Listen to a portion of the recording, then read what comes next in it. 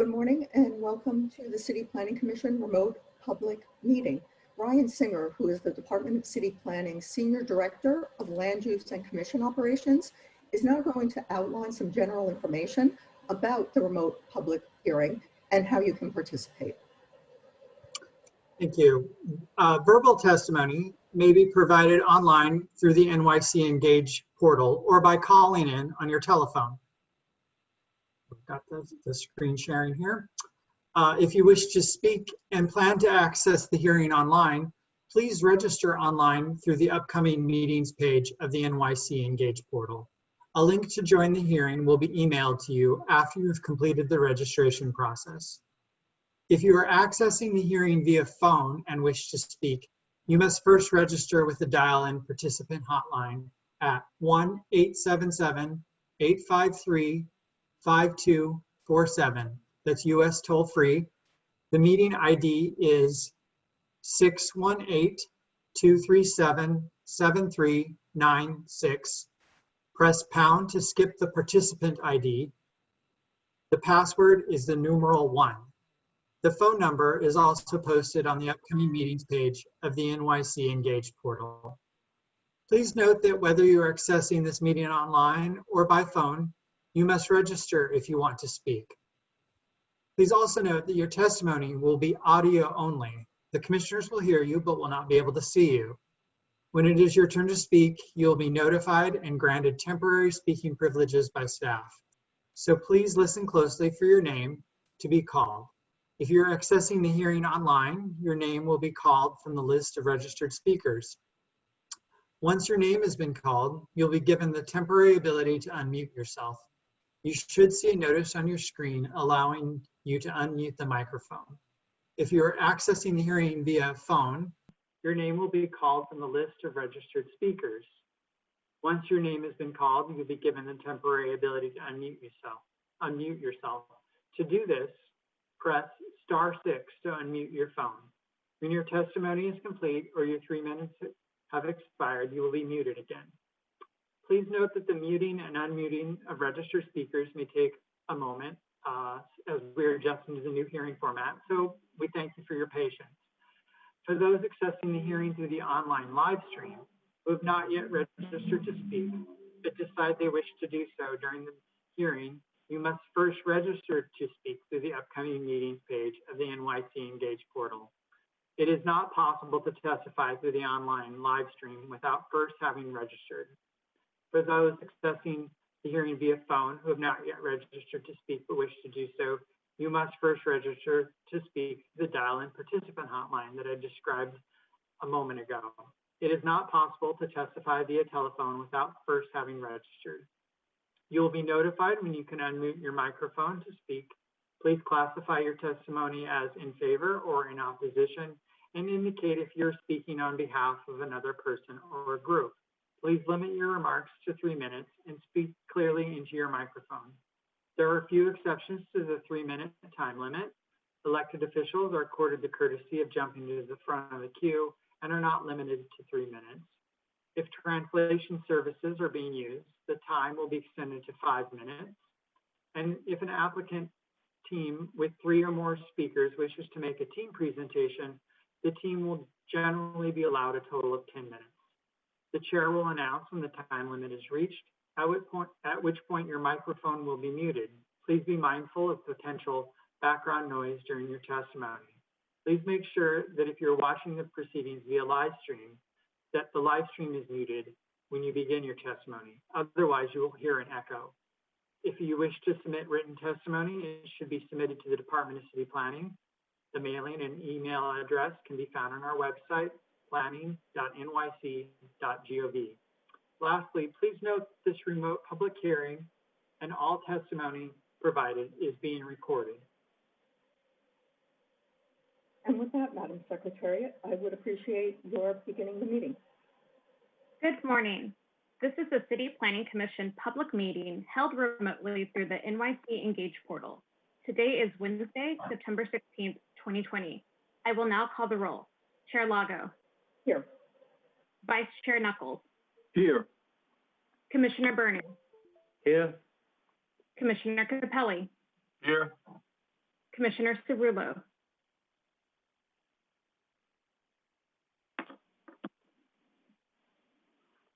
Commissioner Cerullo? I believe he's absent. Oh, No, okay. he's here. I see him. Oh, Okay. Commissioner De La Hoz. Here. Commissioner Doak. Here. Commissioner Edie. Here. Commissioner Knight. Here. Commissioner Levin. Here. Commissioner Marin. Here. Commissioner Ortiz. Here. Commissioner Ramprashad. Here. A quorum is present. can I take a moment to test Commissioner Cerullo's microphone, just for technical purposes? We are not hearing you, Fred. Can you hear me now? Yes, we can hear you now. Okay, it was on, I don't know what happened, but I just went into the system and switched the microphone, so thank you. Okay, and so Commissioner Cerullo's here. Yes, oh yes. Quorum is present. The first item is the approval of the minutes of the public meeting of Wednesday, September 2nd, 2020.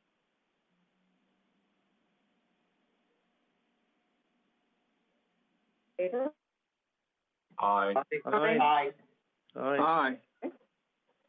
Aye. Scheduling, calendar numbers 1 through 9. We have resolutions for adoption scheduling Wednesday, October 7th, 2020 for a remote public hearing to be held through the NYC Engage portal.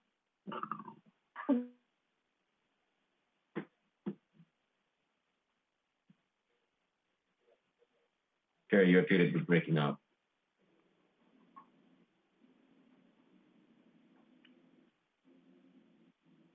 I'll repeat that. Scheduling, calendar numbers 1 through 9, we have resolutions for adoption scheduling Wednesday, October 7th, 2020 for a remote public hearing to be held through the NYC Engage portal. I apologize. We can't hear that. No. Can you say aye? Aye. Aye. Ryan, you might want to check the chair's audio because it's not coming through. Yeah, we need a moment. If I could ask Ken Knuckles over as I try and get better connectivity. Okay. Let me just,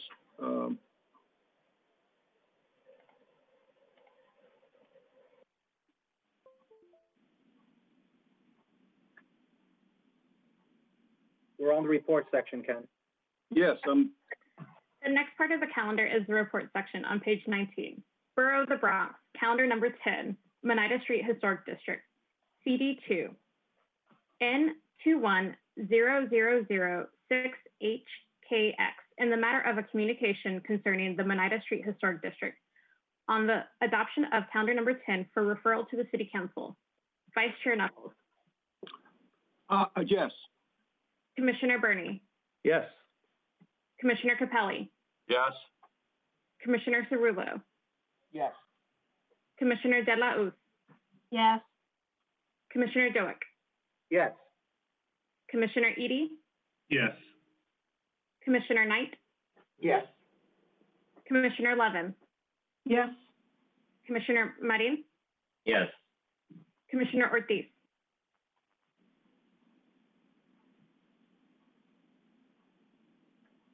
And this is Commissioner. Yes. Okay. Commissioner Ramprashad. Yes. And I see we're rejoined by Chair Lago. Chair Lago. Yes, on the thank you. Monida Street. Perfect. Yes, thank Calendar you. number 10 has been adopted. Borough of Brooklyn, calendar numbers 11 through 14, 1510 Broadway, CD16, calendar number 11, N200082 ZRK, calendar number 12, C200083 PQK, calendar number 13, C200084 HAK, calendar number 14, C200085 ZMK, and the matter of applications for zoning map and zoning text amendments, acquisition of property, UDAP designation, project approval, and disposition of city-owned property concerning 1510 Broadway. For favorable reports on calendars numbers 11 through 14, Chair Lago, Yes. Vice Chair Knuckles, Yes. Commissioner Burney, Yes, but I do want to just repeat our issues about the colors of the facade and hope that the architects will be still ready to take a look at that. Commissioner Capelli, Yes. Commissioner Cerullo, Yes. Commissioner De La Hoz, Yes, and I hope that the MTA takes up the use of the space allocated to them so that there'll be an elevator in the future. Commissioner Doak, Yes. Commissioner Edie, Yes. Commissioner Knight, Yes. Commissioner Levin, Yes. Commissioner Marin, Yes. Commissioner Ortiz, Yes. Commissioner Ramprashad. Yes. Favorable reports have been adopted on calendars numbers 11 through 14. Borough of Brooklyn, calendar number 15, 2440 Fulton Street, HRA office space, CD16, N2100008PXK, in the matter of a notice of intent to acquire office space for property located at 2440 Fulton Street. For favorable report on calendar number 15, Chair Lago, Yes. Vice Chair Knuckles, Yes. Commissioner Burney, Yes? Commissioner Capelli, Yes. Commissioner Cerullo, Yes. Commissioner De La Hoz, Yes. Commissioner Doak, Yes, and I'm happy voting yes on this project that's going to be transformative for the Broadway Junction area, so yes. Commissioner Edie, Yes. Commissioner Knight, Yes. Commissioner Levin, Yes. Commissioner Marin, Yes. Commissioner Ortiz, Yes. Commissioner Ramprashad. Yes. A favorable report has been adopted on calendar number 15. Borough of Staten Island, calendar number 16, 243 Robinson Avenue, CD3, N200241 RCR, and the matter of an application for the grant of the certification concerning 243 Robinson Avenue. For adoption on calendar number 16, Chair Lago, Yes. Vice Chair Knuckles, Yes. Commissioner Burney, Yes? Commissioner Capelli, Yes. Commissioner Cerullo, Yes. Commissioner De La Hoz, Yes. Commissioner Doak, Yes. Commissioner Edie, Yes. Commissioner Knight, Yes. Commissioner Levin, Yes. Commissioner Marin, Yes. Commissioner Ortiz, Yes. Commissioner Ramprashad.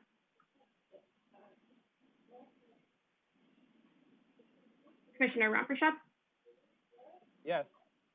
Yes. calendar number 16 has been adopted.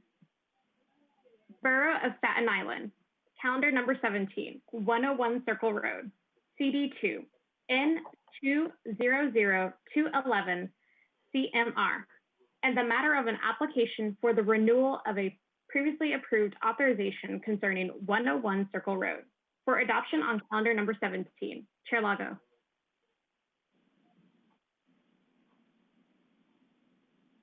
Yes. Vice Chair Knuckles, Yes. Commissioner Burney, Yes? Commissioner Capelli, Yes. Commissioner Cerullo, Yes. Commissioner De La Hoz, Yes. Commissioner Doak, Yes. Commissioner Edie, Yes. Commissioner Knight, Yes. Commissioner Levin, Yes. Commissioner Marin, Yes. Commissioner Ortiz, Yes. Commissioner Ramprashad. Yes. Calendar number 17 has been adopted. The next part of the calendar is the remote public hearing section on page 26.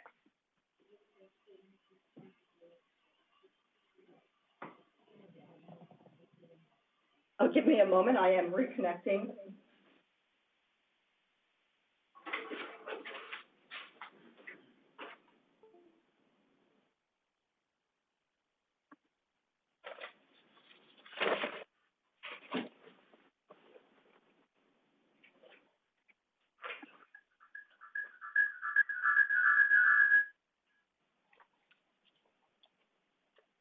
Okay, what I would like to do is to explain before we begin the public hearing, some things that are the same and some things that are different in our virtual environment. The first and most importantly is the fact that the Planning Commission is eager to hear from the public. We welcome your testimony and the ability to ask questions. The second thing that is the same is that all those who would like to testify, whether remotely or via telephone, are welcome to do so, but must register. This is the same as the in-person meetings. The other thing that is the same is the length of time of the testimony. We will begin with testimony from the applicants. The applicants have the choice of either testifying for 3 minutes each, or if there are at least 3 applicants testifying, they can choose to do a team presentation of 10 minutes. Also, anyone requiring translation will be accorded 5 minutes of testimony. And finally, we accord the courtesy to our elected officials of 1, jumping the queue, being able to testify as soon as they enter the hearing, and then secondly, of not being limited in time. And then finally, the order will be the same. We will begin with testimony from the applicant team. We will then turn to 5 speakers in opposition, 5 speakers in support, and go back and forth in this manner. All of these things are the same. Now, what is different, obviously, is the fact that we are virtual, and people wishing to testify can participate either through the online portal, NYC Engage, or via telephone. The second is that the registration, again, will be virtual using either NYC Engage or by telephone. And I would ask Madam Secretary to let each speaker or team of speakers know when their time begins. And I'm going to turn it over to you, Ryan, for a word about the translation services. Sure. So before we begin, I'd like to invite our interpreters for Korean and for Mandarin to inform the hearing participants that they are available for consecutive translation in their respective languages. I see that we have Christine Lee, our Korean interpreter. Can you please unmute your mic and identify? Hi, this 안녕하세요. 여기 한국어 통역사 크리스틴입니다. 통역이 필요하시면은 말씀해 주십시오. 감사합니다. All right. And Yanling Wagner? Yes, 我叫杨玲哈。如果有需要的话呢，我可以做这个咱们国语的翻译这个请你呢随时呢提出问题或者需要告诉我一声。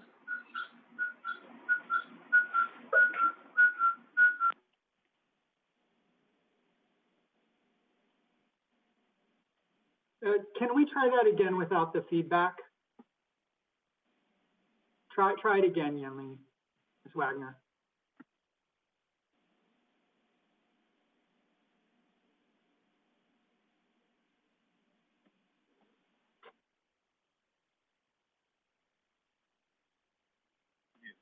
喂 ，OK， 我再说一遍哈，我刚刚有点问题，这个电话，就是我是国语翻译，如果您随时有什么问题的话，可以那个进来这个问我们这个问题，我可以同时呢给你翻译的。OK。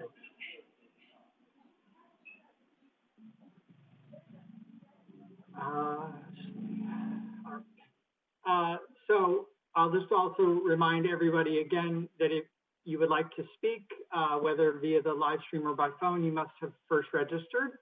And if you miss the instructions at the beginning of this meeting, you can go to the nyc.gov/NYC Engage portal for instructions on how to register to testify via the online live stream. Okay, and with that, we will begin. If you would call our first public hearing, there will be a 10-minute presentation by an applicant team comprised of Ross Moskowitz, James Gilday, David West, and available for questioning, Adrian Pasha and Chris Vitellano. Borough of Queens, calendar numbers 18 and 19, Special Flushing Waterfront District, CD7, calendar number 18, C200033ZMQ, calendar number 19, N200034ZRQ, public hearing in the matter of applications for zoning map and zoning text amendments concerning the Special Flushing Waterfront District. Your time has begun.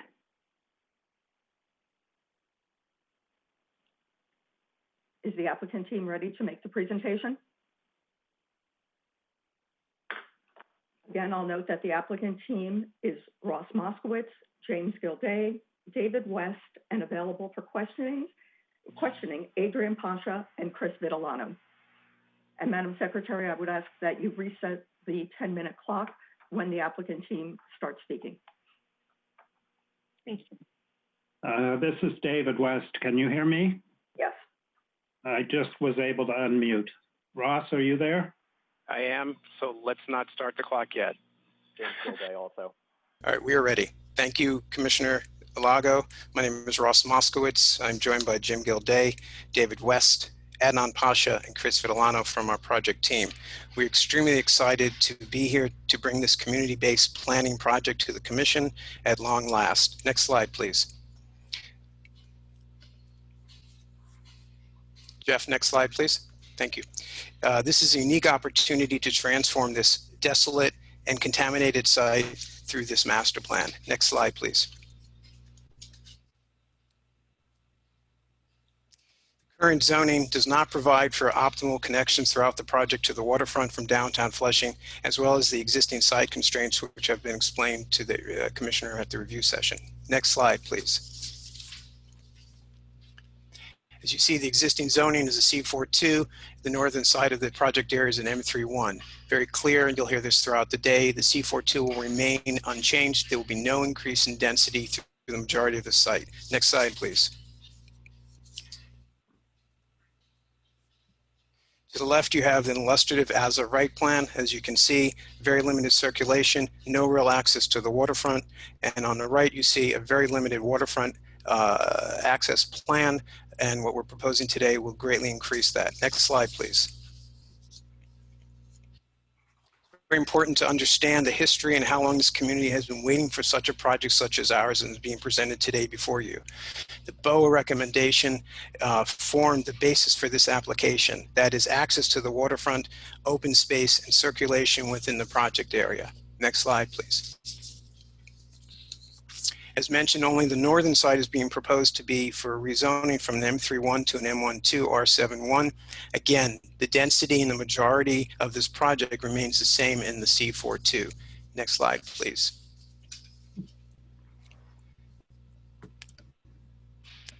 Next slide, please.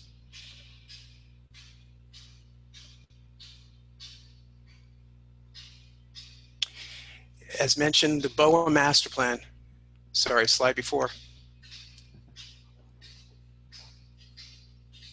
The BOA master plan specifically asked for a creation of a private road network, which this does. It asked for an enhanced waterfront access plan, which this does. And it asked for affordable housing, which this one does. The amount of infrastructure and contamination cleanup that's being done is totally consistent with the BOA master plan, and we're very happy to present that today. I'll turn over to Jim Gilday now to talk about the waterfront. Next slide, please. The Waterfront Master Plan for the Special District establishes a new framework that will guide and promote a unified design for the Flushing Creek waterfront and incorporate many of the goals of previous stakeholders and studies. Understanding that each property has unique site and environmental constraints, the ownership, along with guidance from city planning, agreed to evaluate the existing waterfront zoning and identified aspects of the current zoning that did not work with these unique site features. One of the primary goals in the creation of the special district is to define district-specific guidelines that will promote cohesive site design to connect downtown Flushing to the Flushing Creek waterfront. The guidelines establish a network of smaller streets that creates a new neighborhood that activates the public realm while emphasizing the importance of the pedestrian experience and circulation while providing greater access to the Flushing Creek waterfront open space. Another critical aspect was to ensure the guidelines are consistent with current city planning policies and similar waterfront zoning throughout the 5 boroughs. Some of the key site issues that presented significant challenges were the topographic change from College Point Boulevard to the waterfront, establishing visual corridors and upland connections that meet city planning policy, increasing access to the waterfront from surrounding neighborhoods, and acknowledging environmental constraints while incorporating flood resiliency measures and sustainable environmental techniques. The image on the left represents the proposed waterfront access plan, showing the doubling of the shore public walkway from 20 to 40 feet and the associated upland connections and visual corridors, which increases from 3 to 4, and the relationship of the waterfront to the new street network and coordinated pedestrian access. The image on the right depicts the key elements of the schematic waterfront design, which, under the proposed Flushing Waterfront Special District, doubles the width of the shore public walkway from 20 to 40 feet, provides for a fully connected 12-foot wide waterfront circulation path that extends to the north 400 feet from the current zoning. It strategically locates and coordinates upland connections and visual corridors to reinforce and maximize the connection to the new pedestrian-oriented street network and ground floor building uses, as well as from the surrounding Flushing neighborhoods. It significantly increases the overall publicly accessible open space along the waterfront, allowing for enhanced landscape opportunities. It incorporates flood resiliency measures, including elevation changes, varied shoreline protection strategies, including natural vegetated edges, riprap, bulkheads, and low-level relieving platforms. It enhances, restores, and expands environmentally sensitive adjacent open space areas for increased environmental habitats. It establishes a cohesive design aesthetic for waterfront amenities, including paving, site furniture, and site lighting, while allowing flexibility for each site to provide unique design elements and amenities that responds to the specific site architecture. And finally, it provides guidance and placeholders for neighborhood wayfinding and signage that can include coordinated educational opportunities for local schools, community groups, and visitors. Next slide, please. The renderings depict a larger, more encompassing and engaging shore public walkway, which includes water's edge overlooks, landscape vistas, integrated landscaping, benches and seating, a playground, bike racks, and site lighting. The new district recognizes the unique characteristics of the various parcels while still following current CPC policies. The new waterfront access plan guidelines allow for more creative and integrated design of the publicly accessible open spaces and building designs that activate the public realm by directly engaging the streetscape and waterfront with opportunities to provide more access. The enhanced waterfront open space in combination with the new street network with publicly accessible plazas create a new pedestrian-oriented neighborhood which connects and benefits the greater Flushing community. David West, please. Next slide, please.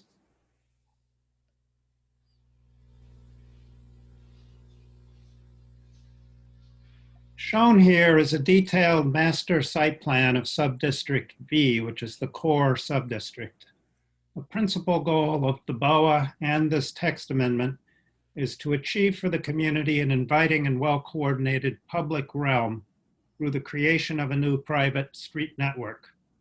The benefit of 2 new north-south streets, the Transverse Road and the extension of Janet Place, is that they break up the super long lots into pedestrian scale development blocks with active frontages on all sides. The east-west streets at 37th, 38th, and 39th Avenues are extensions of the existing public street network, and they enhance both visual and physical connectivity from downtown Flushing. Collectively, the result is an inviting, walkable, and pedestrian-friendly waterfront neighborhood 20 years into planning to complement the growth of downtown Flushing. The geometry of the site permits the streets and buildings to fan out gradually, terminating in the dramatic curving form of the building on Site 3.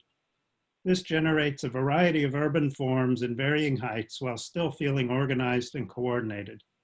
Each block contains mid-rise buildings atop commercial podiums, limited to 245 feet above mean sea level, or 18 to 19 stories in the core subdistrict. Building massing has been tailored to the specific constraints and regulated by minimum base height, setback, and street wall requirements. Street walls are required along primary street frontages. Towers are limited in width facing the shoreline and along the streets. Facade articulation is required, as is tower top articulation. Next slide, please. Slide 12. All 4 development sites have highly active ground floor programming with multiple lobbies and generous amounts of retail. Site 1 has lobbies on all frontages and includes 2 instances of sidewalk widening on Roosevelt and Janet Place to enhance pedestrian circulation, and a setback at grade along Roosevelt Avenue to create a visual corridor. Site 2 transforms the transverse road into a shared pedestrian and vehicular area with a generous public access area at the juncture of 39th Avenue. Site 3 has a vehicular lay-by area to serve the hotel entry off of Janet Place. Both sites 2 and 3 have hotel accessory spaces on the ground floor, as well as retail. Parking for all 3 sites is either below grade or, in the case of Site 1, at the 2nd floor. Loading berths have all been planned to be on north-south streets off of upland connection streets. Next slide, please. Slide 13. Shown here is a composite of the 4 mixed-use development sites. There's a high level of architectural design and variety between the designs. Next slide.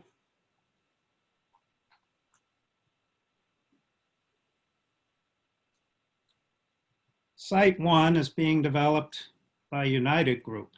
Designed by Peter Poon Architects, the project includes offices, a hotel, and residential atop a 2-story retail podium.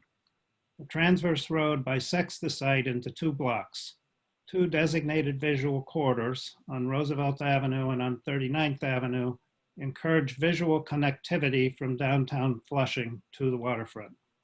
Janet Place and Roosevelt Avenue are widened to ease pedestrian circulation down to the waterfront, which opens up to provide a generous landscape and playground area. Next slide, please.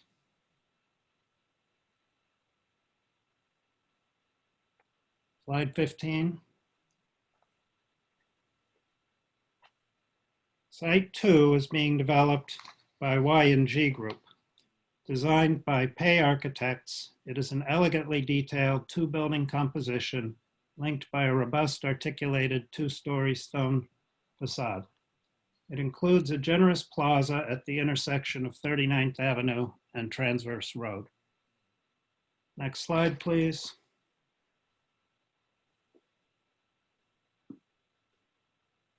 Next slide, please.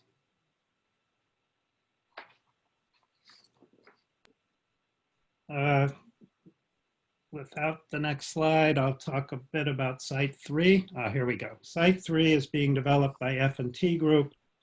Designed by Archillier Architects, this project counters the more orthogonal buildings to the south. Your time is up. Architectural variety. Time. Thank you. Thank you. At this point, I will toss it open to questions from the commissioners.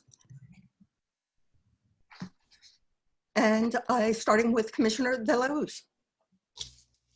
Good morning. Thanks for the presentation. I know we're going to be hearing a lot of testimony later with deep concerns about this project in terms of density and whether or not it is serving the longstanding local community. If you can speak to some of those concerns that we're going to be hearing later, and also if you can outline more details about the phasing, the environmental cleanup, and affordable housing, I'd appreciate it. Sure, it's Ross Moskowitz, Commissioner. I hope you can hear me. If you can just nod. Yes, okay, great, thank you. And we'll sort of piggyback a couple of these. Let me address a couple of the answers first, and then I'll turn it over on the environmental to Chris Vitellano, who was in charge of that. This is a community-based project. These are local owners, developers who have been in the community for over 25 years. They have built projects within the community. They know very much the community. They're very much a part of the community. So we should understand from that starting point that they are not newcomers, and that they have been here for a long time, and they have been seeing the help. They have helped do the transformation. This project is a legacy project for them. They are stewards in the community, and they feel very strongly about this project in creating and implementing what the BOA set forth, but also creating the connection from downtown Flushing to the waterfront, which does not exist, as you saw from the earlier slides. This is a contaminated site. This is a desolate site. This is something that this commission and prior members of the commission and the Community Board 7 have been looking to figure out for the last 20 years. And these three separate owners, ironically, came together as part of this master plan. To their credit, they each are individual developers, owners, and they came together under this master plan to create this community-based planning. I think it's really important to understand that, because that's the baseline that we come from. Whatever the disagreements may be about what the project ultimately is, they have come together as a group, which is highly unusual in my 25, 30 years of practice to see three separate owners do something like this. So I do want to make sure everyone understands that from a commission point, that this is not just one owner. This is three separate owners who are developing 4 projects. I do want to, since having spent a lot of time listening to you all at the review session, do think it's important to understand what's going on the environmental, because I don't think that has really been clearly identified. So I do want to just turn it to Chris Vitellano now to talk about what's going on, especially how this impacts Flushing Creek, and said better, how this actually helps clean up Flushing Creek, which has also been a sore point for this community, and the ability for this project to deliver access to Flushing Creek and to help clean it up in conjunction with what DEC is doing, I think is really paramount, because if you go back through the BOA report and the BOA recommendations, access to the waterfront and cleaning up this waterfront was paramount. So Chris, would you please walk the commission through that? Sure thing, Mrs. Hopefully you can hear me. Chris Vitellano with Langen. Maybe we'll start with slide number 20. Chris, you're going to have to get closer or okay, up your mic, please. Okay, yep. We can move to, I think, slide 20. I'll start with, I'm sorry, slide 20. We're not hearing you, Mr. Vitellano. All right, you should be able to hear it now. You can hear me okay, hopefully? Yes. I see a couple of nods. Okay, great. So maybe to slide 23, and I think the first part of it was a 2-part question. The first part had to do with environmental cleanup. I think the second part had to do with the water quality of the creek. So I'll give a little bit of background on slide 23 and the slide deck that can speak to the environmental cleanup aspect on site. As we've noted before, the site does have a long history of industrial uses with a lot of petroleum bulk storage around the different sites. So by and large, there are instances of the soil containing metals that are above the cleanup levels that normally would have to be cleaned up. There are areas where there's petroleum contamination from past petroleum storage uses. So definitely there's environmental constituents across the site that will need to be remediated, will be remediated. Just briefly, some of the technical process for how we do that involves excavating soil that's contaminated, removing, disposing, obviously per all regulations, and then doing confirmation and sampling. So after the removal is done, taking samples to confirm that the objectives that were set out to achieve were actually achieved. That's an important step. And then ultimately all of this gets documented and approved by the city. I think that's an important point to recognize, to give comfort to the community and to the public and to us as governmental stewards, that the oversight of this activity is very, very important. Right now, as of right, the current situation is that these sites. I'm sorry, Chris, I hate to interrupt. Jeff, we're trying to get to slide 23. Yep, thanks. I'm speaking to some background information here. So the process by which this all gets done, and for those who aren't familiar, it's the city agency called the Mayor's Office of Environmental Office of Remediation. So OER is the city agency that, for all intents and purposes, oversees and confirms that cleanups are done as intended and executed as intended. Currently, and that process is codified by what's called the E designation. So when sites go through rezonings like this, a site gets applied an e-designation. That designation is attached to the Department of Buildings records. So it is permanent, it is visible, all agencies are aware of it, and that then triggers important milestones and obligations by the developers to fulfill their obligations to the city and confirm that the cleanup is done as it's planned to be done. So and specifically speaking, the designation means that the engineers for the developers develop a plan for the cleanup. That plan has to be comprehensively reviewed and approved by the OER prior to getting a building permit to break ground, very important. And then as the construction happens, the developers must hire a professional engineer to oversee full-time inspection of the activities, confirm that the work is done according to plan. If something different is found during construction that wasn't known, that has to be addressed to the city's satisfaction with amendments to the plan. And all of this gets documented and bundled up for final approval by the city's satisfaction. And once the city OER is satisfied, only then can the developers get a certificate of occupancy. So very important to have that layer of oversight and essentially public involvement in the process. As of today, not all the sites have that requirement. Site 4 does not have the designation. 2 of the sites have a partially designation. So right now, the developers could go and develop these sites, with following appropriate laws, of course, for transport and disposal of soil.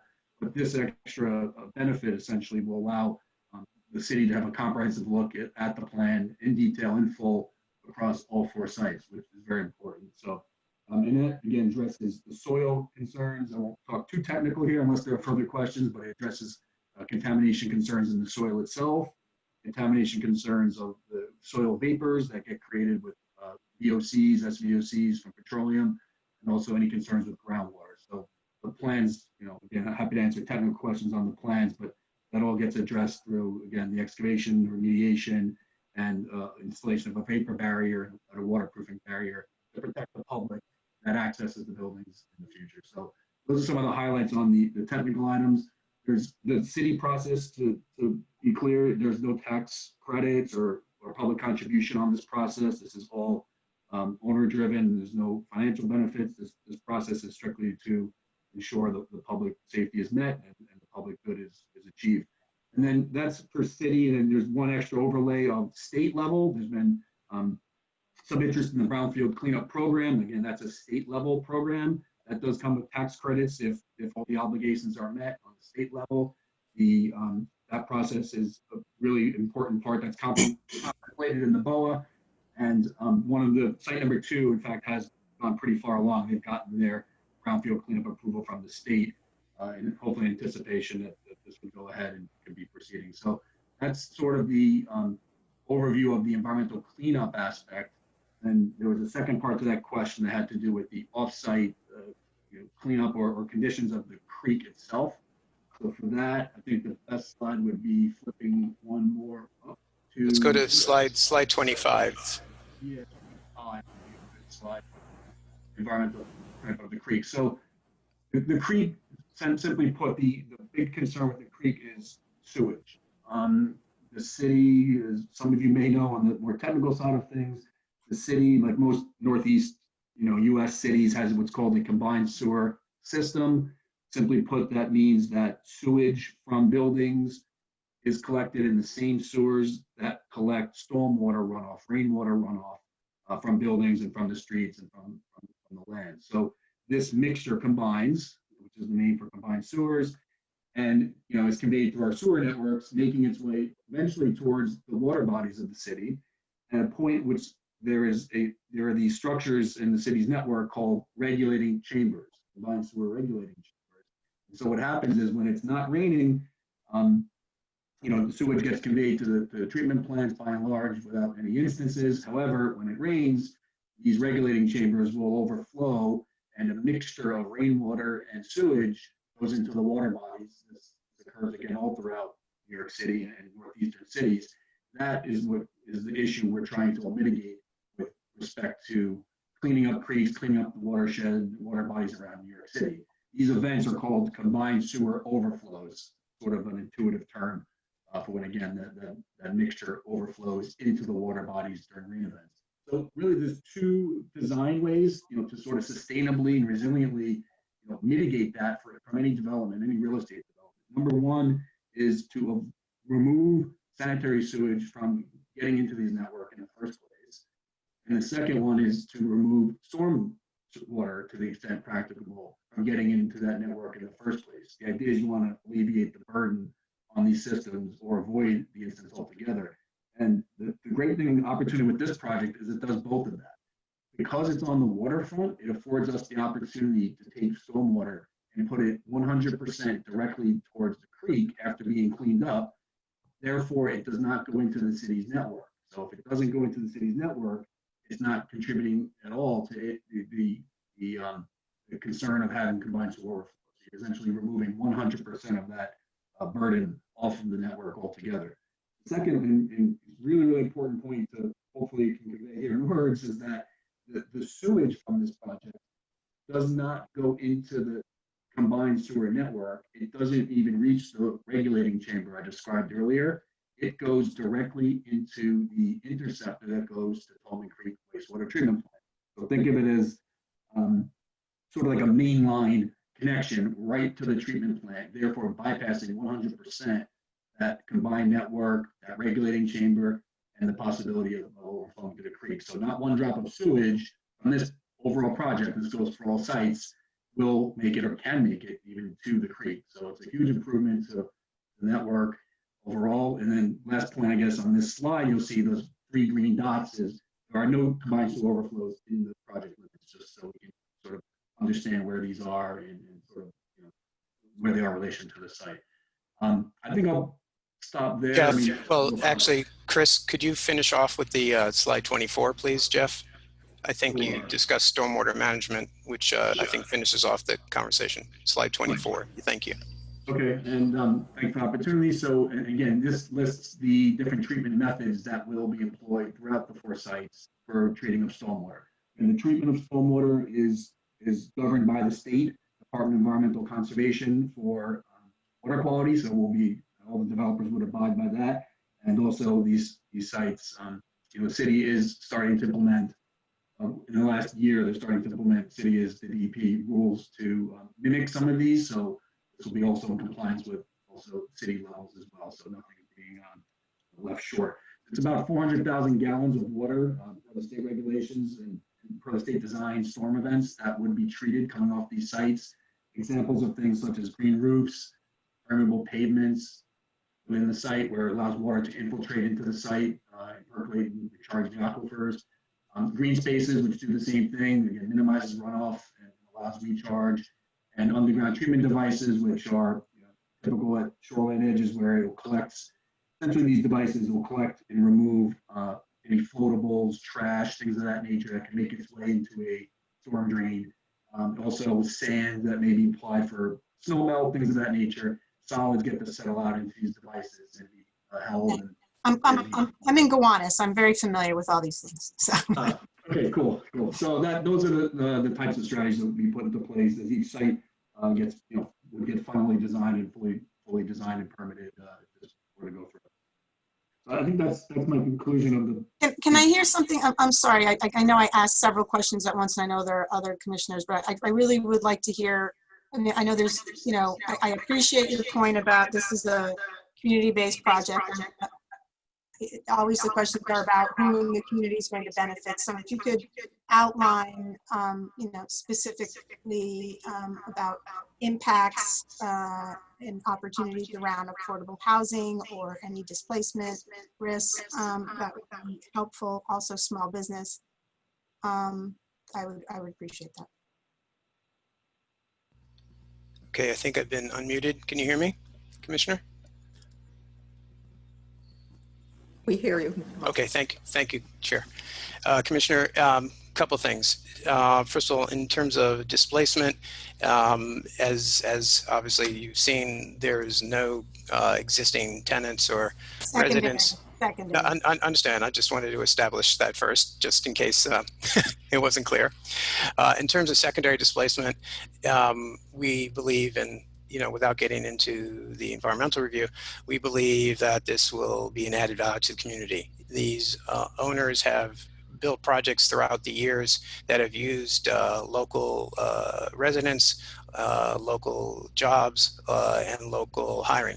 The projects are not looking for the sort of, well, I guess you would call the big box type of retail. They are looking for local businesses.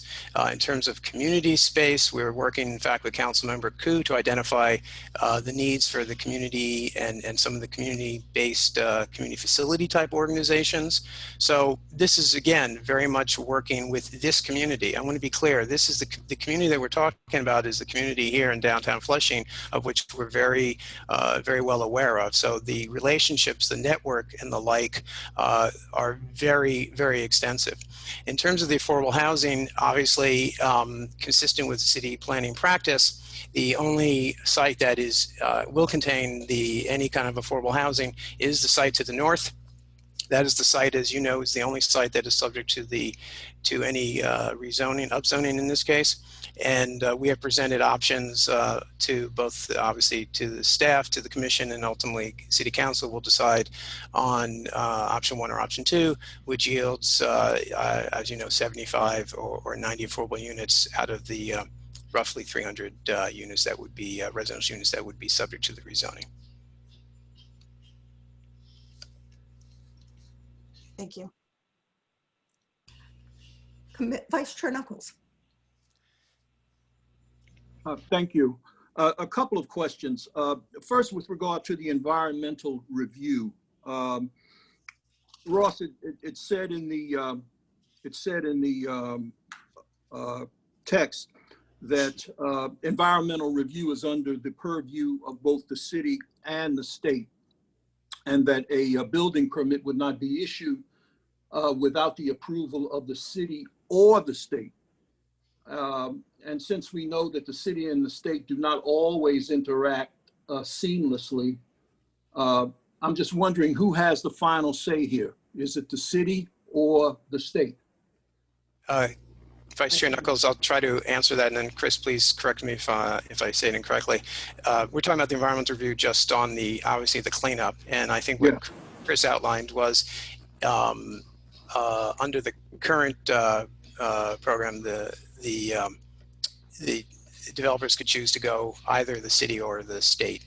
And if it's the city, obviously, then we know who that jurisdiction is. And if it's the state, it's obviously the state. There's not a conflicting jurisdiction, Vice Chair. It's one or the other.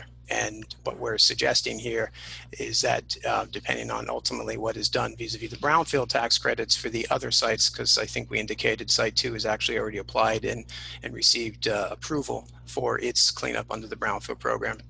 If the other sites decide to seek a similar route, then of course that would be state jurisdiction. If they don't, then they would be under the city jurisdiction. Yeah. Okay. Commissioner, Vice Chair, very direct answer.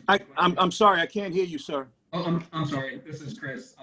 Yeah, and the direct answer to your question is it is absolutely the city that has the jurisdiction. If the owner, if the developer chooses to apply for the state credit, they will go through that process, but then the city still has to finally approve.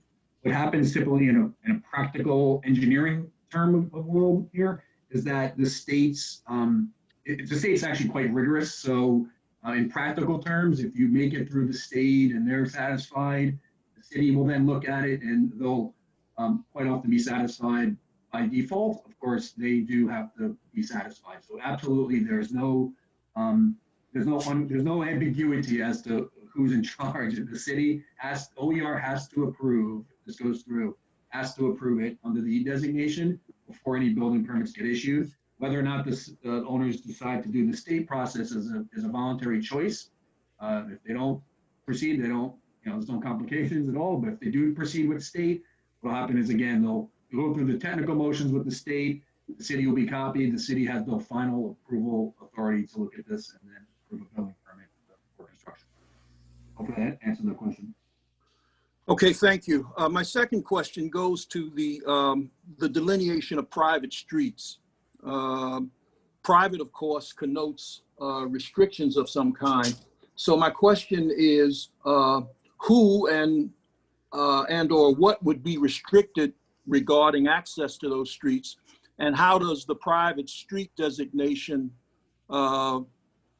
coincide with what I assume would be the public access to the waterfront? So I'll start with that, Vice Chair.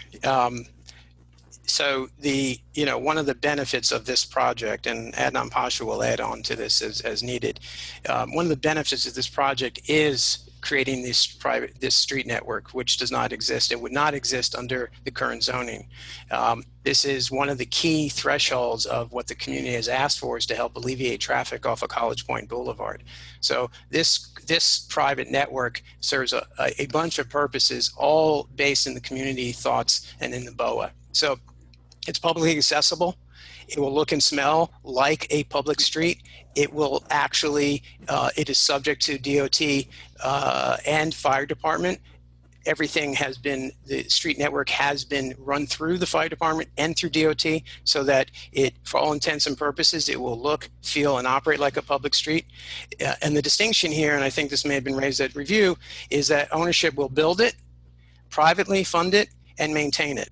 And the key here is that the network has to get done, and there is a certification process in the proposed text to provide, and I know some of the concerns was how do we make sure these things happen? There will be restrictive declarations entered into. There's certifications that are going to come back through the commission, through planning, that are required for the roads prior to obtaining a building permit. And that's how it will operate.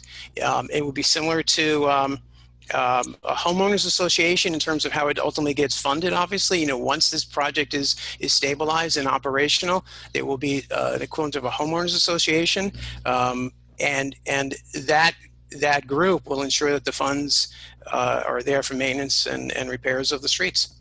But you will not notice the difference. You will walk from downtown Flushing across College Point Boulevard, and you will be able to walk straight to the waterfront. It will be public to all and accessible to all. And as you know, accessibility is really important here because the grade change, in particular from College Point down to the creek, is substantial. So these buildings have been designed specifically, and the road network specifically, to make sure that the community, this community, can truly access this waterfront. Okay, my last question. The planned hotel, is that on site 2 or 3? Just remind me of that. Just want to check my notes. I apologize. Yeah. It's on site 2 and in site 3. Okay. Actually, it's on site 1 as well. And obviously this is a long-term view.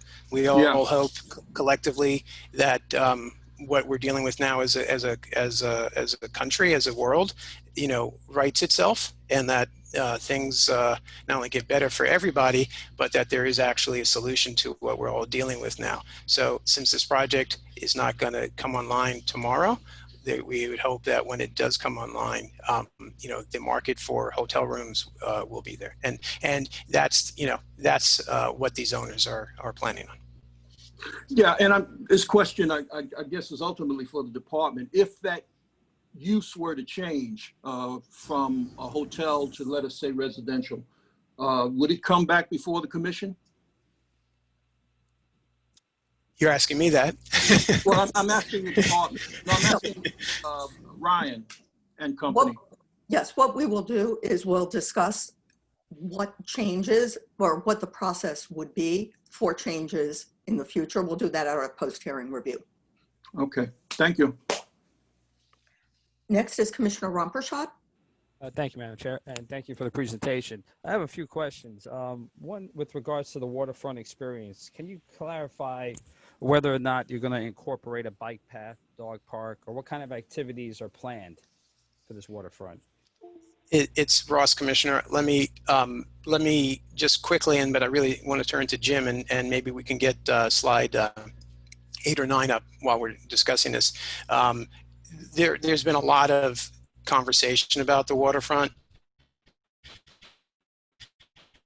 and we've taken in a lot of common interest in this waterfront and making this an educational experience. So we are very much listening to, I'm sorry, it's the next slide, I apologize, to what the community is looking for here. In terms of a bike path, it's not really appropriate for a bike path. However, to be clear, we are through this project, there's a bike lane being created on College Point Boulevard. Obviously, there will be bike racks throughout the project area. So let me turn from there to Jim. And Jim, I think Commissioner would appreciate a deeper dive into what's going on. Sure. So basically, from Roosevelt Avenue, 39th Avenue, 38th Avenue, and 37th, we've got a fairly significant grade change from College Point down to the waterfront. That being said, we also have the increase in the width of the shore public walkway to 20 to 40 feet wide. Within that 40-foot zone, which is the shore public walkway, we are required to put the circulation path in. Once we start to put all the requirements of the waterfront design, which is the same policy that we're using throughout the city with other waterfronts. It has a requirement for the circulation path, the landscaping and things of that sort. Spatially, we don't really have the room to put both a separate bike path, which has to be minimum width, plus the circulation path, plus the landscaping. There's just not enough room to do that.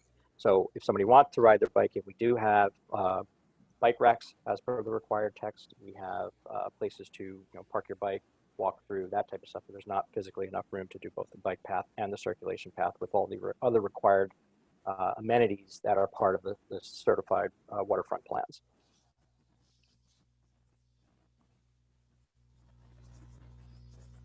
Okay. I guess my second question is, I guess, since you've met with the borough president and community board, have you been in contact with them or made any changes since their comments were issued? For example, with the union labor or with the affordability. I know you answered the question before from Commissioner De La Luz, but can you speak more to how you're addressing the concerns raised by both? Sure, and let me start with the community board, if I could, Commissioner. The board had 15 items that they made conditions of their approval. 5 of them, and if you want, I can go through them, but if you just hear me out for a second, 5 of them we have already agreed to. 5 of them, I think we collectively agreed with the borough president on really government responsibility, and the remaining 5 we're working with, especially with Councilmember Ku's office to try to solve for. With regard to the borough president's recommendation, it's interesting because the recommendation itself we think is very positive. We understand that it was a negative, but and I'm not suggesting otherwise. But if you read the recommendation, it is very positive about what we're doing. It's very clear that it is community oriented, and it's very clear that the waterfront expansion, the private street network, the circulation, the open space are all very positive. Granted, she did note a few things. So let me start with with your first comment in terms of this is local jobs. This is going to be an open shop. These owners have been building in this area for over 25 years. They have good jobs, local jobs. They look to local hiring, and they have a history of doing that. And so, although it is not a quote union job, we know that some have written to suggest that. We believe we will still deliver the good jobs that people are looking for. In terms of the fourth combination, which is the school recommendation, we had a series of sit-downs post the BP, actually through Councilmember Ku's office, and he orchestrated and asked us to sit down with the SCA. We had a series of meetings with the SCA, and candidly, they prefer a site on the other side of College Point Boulevard. We did try to find solutions on site. As you know, there is, it was discussed at the review session by Hae Kyung. There is a school going on the other side of the creek in Willets Point. There is funding for this, but site location is the difficult here. SCA has not given us any indication that a location in our project area is preferred. But we did, and obviously you can ask SCA directly. We did have a series of meetings with them and tried to find solutions on site. And their preference is not to be on site, but is to be on the other side of College Point Boulevard. Okay, and just one last question, because I know the other commissioners have a lot of questions for you guys.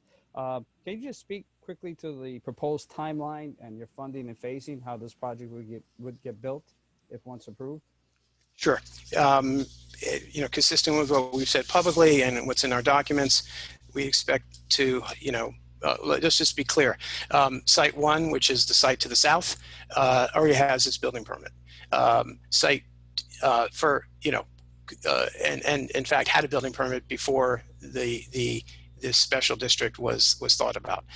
Site 2 also already has its building permit again. So these two sites are actually well in advance. Sites 3 and 4 trail just a little behind. So site 1, 2, and 3 is scheduled to go as of 2021, and site 4 would go online 2023. Excuse me, not online, would start construction. So the first 3 sites, I guess the southern part of the project, the majority of the project will go online just basically concurrently. One of the reasons why we worked very much with staff in the Queen's office and in Department of City Planning land use review, because it was the street network that was really important to figure out. And the text reflects the ability to have these sites go online together. Again, this is 3 in the southern part, this is 3 separate projects, 3 separate owners. So you have to understand the degree of difficulty that coordinating this type of project. So much credit should be given to the fact that design changes literally were made so that each of these projects could come online when they wanted to. So I think that's your first part. The second part is each one of these owners has long history of financing capability, relationships with banks, throughout the states and elsewhere, and so they are fully committed to moving forward. Once approved. So. Okay, thank you for the clarification. Sure, my pleasure. Thank you for the question. Commissioner Ortiz. Hi, good morning. Thank you for your presentation. I appreciate sort of the complexities around managing 3 individual developers and their objectives. And I have some questions around the retail environment. The overall plan is to add about, I guess, 255,000 total square feet, which are managed by 3 different entities. Could you speak to the overall retail strategy? And I want to put this in context. Downtown Flushing is a regional destination with hundreds and hundreds of small businesses. Skyview Mall has 700,000 square feet of retail across the street, which is more conventional, big box. And where do you fit in this environment? What is the plan for this, and how do you complement that and not compete against it? And has that thought been embedded into some of your thinking around, where retail should go and the vision for it? Sure, Commissioner Ortiz, let me try to address it. And of course, at some point, the owners will be up and perhaps they can amplify what I'm saying. As the marketing of this space obviously depends on ultimately what the market looks like when they come online. But again, if you go back to the vision that they have been in this neighborhood and this area for 25 plus years, I think they recognize what are the types of needs that the community is looking for. And in fact, the plan is not to compete with other projects, which some of them could be theirs, but is actually to augment and supplement. And I think what will happen next, like in any project of this size, is, as I know you're well aware of, the marketing and sort of the going out into to test to see what is viable retail at any point in time will change, right? So I think they have a general sense of what's needed in the area, but they also have the ability and the financial wherewithal to pivot depending on when they come online and what that market looks like then. And again, it will not be, as you said, the big box type. It will be local, smaller type community-based retail. Thank you. If the owners could speak to that a little bit and how they plan to cooperate, and that would be great. And one other follow-up question perhaps for them as well. This area currently falls outside of the boundaries of the Business Improvement District, which is charged with addressing sanitation and marketing, things that will be very important to existing businesses, particularly as this project comes online. Do they anticipate contributing or participating in the, being part of that organization in any way? Or would they be open to at some point being included in the boundaries of the Business Improvement District? So yes, yes, and yes. But let me be clear, part of the expansion of the district, which I think occurred recently, does include one of the sites.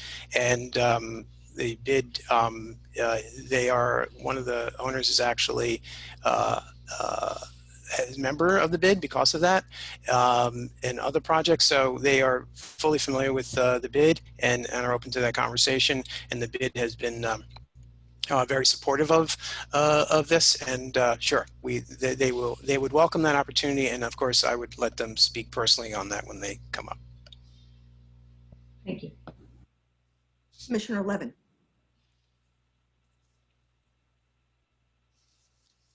Thank you. The advantage of coming down a little bit further down the line is that all my questions, my main questions have been previously answered, so I thank the applicant for addressing the environmental issues. And my colleagues for asking some of my other questions. So I think what is left is if you could take us through a bit how the streetscape improvements are going to work. You've made it very clear, and I understand the benefit of breaking up these blocks and creating a pedestrian environment, but you've got potentially quite long, barren building slabs along the east-west streets. And I believe you recognize, as city planning does, the importance of having those be attractive, walkable streets. So can you tell us how that will work out? We'd be happy to, Commissioner. Could we go to slide, Jeff, could we go to slide 11, please? I think that's a good starting point because that kind of covers all the sort of the discussion points. David, I'd like to get you into that, and then Adnan, if you'd like to add, please. So David, would you start that conversation, please?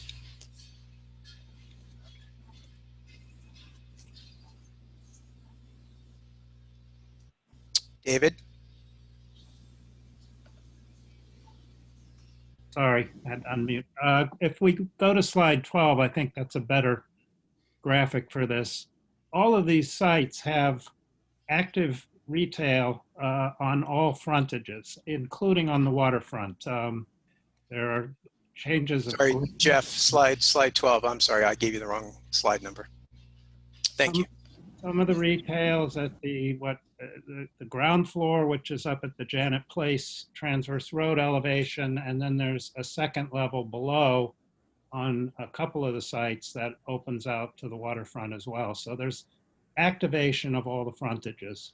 There are zoning controls that have been put in place. The text is quite evolved in terms of its requirements. There's transparency requirements that apply at every single intersection on the site. And then in between those intersections, there are requirements that there be visual mitigation if there were any blank walls. And I think what you can see here is that the planning, because these are very complex mixed-use projects, they have multiple uses in them. We have multiple lobbies. So all of the pink is retail. The brown color are hotel accessory uses. So those are public space, or at least will be used by the public. You can see, for instance, on site 3, there's a stretch of pink along 38th Avenue. That's all restaurant, which would be public and also serving the hotel use. You can see all the little arrows. These are entrances and lobbies, and they're pretty much all the way around. What you can't see in this slide is that there are also points of entry and seating terraces on some of the buildings that open out to the waterfront at the level below this. So I think the concern that they're going to be made along blank walls is misplaced. It would be contrary to the type of uses that are being planned. I think you can also see that the way the retail is set up, these are going to be primarily smaller retail establishments. There's just not giant contiguous boxes of retail. So there'll probably be a lot of restaurants and small stores.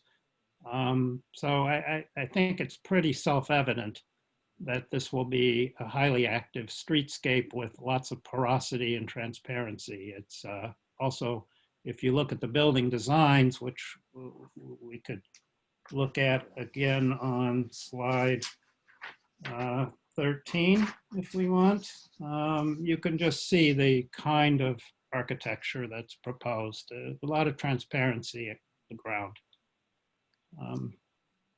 So thank you for taking us through that. Will there be street trees on the private streets? Absolutely, right, Jim? Yes, the one thing to keep in mind that the new street network that go east-west from College Point down to the waterfront are all upland connections. So they will have the requirements for street trees, benches, lighting, trash receptacles, bike racks, which is part of the current CPC policy for waterfront design. So that's in addition to whatever we're doing as part of the development, that's a requirement as well. So there will be street trees as well. Okay, good, thank you. And just finally, a question for city planning staff. It would be great if we could get this presentation in one of our follow-up review packages. I think there's a lot of useful images here, and it's sometimes hard to see it in the remote format. Will do, thank you. Commissioner Cerullo. Thank you.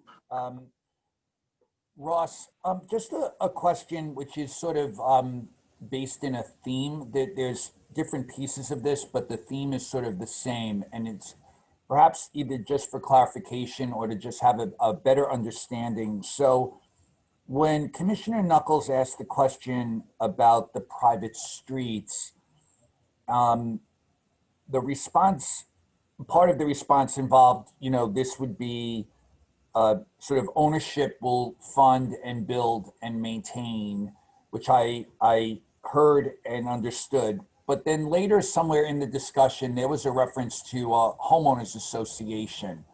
And just from my own experience in the area of sort of private streets and private sewage treatment facilities, I'd love to have a better understanding about how, and this, again, that's why I said this was sort of thematic, because then there's the issue of the assets in the public realm.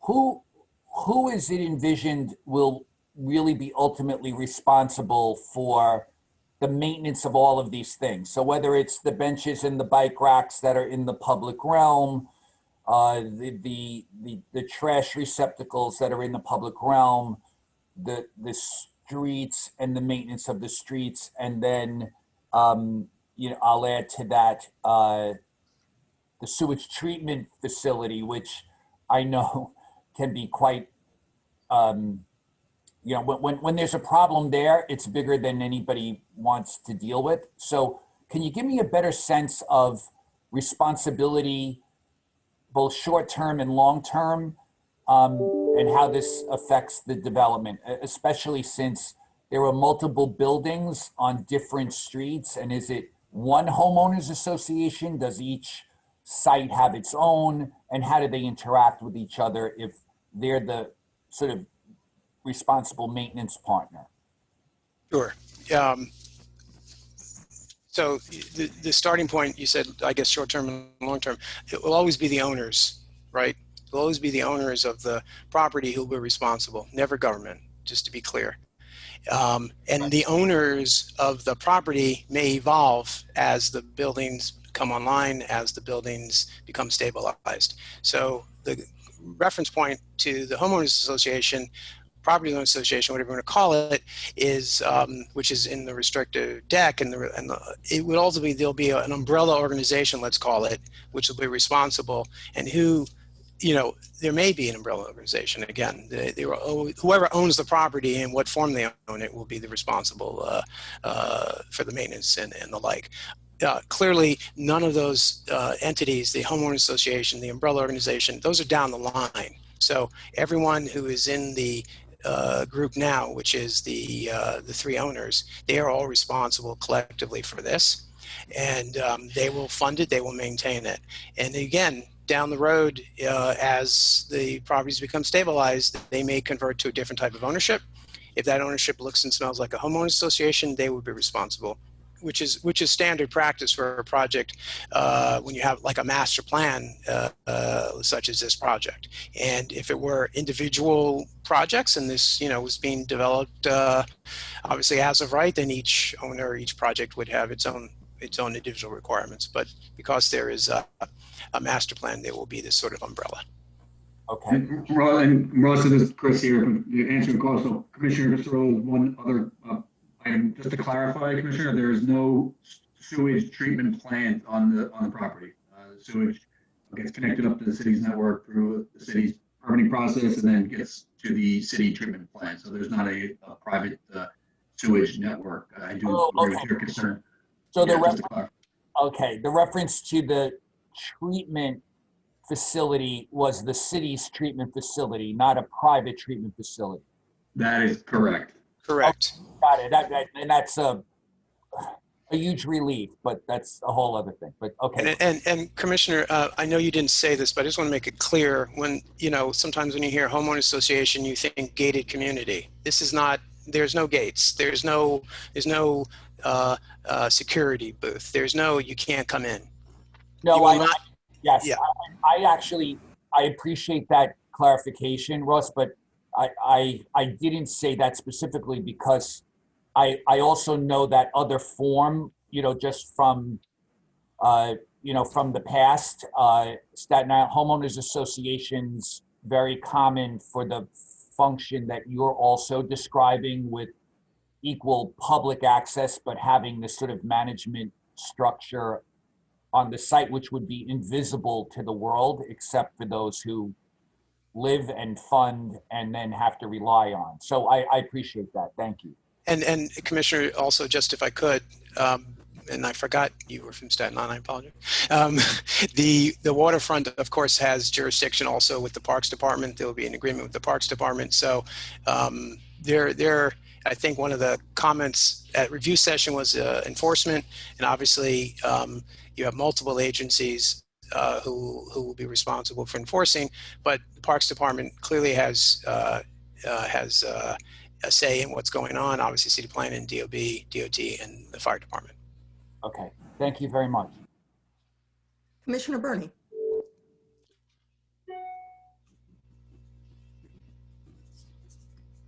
Sorry to go back again to the waterfront, because I do think it's excellent that we're developing the waterfront in that way. But the question about the the bike path, I think the problem is that whether you like it or not, people will cycle on that path. And we've seen cases, I think at Brooklyn Bridge Park, where there end up being a lot of sort of bike pedestrian conflicts. And I wonder whether there shouldn't be some consideration, and I understand there isn't room to create a sort of ideal 6 foot wide bike path that you might want normally, but at least to have a designated area so that cyclists and pedestrians can at least avoid running into each other.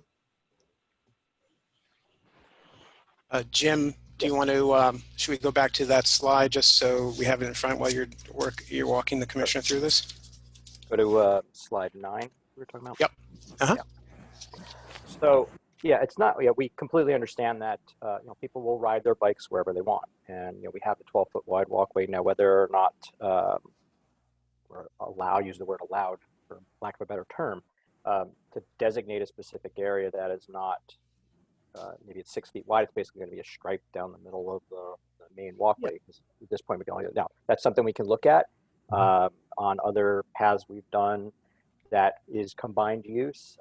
Sometimes you put up a signage that, caution bikes and things of that sort. I mean, we can look at that as a potential. The final design on all the sites has not been done. It's really kind of the schematic level. But yeah, I mean, you're correct. So we don't, between slope changes, cross slope from east to west down to the water, and in addition to what's required within the 40-foot zone. We can't fit a 6-foot additional path.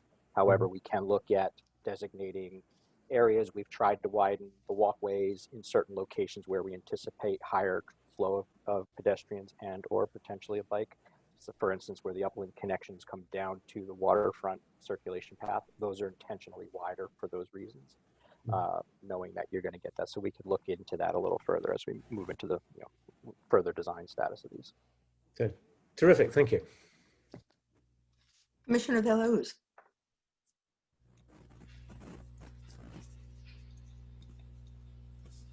Okay, yeah, thank you. I appreciate the round two. And I know there's lots of people who want to testify, so I'll try to keep it brief.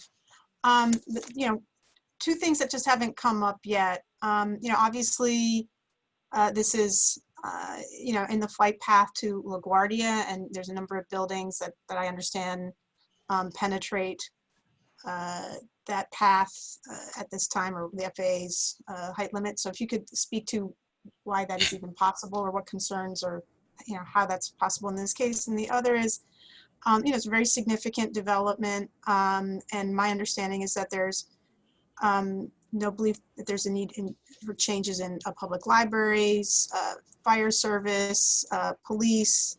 If you could speak to that, I'd appreciate it. Of course. Let me start with the flight path first. Yes, some of the project will require that.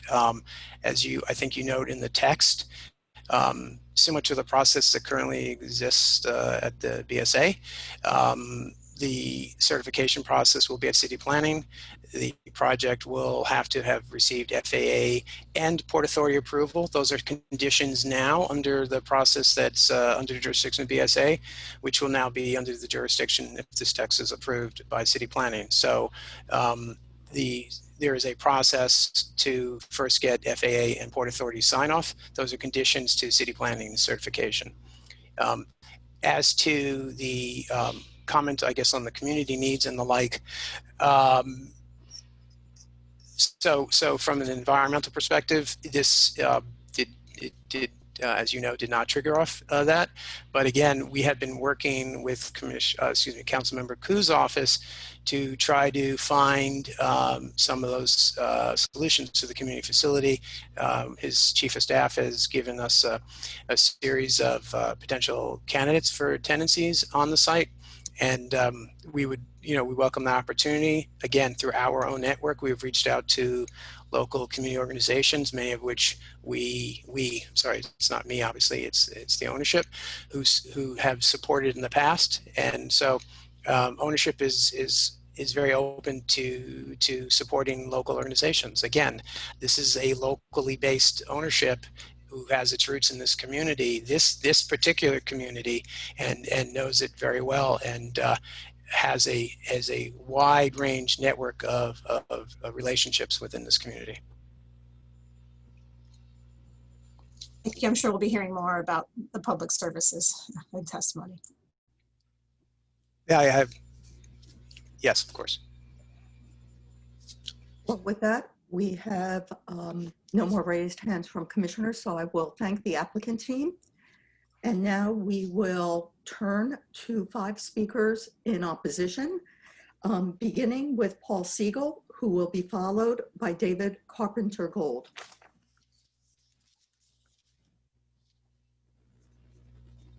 Good morning, commissioners. Can you hear me? Yes, we can. Thank you, Ms. Siegel. Thank you so much. My name is Paula Siegel. I am senior staff attorney at Take Root Justice. My colleague, Daniel Carpenter Gold, will be testifying after me, and we'll be kind of combining our time, if that's all right. Take Root is counsel. I'm afraid that combining time is not allowed, so we will question each of you individually. Oh, that's fine. That's perfect. So Take Root is counsel to Flushing for Equitable Development and Urban Planning, a coalition of resident-led groups that work in Flushing, including Chaya CDC, the Meek-Wong Center for Community Action, and the Greater Flushing Chamber of Commerce. As my colleague Daniel will explain in a moment in detail, the negative declaration in the application package before you is based on an environmental assessment statement crafted to minimize the increment between the development permitted under the current zoning rules and what would be permitted under the rules proposed by the private applicants. The Commission should treat this flaw as fatal and disapprove the application. The EAS erroneously concludes that the development permitted by the proposed rezoning will not have any potential of significant impact on the environment, including on the real estate market, existing retail businesses, the need for schools, libraries, fire, police, and health facilities. SECRA, the State Environmental Quality Review Act, requires an environmental impact statement for, quote, any action which may have a significant effect on the environment, end quote. Only if the lead agencies conclude that there's no such potential impact, no EIS is required, and no public input on the method of studying potential impact needs to be sought. Here, the lead agency concluded there's no potential impact in error and avoided the entire EIS process. This violates both the spirit and the letter of SECRA. Approving the application with this flaw in the package before you and the process would likewise fly in the face of the explicit instructions in the city SECRA technical manual to, quote, consider the change in development potential for all sites, end quote, affected by the proposed changes. There is a site that is excluded from all of the calculations in the EIS where the current U-Haul is located. It's Site B. That site is included in the special district. It is proposed to be mapped as a mandatory inclusionary housing site, and its zoning district is proposed to be changed, yet the projections for the reasonable worst case development scenario do not include new residential development on that site. That is a violation of the technical manual. The Court of Appeals has likewise explained that an agency only fulfills its responsibility under SECRA when it studies hypothetical full build uses for all the sites to be rezoned. Excluding the U-Haul site is a violation of this explicit directive. Just so that the Commission is aware, these are issues that we have raised in the New York Supreme Court, and there is a case pending, and our written comments address that more fully. Thank you so much for your time. Thank you, Ms. Siegel. Questions from the Commission? But my question, I'm sorry, I guess I'll raise my hand. Commissioner Deloes. Thank you, Chair. I mean, I think Ms. Siegel's raising a number of questions that I guess we should have in review session as a discussion as a follow-up. Yes. I'm sure that the development team, it would be great if they can respond either, signing back up, maybe another member of the team at the end and answer some of those questions, or certainly in writing in response in time for our review session. That'd be helpful. Yep, the department will be glad to make sure that this is covered in the review session. Then thank you, Ms. Siegel.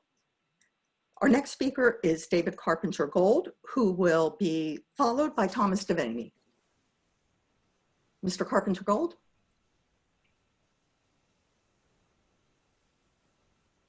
Commissioners, can you hear me now? Yes. Wonderful, thank you.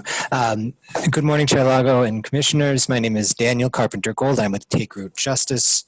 Others here will tell you how much the community opposes this plan, how bad it would be for the people who live and work in Flushing, but I'm going to expand on my colleague Paula Siegel's remarks and explain how the environmental review for the project is legally insufficient and therefore cannot support an approval of this proposal.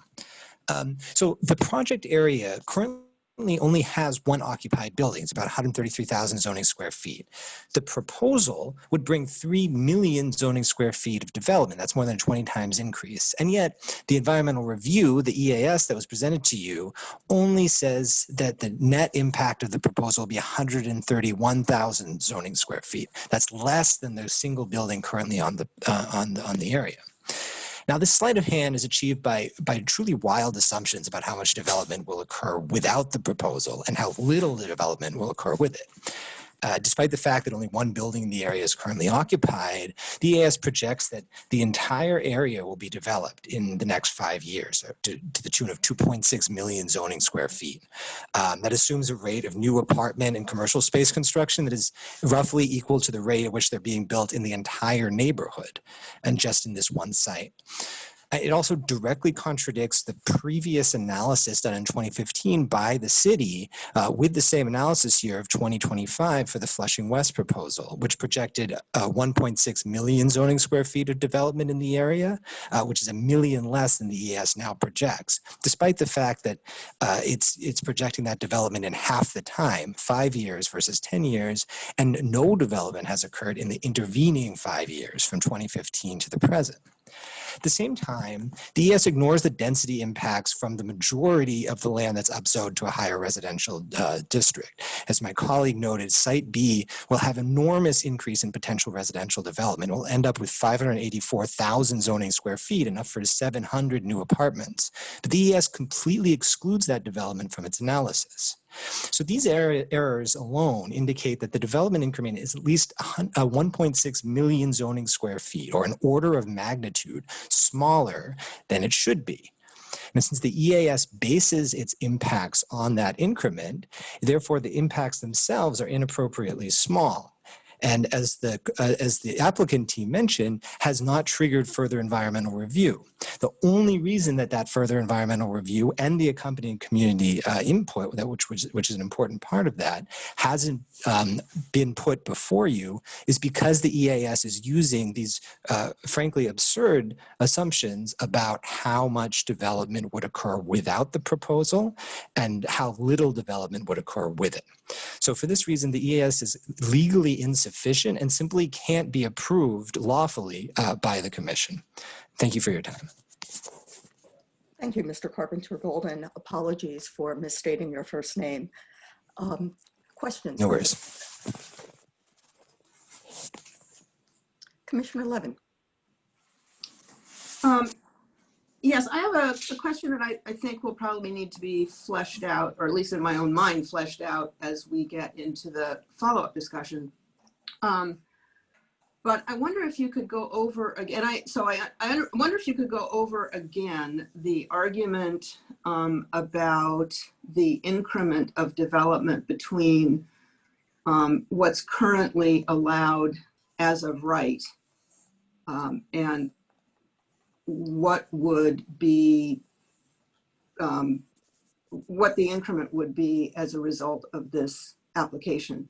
I understand your argument about the northern portion of the site, the portion that would be rezoned with the U-Haul, with Site 4 as well as the U-Haul site. And I understand the argument that the potential development of the U-Haul site needs to be looked at appropriately. But can you address the increment, the argument that there is an increment in sites 1, 2, and 3, which are current, for which the zoning is not changing? Certainly, Commissioner. So first of all, the zoning is changing throughout the site, or at least even where the district isn't changing, there's an overlay district and there are other exceptions that are before you. Yeah, but there's no change in the amount that they're allowed to build. There's no change in the FIR. Yes, that's correct for that subdivision. The point that I'm making here is simply that it allows, as a practical matter, substantially more development than is currently available there. So as I described earlier, but I'm happy to go into more detail, for a previous analysis done by the city, by the Department of City Planning, went into this in detail and found that the work, some effort had been made to encourage development in the area, and it just hadn't caught on in 2015. The area was actually a little less vacant then than it is now. It had another building that has since been demolished. And so the analysis that was done in 2015 found that, as a practical matter, the amount of development that would occur by 2025, again, the same analysis here as here in the EAS, would be 1 million zoning square feet smaller. And so the important thing to note here is that the EAS is meant to examine the amount of development that would likely occur in the area by the analysis year without any further government action, without the proposal. It's not meant to say the maximum amount of development that is currently available. So the increment is based on the understanding that this level of development is simply not possible or not practical to see in that area, especially given the previous trends. So, like I'm saying, the area is mostly vacant. It's been vacant. It's been vacant since the last analysis was done. And given the fact that the DCP has already looked at this and said that, development is simply not likely to happen at that scale by 2025, which is only 5 years away. And if I can add to my comments slightly, I'll note that this analysis was done prior to the COVID pandemic. Now that the COVID pandemic has had the impact that it has on development throughout the city, I think that the likelihood that development would occur at that rate without further encouragement or governmental action is even less likely. So I hope that helps, Commissioner. Okay, yes, actually it does, and it makes me realize that the argument you're making is essentially the starting point of the justification for this zoning action or this land use action, which is that the current framework for development there doesn't work, and that the full FAR isn't achievable in a realistic way. Therefore, we need what they're asking to have implemented here. So thank you for putting a finer point on this, and we'll look forward to thinking about it in the follow-up discussion. Thank you, Commissioner. Seeing no other hands raised, I will thank Mr. Carpenter-Gold and then call on Thomas Devaney to be followed by William Spizak. Good morning, everybody. Can you hear me? Yes. Tom Devaney, Senior Director of Land Use and Planning at the Municipal Arts Society.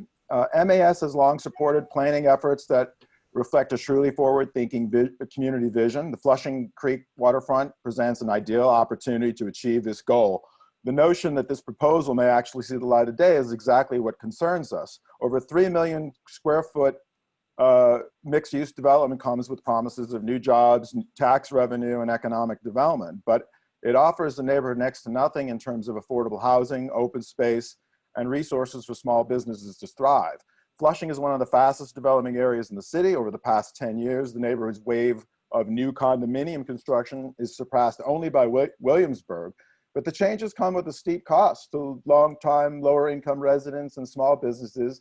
The project is likely to make matters worse. Despite its promises of affordable housing, open space, waterfront access, and connections to downtown Flushing, the proposal attempts to wedge as many luxury condos and hotel rooms as possible on the waterfront with little in the way of demonstrable benefits to the Flushing community. In fact, in return, the development offers a paltry 61 affordable units that are not affordable to area residents by a wide margin, a mere 2,000 square feet of open space, a plaza outside one of the buildings that isn't mandated by waterfront zoning, and a waterfront that isn't all that publicly accessible, and a connection to downtown Flushing and geographic proximity only, certainly not in terms of fostering opportunities for small businesses.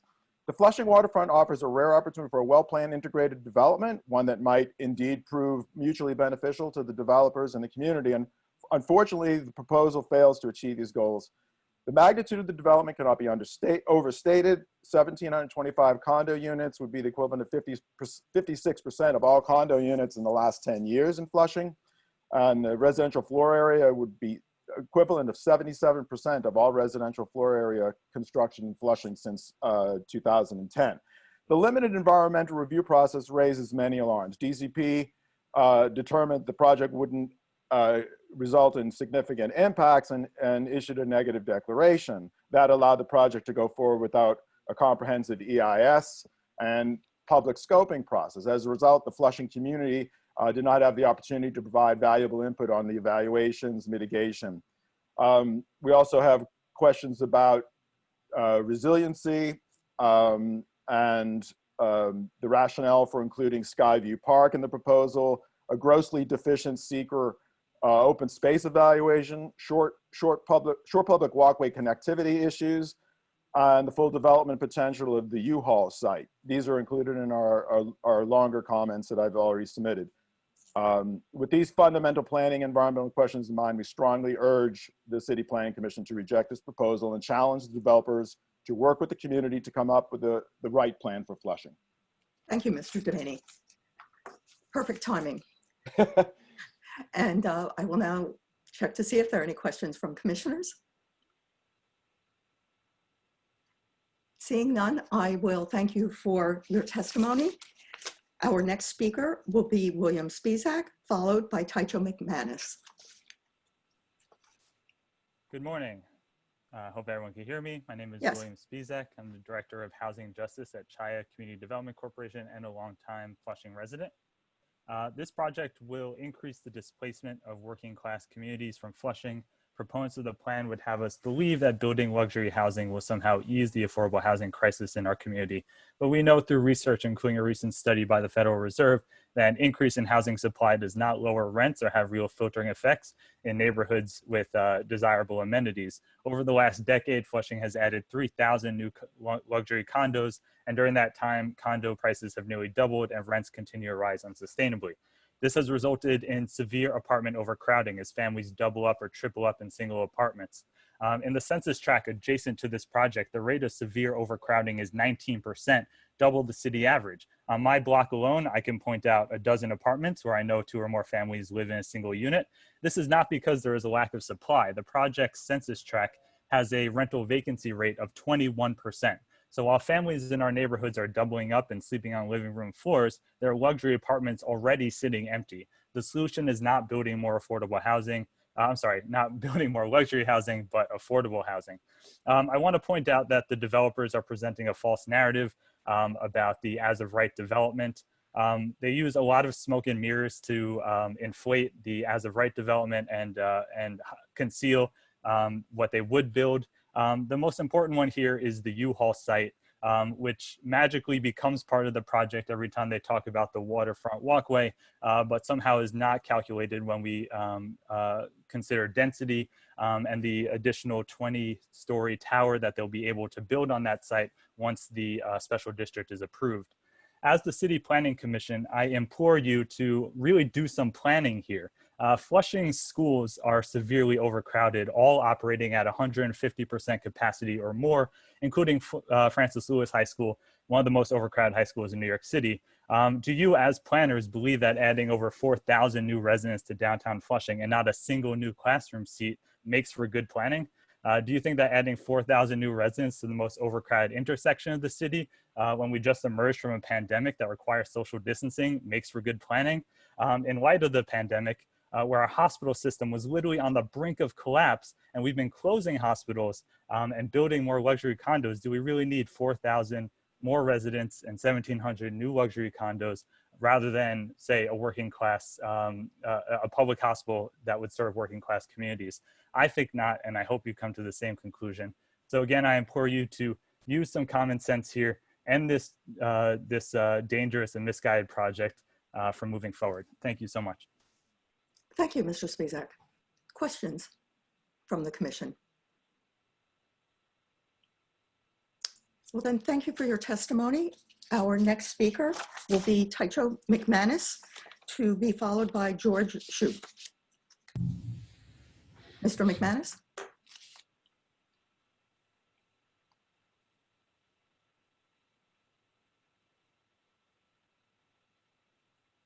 I'm afraid we're not hearing you, Mr. McManus.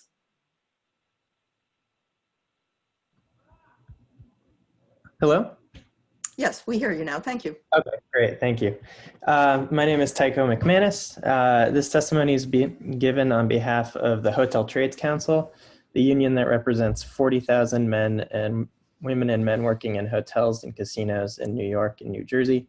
Our members are the heart of the hospitality industry, which serves as one of the city's key economic engines.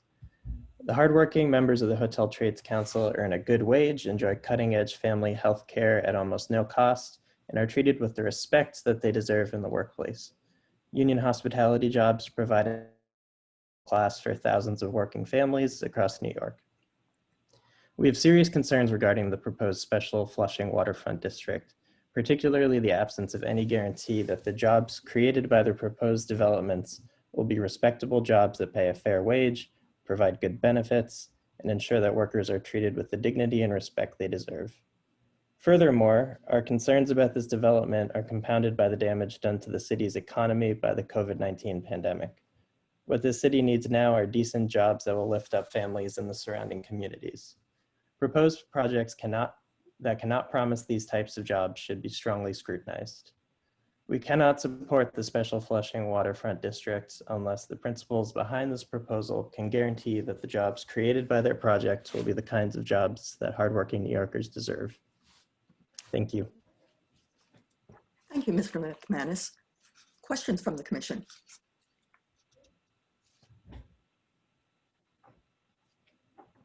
Vice Chair Knuckles, did I see you raise your hand? No. Okay. Okay, Mr. McManus, thank you then for your testimony. We will now turn to 5 speakers in support, starting with George Shu, to be followed by Peter Wu. Mr. Shu?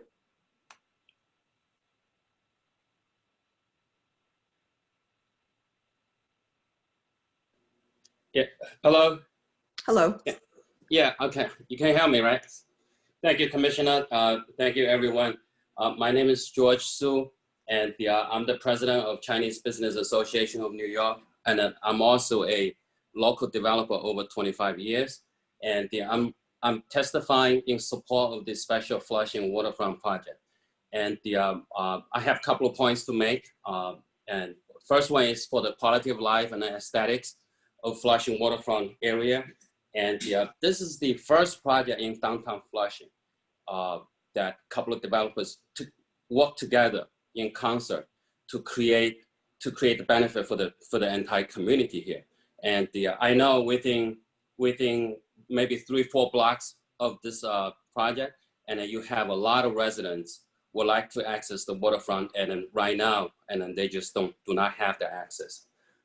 Secondly, this project will create a lot of economic activities in this area, and for this magnitude of this project, millions of square feet being created, and then during the construction, there's a lot of jobs will be created, and the post-construction, and then you're gonna, because of the hotels and retails, and then there's a lot of jobs will be created for the local community. And the third, I would like to say that behind this project are reputable developers and also reputable architecture design teams. They're not putting a social project. They're putting a very thoughtful and aesthetically pleasing projects together. And I am No FNT and the United Development Group have done many of the this quality projects in this neighborhood. Fourth, and I've been listening through, and they put so many of the community concerns in mind, including cleaning up the waterfront. And I think this is the first time actually developers in their cost and actually clean up the water in this area. So I did not see any other projects have that kind of putting the efforts in that aspect. Thank you for your support. Thank you, Mr. Su. Questions from the commission?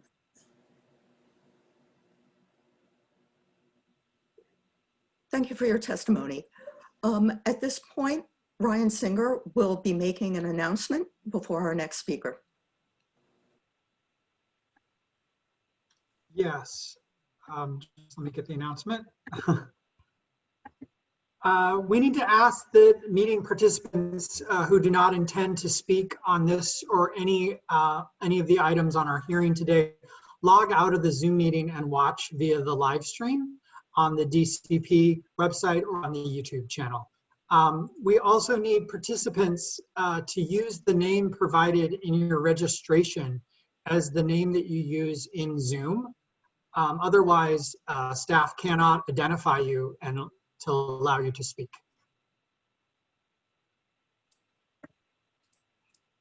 Thank you. These are some of the logistical challenges we face as we get used to our virtual reality. We'll now return to testimony with Peter Wu, followed by Sean Dawson. Mr. Wu? Yes. Can you hear me? We do. I am in favor of the special Flushing Waterfront District. My name is Peter Wu.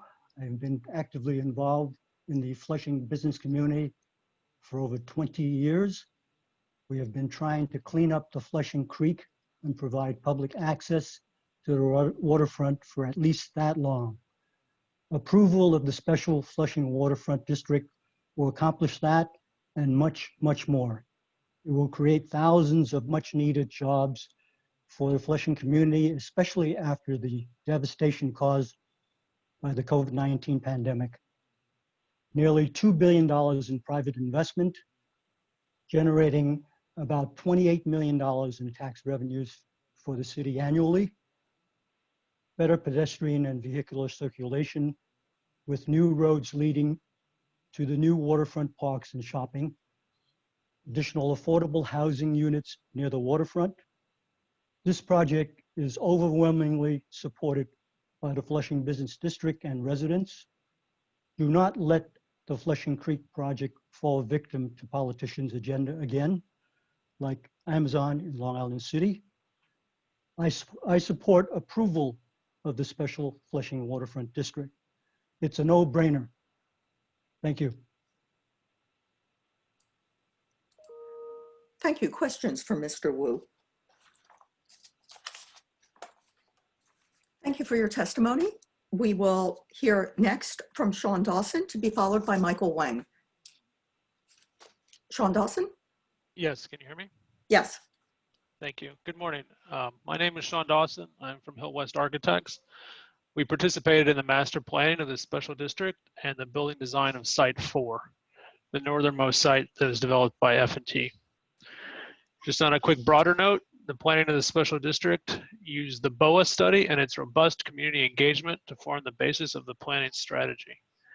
Specifically, community requests for walkable connections to the waterfront and open spaces from downtown Flushing, vehicular circulation, improving environmental conditions, and expansion of the downtown Flushing business culture to the waterfront. Although they may appear deceptively simple, the road network and upland connections provide crucial internal walkable access that create this new neighborhood and connect it to the heart of downtown Flushing. Collective development has allowed for unprecedented coordination of environmental and resiliency measures, none of which would be possible under the as-of-right development of independent sites. The neighborhood requires the internal interaction of these parcels. The special district allows the creation of this new neighborhood. If it's possible, it'd be great if we could see slide 17. I don't know if we can do it, but I'm going to speak about Site 4 a little bit. So now to specifically talk about the implementation of these strategies. Site 4 is uniquely situated at the northern terminus of the extended shore public walkway, where it creates a northern gateway to the waterfront. The shoreline will be stabilized and the waterfront promenade and ground floor are raised 2 feet above the floodplain to ensure flood resiliency. The site provides significantly more open space than required, with about 42% of the site as public open space. Active retail will face the shore public walkway and the connection from College Point Boulevard to the waterfront. It is a mixed-use building envisioned with retail and community facilities space at the ground level and rental housing above. This new site is in the new mixed-use district and will provide mandatory and inclusionary housing units. Of the projected 304 dwelling units, 75 to 90 will be MIH units. This site fronts directly on College Point Boulevard and the shore public walkway, creating primary frontages on both sides.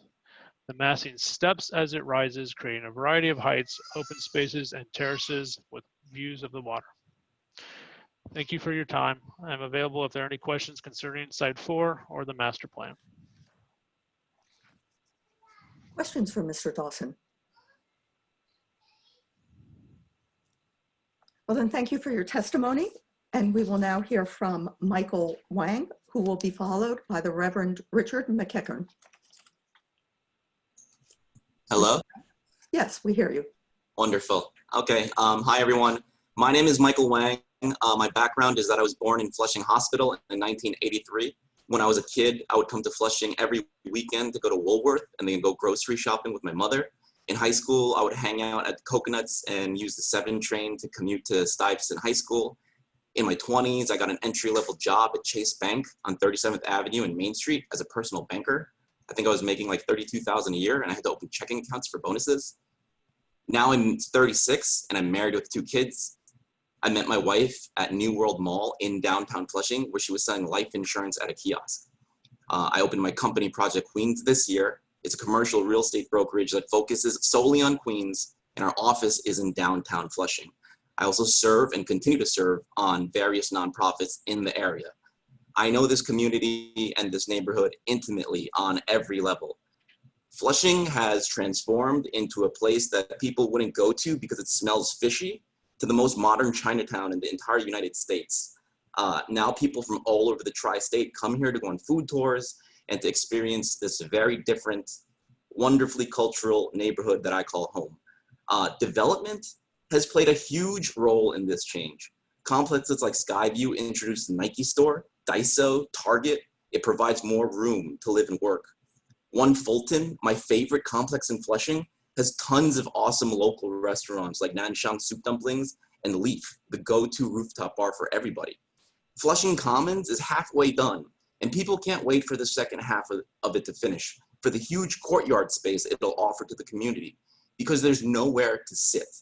Even the small courtyard space that's been built so far is used 24/7 by people sitting during the day and even like dancing at night with music. If I asked 100 people if they want all of this to go away and for the Flushing to go back to what it was in the 90s, I'm not sure I can get one person to say they would want that. I talk to people all the time about business and Flushing in general. More than 9 out of 10 people want this built. They aren't vocal, they don't follow the news like that, and they definitely don't attend every meeting to make noise. They're at work, then they're at home. Today's the first day of school. Parents are super busy with orientations right now as we speak. Flushing wants a huge green space open to the public by the water. We need it. I want to walk down the boardwalk with my wife and kids and get lunch. They would love it. The pros outweigh the cons by 100-fold. Please try your best to make it happen. And just a follow-up comment, as a real estate professional about the pricing in the entire Queens and Nassau have been continuously going up. The new inventory that's come online in Flushing actually in the past year made the price go from about $1,300 a foot to sub 1,000. Thank you. Mr. Wang. I'm afraid your time is up. I'll toss it over to see if there are commissioners who would like to pose a question. Then thank you for your testimony. And we will next hear from Reverend Richard McEachern, to be followed by Cody Herman.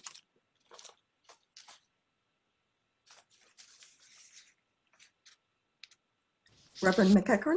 Yes, can you hear me? Yes. Okay, good afternoon, and thank you, Commissioner, for the opportunity to speak. I am the Reverend Dr. Richard O. McEachern. I'm the senior pastor of Macedonia AME Church in Flushing. The church has been a pillar in the community for over 200 years. I'm also a member of the Community Board 7, and I'm in favor of the Special Flushing Waterfront development. As many of you know, this area has been a plighted, inactive, and unutilized area for many years. It's truly an eyesore to the waterfront and skyline of downtown Flushing. This project should be supported because it totally revitalizes and enhances downtown Flushing and the waterfront area. The development team has proposed to provide environmental remediation, which is sorely needed for this contaminated soil, extensive upgrades to the sewer and drainage systems, open public access to open space and waterfront, and affordable housing, which is so desperately needed. Not to mention the hundreds of jobs that will be created during constructions and thousands of permanent jobs. This project was presented, viewed, and discussed at great length at the community board meeting. Although there were several concerns, the community board did approve the project. Now, I want to be clear, I'm not speaking on behalf of the community board, but as one who was present at the meeting. Let me just say this. There are no perfect proposals. And although you will hear from others who may disapprove of this development and may say that this project will increase congestion and overcrowding and more pollution and privatize waterfronts, I think it needs to be said that this is private property. And the reality is the developers can build as of right and give the community far less than the incentives that they're offering. So although we are caught between two dynamics, the community and development, for me, I would rather see this project move forward than leaving it vacant and abandoned for the next decade, or for each developer to build independently. Hopefully, we can meet somewhere in the middle. Thank you. Thank you, Reverend. Questions? Thank you for your testimony, Reverend. Thank you. We will now turn to speakers in opposition, beginning with Cody Herman, who will be followed by Bruce Jacobs.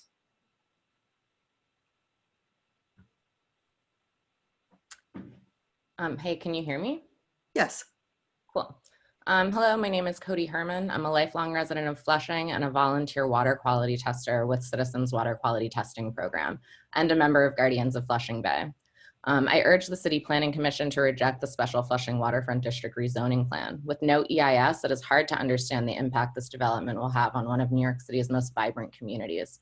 Growing up in Flushing, I have seen how the developers F&T have completely changed Flushing to create a network of private developments that they refer to as a luxury retail and lifestyle corridor. This corridor does not serve low-income communities or even middle-class residents like myself who hope to live in this area for the remainder of our lives.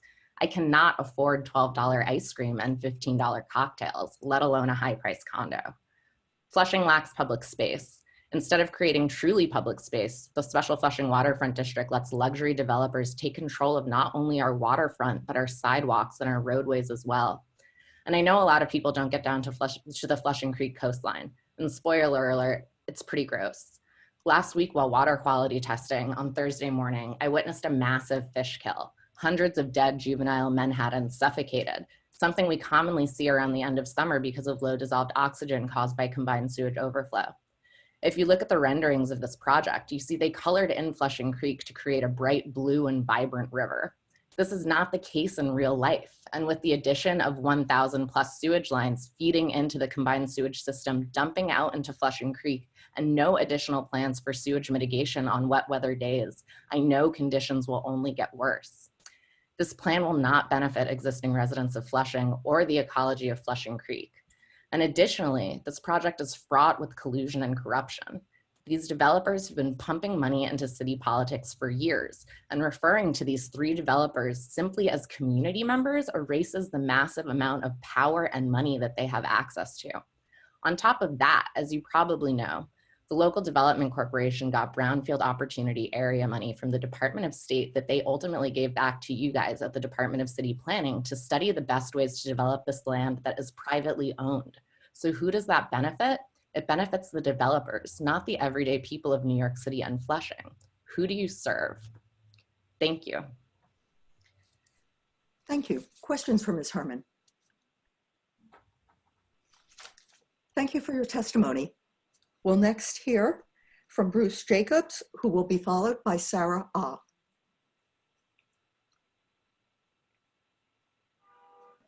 Good afternoon, everybody. This is Bruce Jacobs, Coalition of Rockaways. I'm not the most fanciest speaker, but I have a lot of problems with this proposition. First of all, to put 2 more hotels when people, first the disabled and the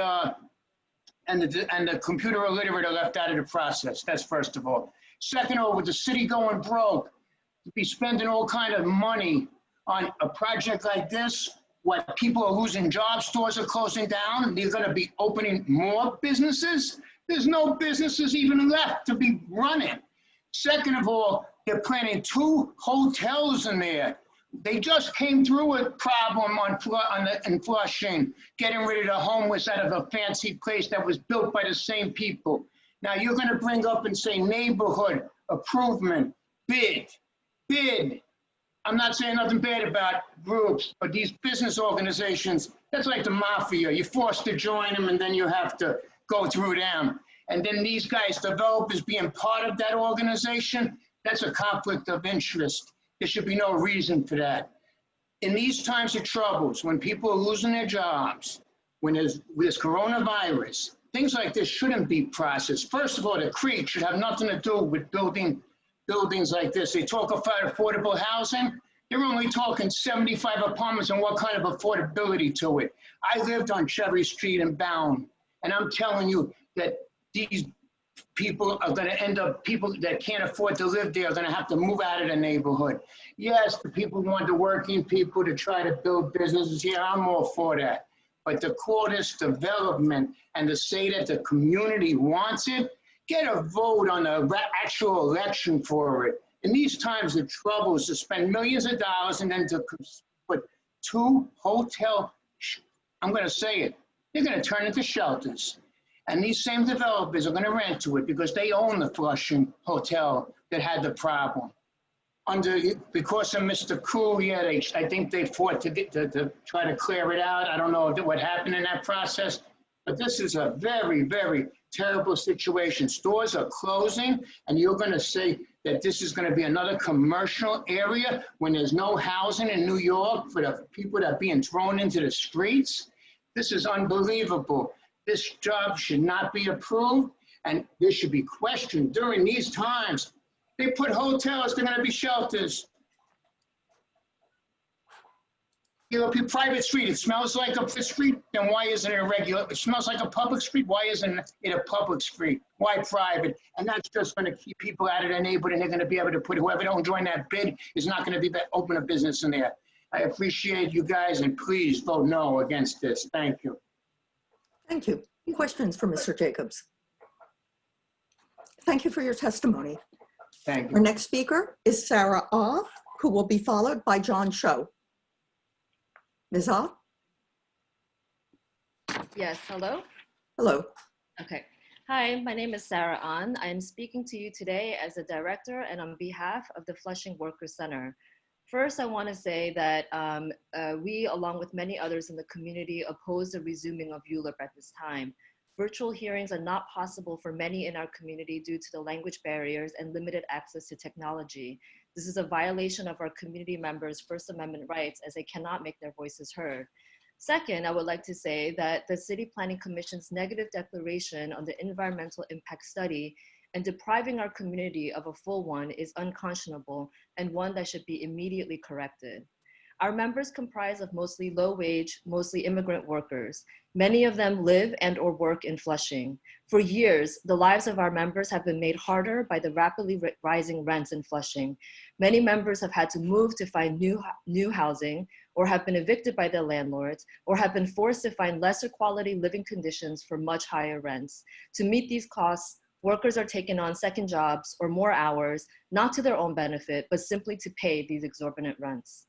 There is no question in anyone's minds that this is connected to the influx of luxury development in Flushing. In the past decade, Flushing has seen more luxury condos built second to Williamsburg. The last thing Flushing needs is more luxury condos, but that is all this rezoning has to offer. The special Flushing Waterfront District rezoning will bring nothing but displacement to our community.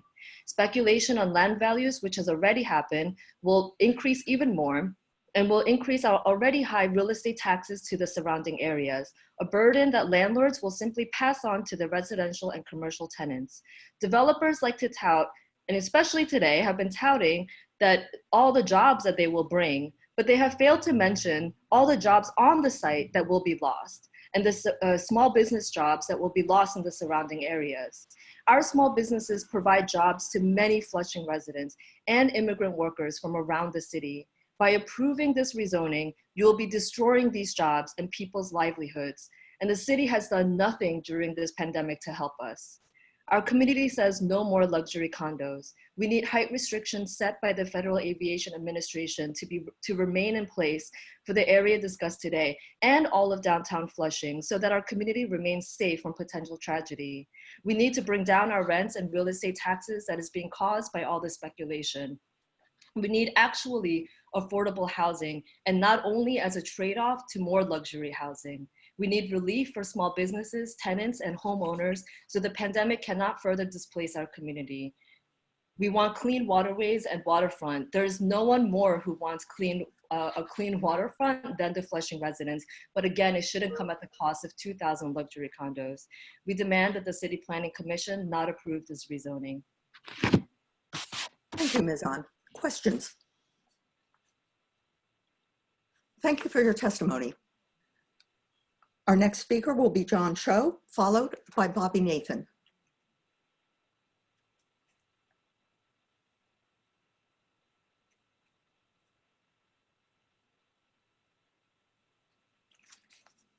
John Cho?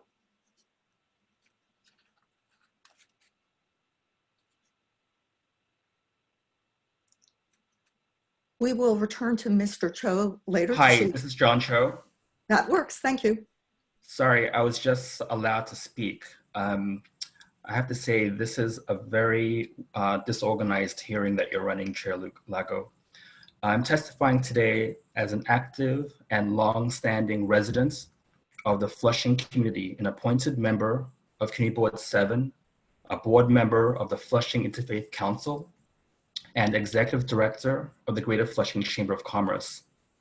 The Chamber is a nonprofit membership association of small business owners, immigrant entrepreneurs, and civic leaders representing the most diverse and dynamic community in the United States.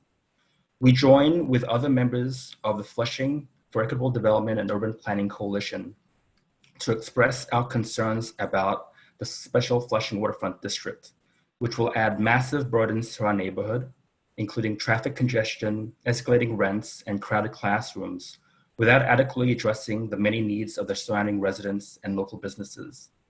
The proposal's failure to adequately address the lack of affordability is especially troubling. I met with the principal of Junior High School 189, who sees a direct link to the continued displacement of many residents and businesses and the emotional health of its students. Often left to fend for themselves when their parents are forced to find work or move their businesses elsewhere. She has reported 60 cases of suicide ideation within her population of 10 and 13-year-old students last year. The impact of displacement is real, and we need to envision a plan that prioritizes people over profits. The developers claim they are community-based stewards of the waterfront, yet they have consistently used their power to deny our community meaningful input into the planning of this site. Why would a steward with so much community support need to spend millions of dollars, the most spent by any lobbying project in New York City, to influence public officials, donate to political candidates, and pay off community board members to bypass the required environmental impact statements and railroad this project through ULURP? Would a true community steward hide the fact that there won't be a continuous walkway because the U-Haul site refuses to participate? Would a true steward manipulate secret calculations to inflate open space ratios, as the Municipal Art Society has found? Would a true steward repeatedly threaten to develop as of right, even after Professor Tari Hum of Queens College discovered that required permits on the site would only be given if a special district is approved? No amount of sweet talk or pretty photos will hide the true nature of this project. In the Oscar award-winning movie Parasite, wealthy elites live in luxurious mansions atop the highest points of the city, while low-income households are relegated to precarious, flood-prone areas. If you vote in favor of this project, this is exactly what will happen. You will facilitate a luxury development with a token number of units to be built below the floodplain, exacerbate social inequalities as our working families are forced to move out as rents escalate, and contribute to the decline of our small business community devastated by the pandemic. As commissioners, we urge you to put yourselves in the shoes of the 60 students and their families at Junior High School 189, who must deal with emotional and social impacts of rampant gentrification in our community. Call the developers' bluff to build as of right. Don't bless a deeply flawed project and put the city's stamp of approval on a deeply flawed project that doesn't respect our values of our community. Send it back and demand an EIS. Give us a meaningful opportunity for community engagement and let us participate in shaping the future of our neighborhood. We're fed up and we're not going to take this anymore. Thank you. Thank you, Mr. Cho. A question from Commissioner Ortiz. Hi, good afternoon. John, you mentioned you're head of the bid, correct? No, I am running the Chamber of Commerce. Oh, the chamber, excuse me. So earlier I asked of the applicant what they think the impacts will be and how there was a plan to mitigate the impacts on the business community. And we recognize that, you know, downtown Flushing and the businesses in downtown Flushing are a tremendous destination and draw. And you know, I'm interested in your perspective on, or perspective, insight, concerns that this development will have on the small business community specifically, which, you know, is what you're, what you have insight on. Thank you, Commissioner. I really appreciate your question. As you know, even before the pandemic, our restaurants and local businesses were suffering tremendously. Whole blocks of our community had vacant storefronts. And this is not a coincidence because over the past decade, there has been an influx of luxury developments in our community that have increased the value of the land and pushed up rents and commercial leases. These are things that we have tried to address as a Chamber of Commerce, and we have actually tried to work with the developers, and yet every time we have tried to do that, we have been rebuffed. So for example, the developers claim that their privately controlled streets and privately controlled waterfront will be publicly accessible.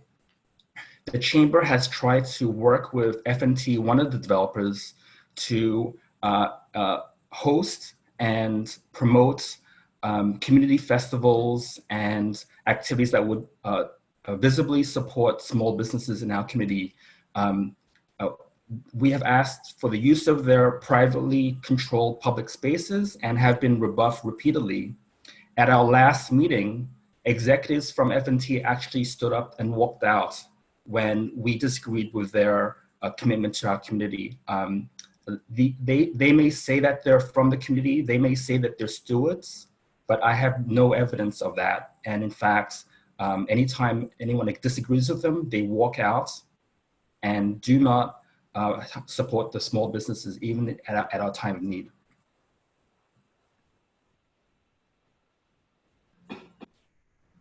Mr. Cho.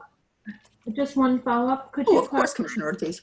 One question around the streets. We've raised concerns about, you know, the private street network and the ability to utilize that street network. Could you speak to what you described, which is the lack of commitment of support for public gatherings?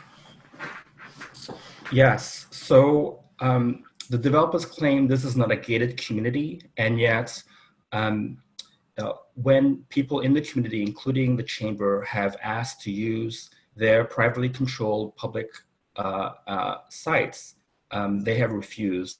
And our concern is that this will continue as they build out this development and it's finished, and they will control which types of activities that they will approve and sanction and that they feel represent their interests, rather than truly a democratic open space that I think our community needs.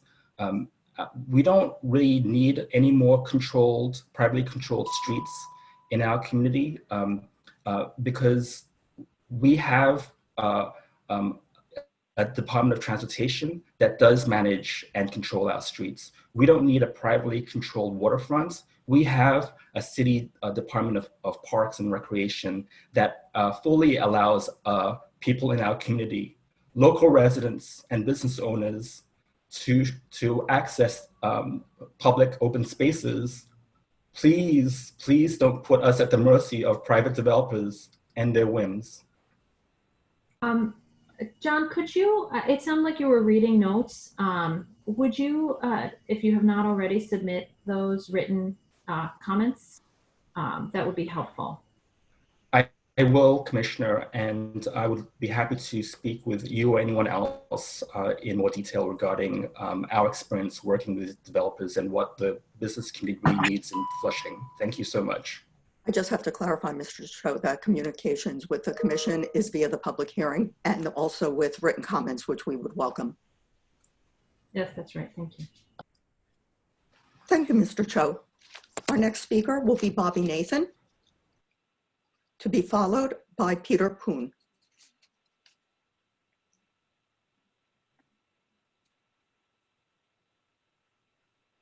Hello, my name is Bobby Nathan. I'm a long-term Flushing resident. I live in downtown Flushing. I've lived here for the past 40 years. I attended John Brown High School. I went to Queens College. I attend Historic St. George's Church right there on Main Street. I'm also a volunteer at the food pantry. Right now, we're feeding 10,000 families here in downtown Flushing. Let me repeat this again.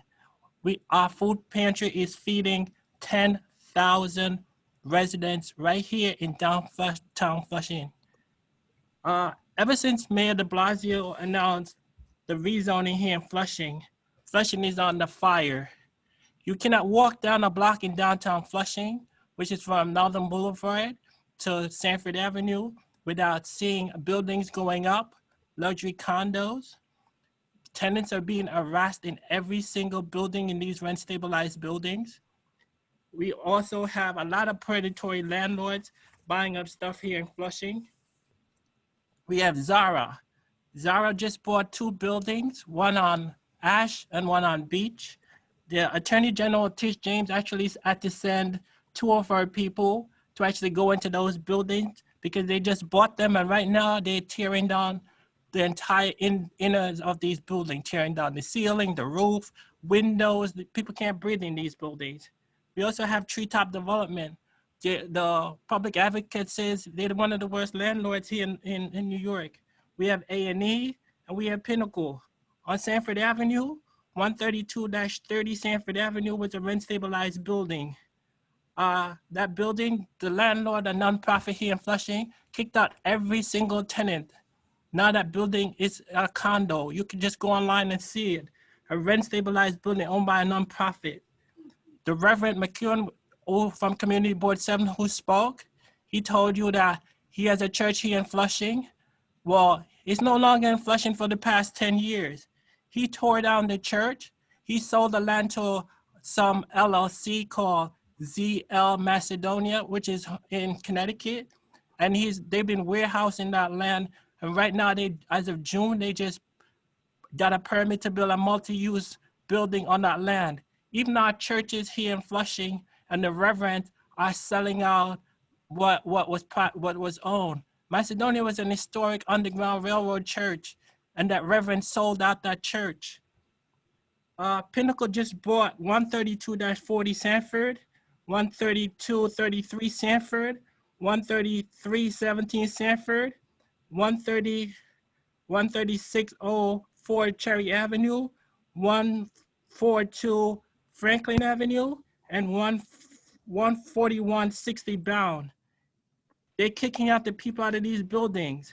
On Sanford Avenue, that 132-40 Sanford. Mr. Nathan, I'm afraid that your time is up, but we would welcome getting your written testimony if you would be willing to submit it. And Commissioner Delos.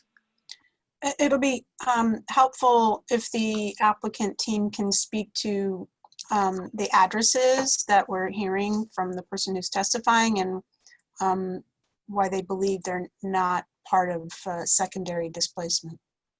I also have others, a lot more I could tell. Mr. Nathan, I'm afraid that the testimony is limited to 3 minutes because we have dozens of people wanting to speak on this important project. But if you would submit the list of addresses, we will then put them, the department will get them to the applicant team so as to be able to get the information that Commissioner Delos asked for. Other questions? Thank you, Mr. Nathan, for your testimony.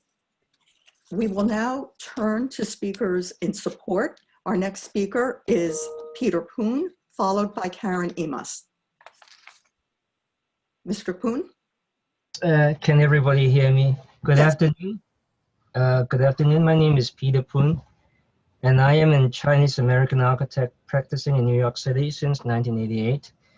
Our office are engaged by the United Group, who is the owner of site number 1 at the southernmost parcel, which is bordered by Roosevelt Avenue, 39th Avenue on the north side, Janet Place, and the Flushing River on the west side. We have been working on the site since 2017. The total site area is 71,992 square feet, approximately 1.6 acres, of which 44%, which is approximately 31,600 square feet, is dedicated as open space or roadways. Along Roosevelt Avenue on the south, we have incorporated the new private street, a requisite of the master plan, starting from between our lots 7 and 8 and extending northwards all the way to site number 2. We also provided the largest amount of public amenity space in the creation of an active playground rising from Roosevelt Avenue to 39th Avenue and fronting onto Flushing River. In addition to the private street, which provides for easy access to the development, we have provided additional setbacks along 39th Avenue and additional street widening on Janet Place. This will greatly allow public pedestrian access onto the whole master plan areas from our neighbors on the south and southwesterly sides. Lot number 1 also provides 2 major view corridors, one alongside Roosevelt Avenue and the other alongside a tree line extension of 39th Avenue from College Front Boulevard to the river. At the terminus of 39th Avenue, in conjunction with our neighbor, we will provide pathways that will link up with the 40 feet wide public walkways alongside the Flushing River. At the podium levels of our development, the lowest 2 floors are planned for normal commercial uses. On the first floor, we'll have shops and storefronts that open onto all 4 sides of our site. The cellar level will connect to all 3 lots of site number 1 from Janet Place to the waterfront. While the base flood elevation is established at NAVD 13, we are designing our lowest floor as a bathtub with a flood protection elevation of NAVD 14. We intend to plant green roofs 6 inches deep for most of the buildings and the courtyards between buildings, covering up to at least 63% of the services, so that we will achieve 100% of our new development water quality volume reduction. This is the end of my testimony. Thank you for your time. Thank you. Questions for Mr. Poon?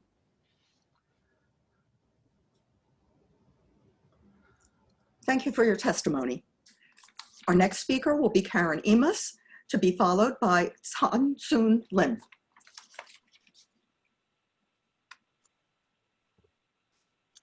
Hello, can you hear me? Yes. Thank you. Thank you, commissioners. My name is Karen Imus. I'm the Vice President of Programs with Waterfront Alliance. We are a nonprofit civic organization and coalition of more than 1,000 alliance partners, ranging from environmental advocates to educational institutions to businesses and corporations. And our mission is to inspire and enable resilient, revitalized, and accessible coastlines for all communities. This testimony is specific to the waterfront and resilience aspects of this proposal. The Flushing Waterfront Revitalization Plan has unique and viable potential to revitalize the Flushing Creek waterfront and open a new chapter for community access, and as such, we are in favor. But the application must also consider additional provisions that would enhance and not burden the waterway. We're pleased to see the following aspects included in the plan, such as new waterfront access points, upland connections, and shoreline stabilization that is currently lacking, stormwater infrastructure like bioswales, tree pits, permeable paving, and rain gardens, as well as a resilience strategy for the buildings themselves, which includes elevation and setback risk reduction strategy for the future impacts of climate change. We believe there are several opportunities that the developer should further explore and prioritize in the plans. Through a verification process known as the Waterfront Edge Design Guidelines, otherwise known as WEDGE, Waterfront Alliance has highlighted many of the priorities that would make the revitalization plan more resilient, ecological, and reflective of the community's desires. We encourage the City Planning Commission to hold this project accountable by adding conditions that would recommend this project go through a wedge verification process, similar to, for example, a lead verification process. 30 New York City community boards across all 5 boroughs have adopted resolutions encouraging wedge standards for their ULURP applicants. These are some examples of what a wedge verification would take into account. For example, a higher standard for ecology. Current in-water and upland habitat restoration efforts are limited. There are no existing efforts to restore in-water habitats, such as wetland restoration. 2, planning for the future when it comes to direct access to the water, opportunities to touch the water via get-downs, beaches, kayak launches, floating docks, or other direct access points. And our hope is that opportunities for recreational and educational programming are prioritized for the community. This would include the provision of facilities such as bathrooms, equipment storage for kayaks, and community spaces. Youth in the community should have these opportunities to explore the water's edge, not only from an esplanade. Overall, with our recommended approaches to ecology, in-water access, and community programming, we think the project has a great deal of potential to revitalize Flushing Creek, and we encourage the City Planning Commission to vote favorably with conditions. Thank you for your attention today. Thank you. Questions for Ms. Imes? Commissioner Burney. Thank you. I just wanted to know, has there been any dialogue between the Waterfront Alliance and the applicant? Yes, thanks for your question. We have indeed been in touch with the landscape architect, as well as the some of the other members of the architecture and planning team, the land use attorney, and we have provided information on the waterfront edge design guidelines, as well as some of these visions that we have that would strengthen the plan.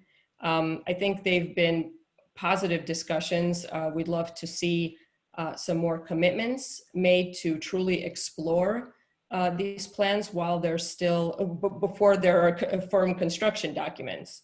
There's an opportunity now to envision some of these things for the future.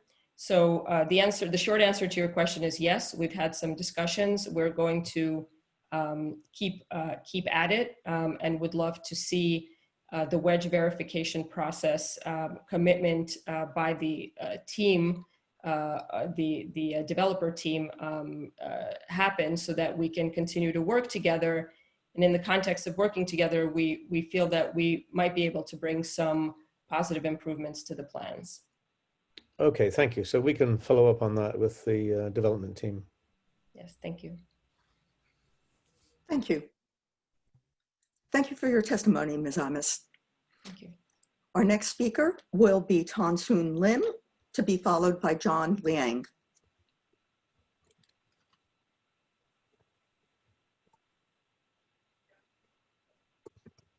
Hello. Hello, we hear you. Yes. Good afternoon, and thank you for the opportunity to speak affirmatively for this project. My name is To-Sun Lim, a principal with Pay Architects, and we're the architects of the Site 2 building. So I'd like to give you some insight on how this development was conceived. From the beginning, we collaborated with the community and the city to work diligently to give them what they wanted, which is open public spaces, access to the waterfront, buildings and streets that are open to air and light, and the reduction of the endless superblock buildings. From the beginning, this project was envisioned to better enhance the public experience of this district by engaging the public with a vibrant, accessible street life, and more particularly, an identifiable plaza at its core.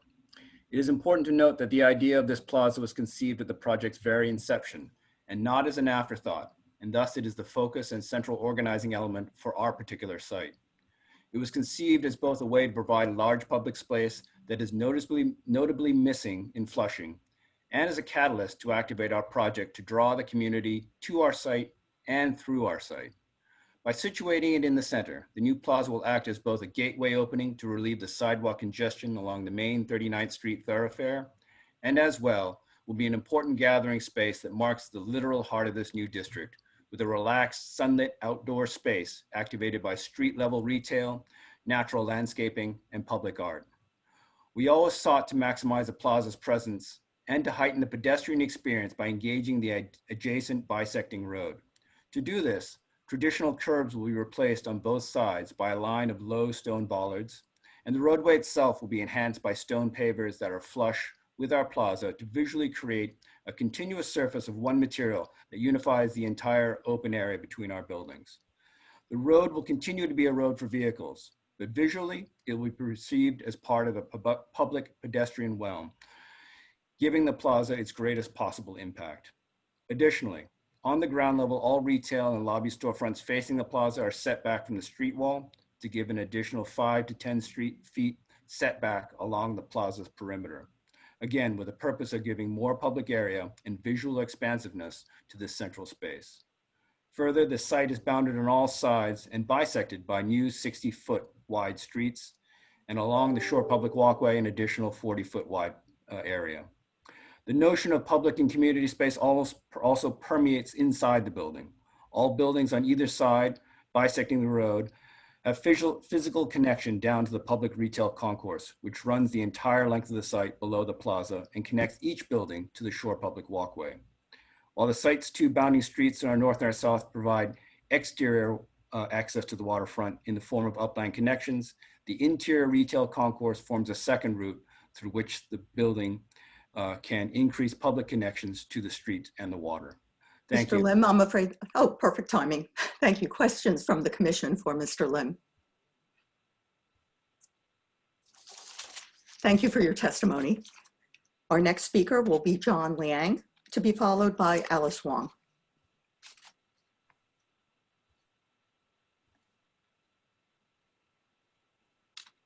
Hi, can you hear me? Yes. Hi, my name is John Liang, and I represent the developer of site number 2. I just wanted to remind the commission that the proposal presented today is the realization of the community's vision, the city planning's vision, your own vision for the water district.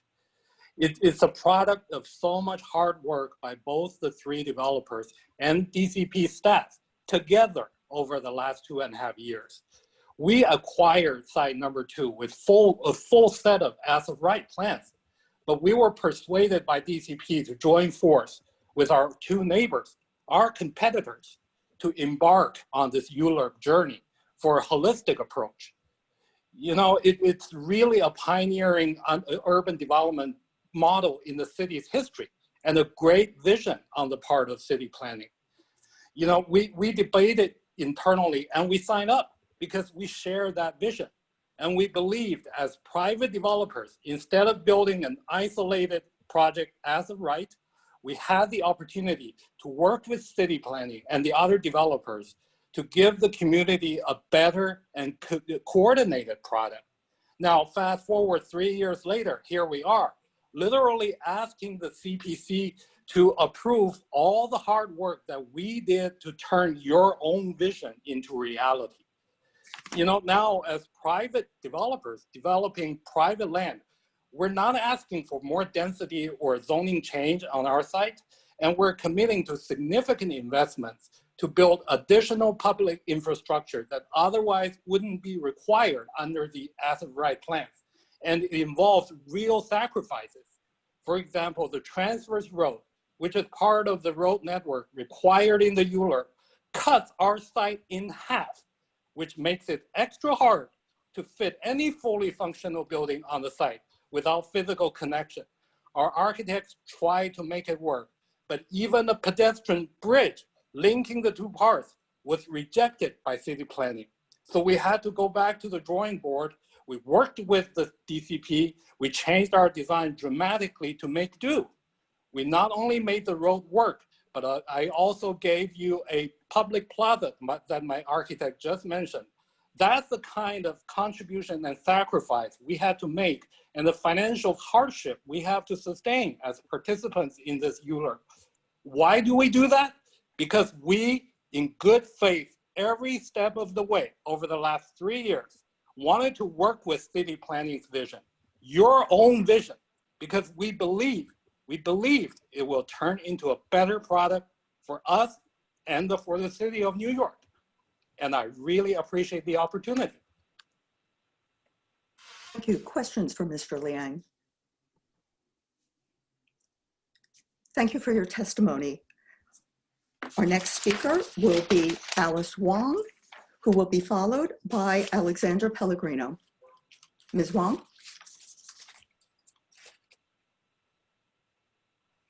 Hi, can you hear me? Yes. Okay, great.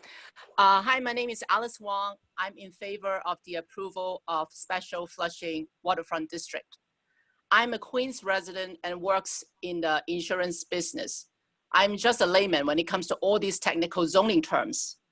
I have been working in Flushing for over 15 years, and every time when I pass by Van Wyck, that's half the time I can smell the foul smell from the creek.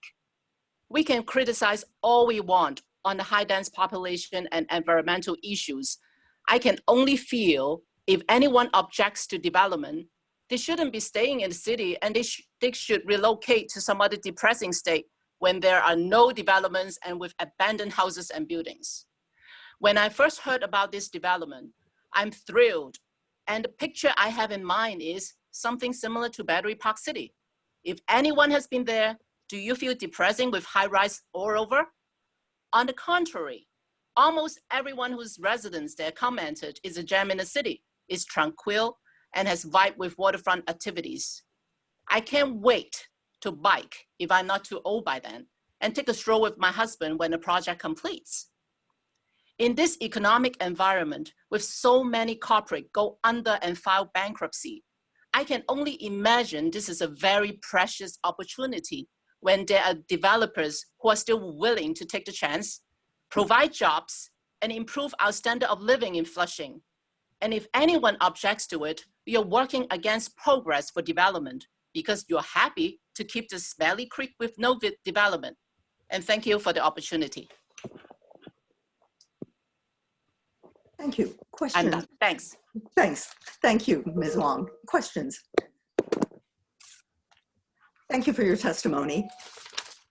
We will now turn to speakers in opposition, beginning with Alexandra Pellegrino and followed by Ms. Pamela, who has registered without a last name. Mr. Pellegrino has left the meeting, so we can move on. Okay, and you'll let me know if he returns then. Sure. And so it will be Ms. Pamela, followed by Liliana Navalgas.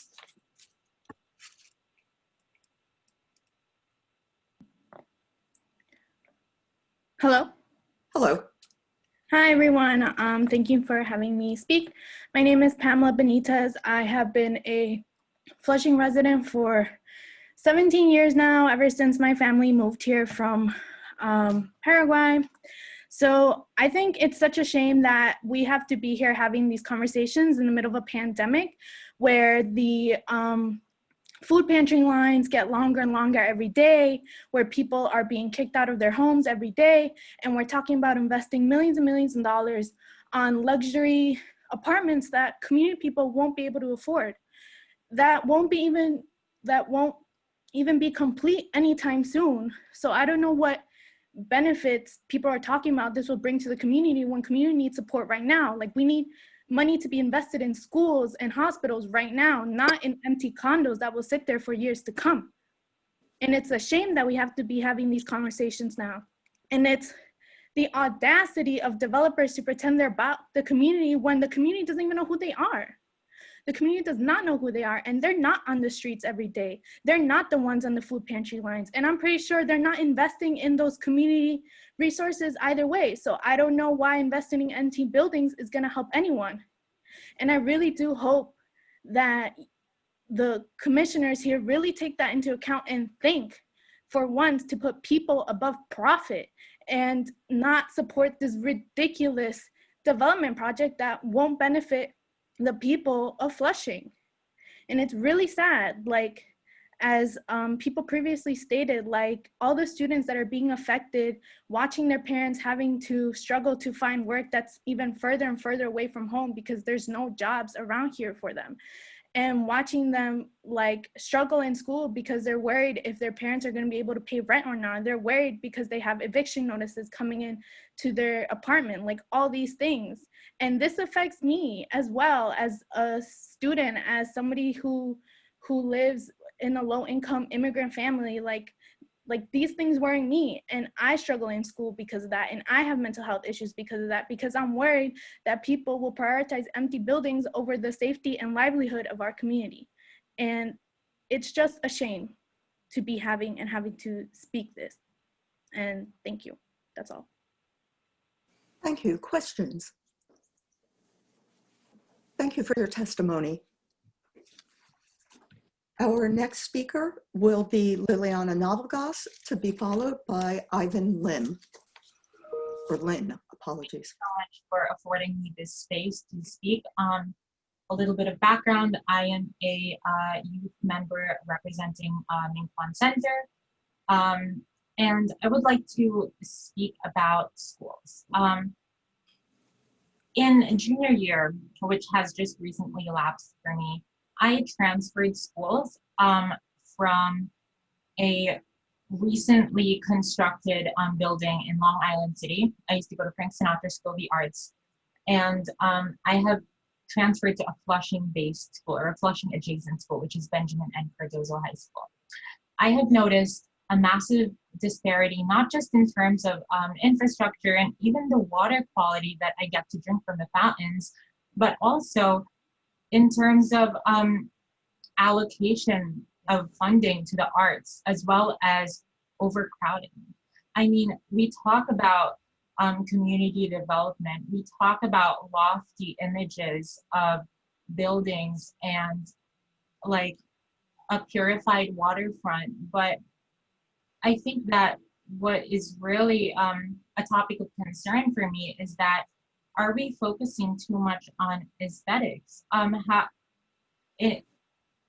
There's the idea of environmental remediation, but why does that have to be accompanied by a development plan that would not really serve the community? Like, there is this rhetoric that we are promoting development, promoting small businesses, except it's a very curated image of progress that does not serve the wills and desires of the people as they are. It almost seems like this development is in anticipation of an influx of a more landed populace, and I'm just concerned that whatever efforts of construction or development that may be being considered right now are not necessarily looking towards the people who are already here, who have been working to make this community what it is. And to go back to terminology that was used earlier, desolate and contaminated, I believe that that is a massive misrepresentation of all the efforts that organizations like Guardians of Flushing Bay and Riverkeeper have been doing to maintain community involvement in remediation efforts. I think that is a reductionist approach to the idea of community development. I think that this plan of waterfront zoning is inadequate. It is misrepresentation. It is fully unjust. Thank you for your time. Thank you for your testimony, Ms. Navalgas. Questions? Again, thank you. Our next speaker is Ivan Lin, to be followed by Yuriko Zhang. Hi, commissioners, can you guys hear me? Yes. Perfect. Hi, my name is Ivan. I am a high school student and I am testifying in opposition to the Flushing rezoning plan. I'll be talking about the negative impact the rezoning plan will have on the pre-existing congestion issues of the 7 trains. The 7 trains in Flushing have been struggling with overcrowding for years now, and the Flushing rezoning plan will only worsen the situation. According to MTA's 2019 ridership census, the Flushing Main Street station was the busiest train station in Queens, with over 56,000 daily riders. I vividly remember waiting for the 7 train in Flushing after a long day of doing homework at a cafe, except the station was so crowded that I was only a few inches from the track, with people pushing and shoving behind me. I had to wait like that for 20 minutes before the train finally came.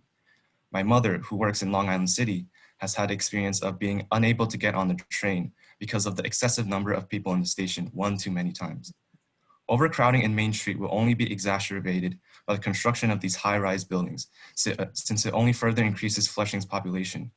Instead of the rezoning plan, we should focus our attention on creating affordable housing that matches the median income of residents of downtown Flushing, which is $25,000, and making Roosevelt Avenue between Main and Union Streets safer for pedestrians. On January 2, 2019, a 59-year-old woman was struck and pinned under a vehicle while crossing Roosevelt Avenue between Main Street and Union Street. Some speculated she was crossing the street there because the escalator to the Main Street station was broken. This was not the first time a pedestrian was hit at the busy intersection. Someone was struck and killed in that same exact spot in June 2018. I request that the City Planning Commission consider closing Roosevelt Avenue between Main and Union Street to vehicle traffic and transform it into a public pedestrian plaza, and also to say no to the proposed rezoning plan. My demands also include this: truly affordable housing that reflects the income of the area and is 100% preserved for District 20 residents, zip codes 11354, 11355, and 11358. The construction of the development must be union and locally hired. Square footage must be reserved for youth centers, senior centers, and other public community centers. An environmental impact statement must be done to assess the damage to the area, and the waterfront must remain public, not public-private. There should be publicly accessible amenities such as bathrooms, work equipment, etc. And there should be no harassment of homeless people. Thank you. Thank you, Thank you, Mr. Lin. Questions? Thank you for your testimony. Our next speaker will be Yuriko Zhang, to be followed by Seone Bion.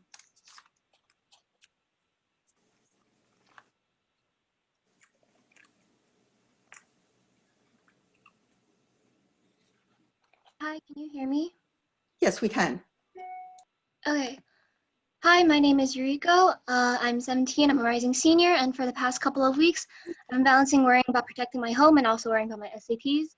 But anyways, you keep saying that this project is community-oriented, but that is not reflective of the community that I know. You keep saying it's local community-based, but that's really interesting considering the multiple community board hearings where you pushed and delayed our community testimonies and minimized our testimonies as much as you could by repeatedly showing these presentations and purposely choosing not to publicize or do outreach about this event or the rezoning in general to the actual Flushing Chinese immigrant community. But anyways, I was born and raised in Flushing. I grew up seeing my neighbors, my family friends, classmates, teachers. We all grew up together. We're always seeing each other because Flushing is a community, and that is the Flushing that I know, a place that I can call home and a place that's always comforting for me. And for many small business owners, Flushing also holds an important place in their heart, and I've been interviewing a lot of small businesses over the past couple of weeks. Anne from Hot Bakery, a small baked goods shops at Northern Boulevard and Prince Street, said that Flushing is the first stop destination for all of us new immigrants. She was choosing between Flushing, Manhattan's Chinatown, Elmhurst, and Brooklyn at the time. Compared to other Chinatowns, Flushing's cuisine culture is extremely diverse and colorful because we have food from all corners of China. Because Flushing is one of a kind in its diversity and comfort it brings to new Asian immigrants. It's a community for everyone, chefs, hairdressers, and customers alike. Haimuni, the owner of Chungwoo, a lovely Korean shop on Union Street and 39th Avenue, said that she's had her business for 25 years. Convinced now the little kids come back married, young women and women come back as seniors, and even those who moved out of state visit when they're in the area because it's Harmony's house, it's grandmother's house. Josephine Chen, from Chinese Radio Network, said that Chinese radio is the soul food for us immigrants. Because of her broadcast, she's even found old friends like her listeners from even back in Taiwan. Flushing is where immigrants like these small business owners and my family find each other. They find family, they find friends, they find communities, they find homes, they find opportunities. They find a place where they can belong and chase their American dream, whatever that means. And John from this, but it's problems like gentrification and displacement that are threatening these dreams. John from the Sue Hair Salon, a Chinese Korean hair salon on Union Street and 35th Avenue, said that his landlord didn't lower his rent by a single rent even during the toughest times of COVID-19. And at this point, even though he's been doing hair for the past 20 years, he's just doing hair to get by rather than as a passion. Jilan Chen from Northern Wanmandu on Northern Boulevard and 150th Street said that there's so many new places. I think, should I make my store more modern? But I don't want to because the aura isn't the same. Small mom and pop places are like ours bring warmth to our communities. You keep saying this is a community-based project, but I don't think so. Ask any IE, any Shushu if they know about this. We're not going to be this place in your elitist gentrification plan. That's absolutely ridiculous. We want to protect Flushing, our home, and we are the actual community members who actually live here. We actually know the stories of the community members here, and we actually are the voices of the community members here. And I would like if you would stop speaking for us and stop thinking like you know what our values are and what our problems are, because you clearly don't. You haven't listened to us, and you continue to choose not to listen to us. Thank you. That is all. Thank you, Ms. Zhang. Questions? Thank you for your testimony. Our next speaker will be Sione Bian, to be followed by Wenbo Dong.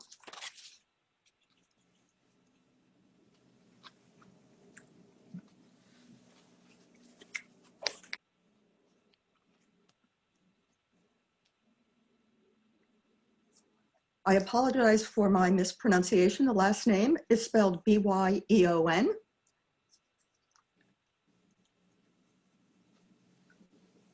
Hello, can you hear me? Yes, we can. Yes, they just unmute me right now. Thank you, Commissioner. I am the lead housing organizer at Minkwon Center. We have been serving downtown Flushing community for 36 years. I'm also a long-time Flushing resident. I became a tenant organizer because I have been witnessing an ever-increasing rate of displacement since those developers start gentrifying our neighborhood. Libraries are full of homeless brothers and sisters.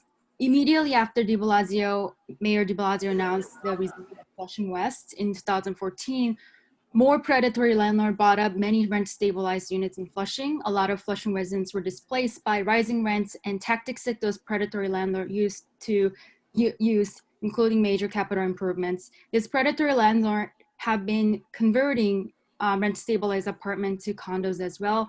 They are also warehousing them, waiting for this waterfront rezoning to go through. Because of the language barrier, low-income, limited English proficiency immigrants Flushing have been at greater risk of gentrification, displacement, and homelessness.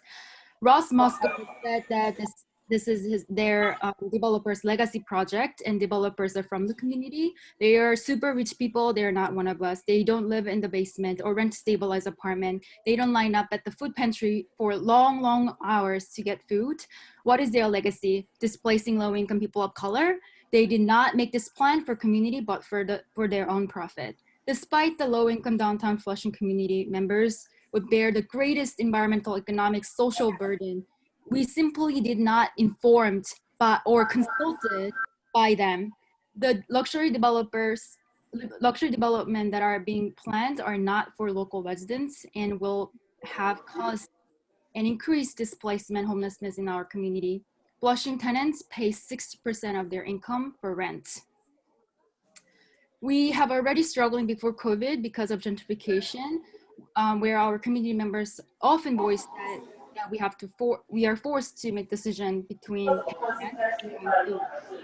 due to COVID-19, hundreds of people passed away. People are receiving fake eviction letters and getting harassed by the landlord during this eviction moratorium. 10,000 people line up at the food pantry. We witnessed an increasing number of homeless brothers and sisters on the street.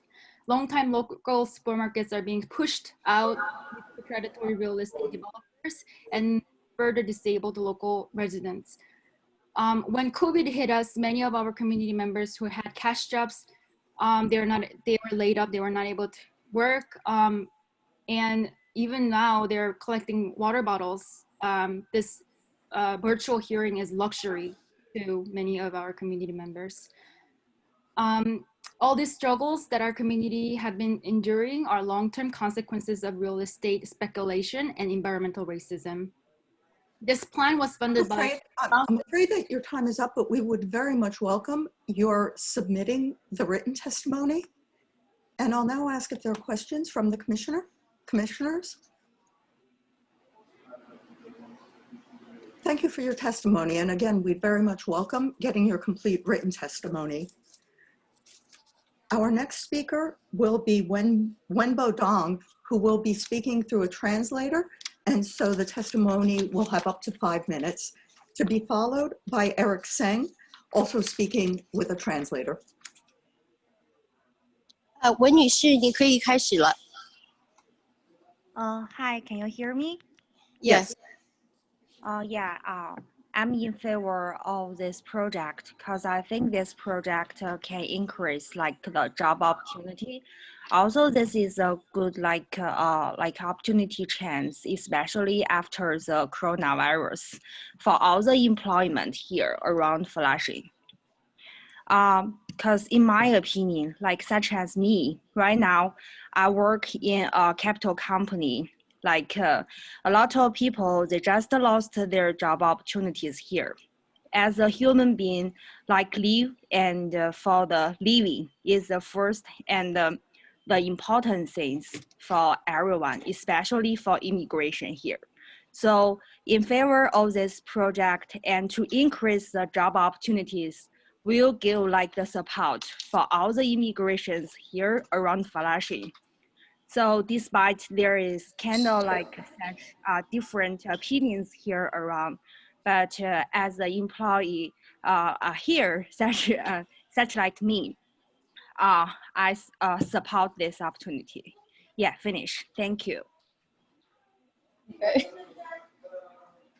Thank you for your testimony. Questions for Ms. Dong? Thank you. Our next speaker will be Eric Seng, translator, so 5 minutes. Eric, 你可以讲的了。 And to be followed by Xiao Hu. Eric, 曾先生，你可以讲话的了。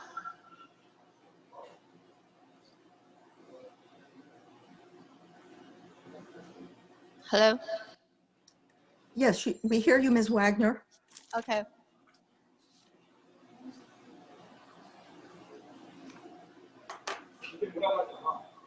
I would ask the secretary to stop the clock as we wait for Mr. Seng.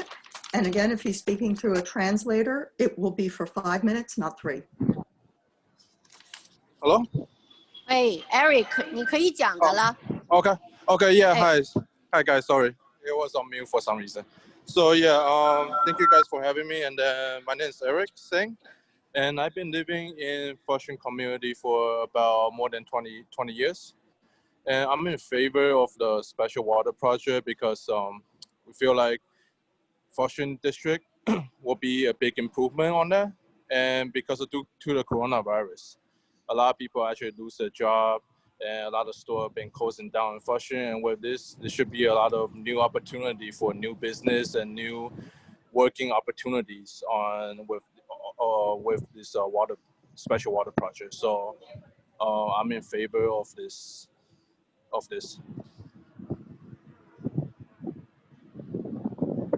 That's it. Thank you. Questions for Mr. Singh? Thank you for your testimony. Our next speaker will be Xiao Hu, who I believe has signed up to work with a translator, to be followed by Todd Leong.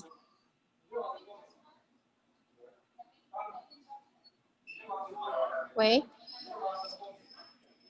Wait. Hello? We hear you, Ms. Wagner. Okay, all right.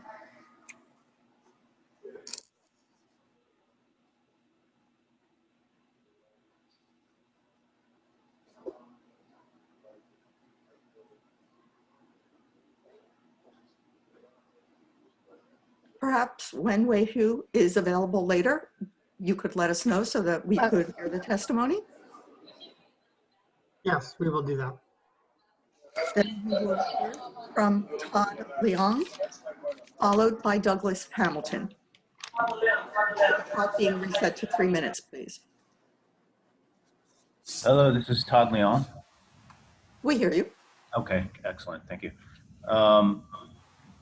I would like to testify in favor of this project. It seems to me that it represents progress and opportunity. And I'm hoping my small business story might be an example of how opportunities can be created. I've been living in Flushing for 5 years now and own and operate a cocktail lounge on the rooftop of the One Fulton development. 5 years ago, it was new. And I feel that part of our success in an incredibly competitive business where 80% of all bars and restaurants go out of business after or before their 5th year. We've actually completed 5 years now. I was warned many by everybody I spoke to not to attempt to open a business, especially in hospitality in Flushing. And I took all that advice, but chose to take the risk, and now have been able to create a place that has become somewhat of a community gathering place. So this is one way that business can benefit community. Where before there was really no place where people could meet, do business, meet friends, socialize. I feel like we've filled that void. I've also feel that we, created opportunity by creating 24 jobs. I now employ a staff of 24, and they range in age from students who are putting themselves through college to middle-aged managers and staff that are supporting families. I myself depend on the business for paying my rent. So I do see this development creating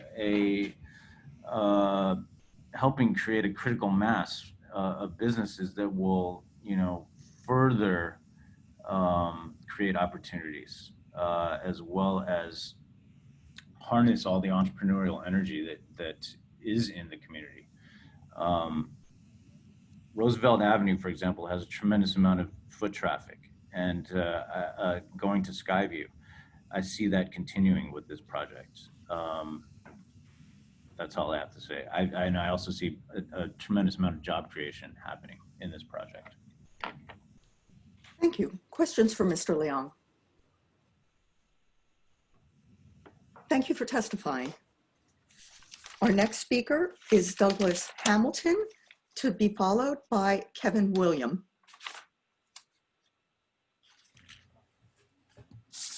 Good afternoon. Hello. My name is Douglas Hamilton, Design Director of Archelier Architecture, and I would like to speak in favor of the Special Flushing Waterfront District as proposed. If possible, please show slide 28 for reference. Archelier is the design architect for Site 3, one of the 3 parcels within the project area for which there is no difference in height or density between the as-of-right condition and the proposed special district. I would like to focus my comments on how the flexibility granted by the special district helps us design better buildings and public open space because of our ability to coordinate with the adjacent property owners. Probably the most important element of the master plan for us is the street network. Instead of a private driveway leading to the interior of an isolated building lot, we are able to encourage pedestrian and vehicular connections to downtown Flushing and to our neighbors in a way that integrates the waterfront district into the larger community. People will be able to access the new Flushing Creek Esplanade by way of truly public streets with the extension of 37th and 38th Avenues, streets with active retail frontages. In addition, the Janet Place extension allows us to locate building lobbies and vehicular drop-offs for our hotel, office tower, and residential buildings in a way that reduces traffic impacts on College Point Boulevard. The resulting Janet Place, with its small plaza, will be a vibrant urban thoroughfare. The flexibility granted to us in the design of street walls and setbacks also helps us to improve the community's experience of the waterfront district. Because we don't have to adhere to traditional yard requirements, we have been able to insert a public dining terrace adjoining the shore public walkway that increases the amount of public open space at our stretch of the waterfront by an additional 50%.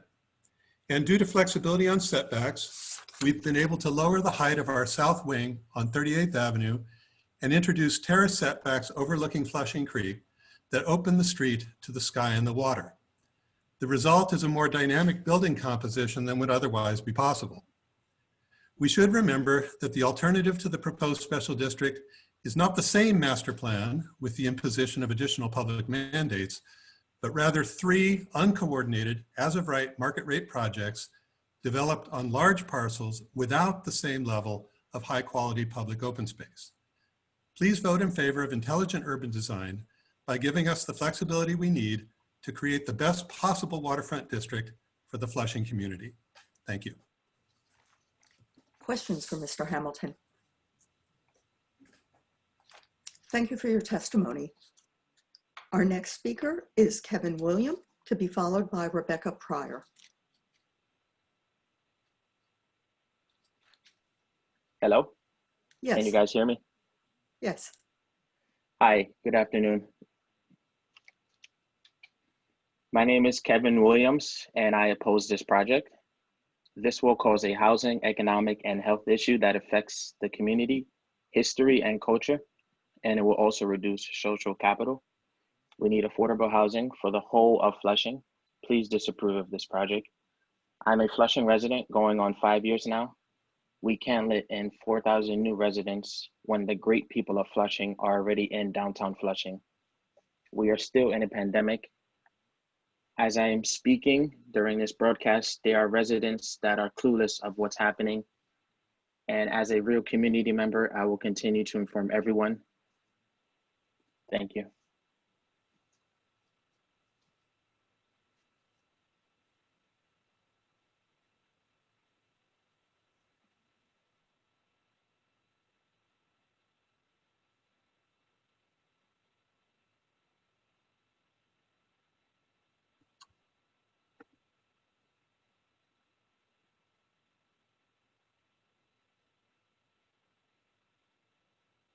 Chalago?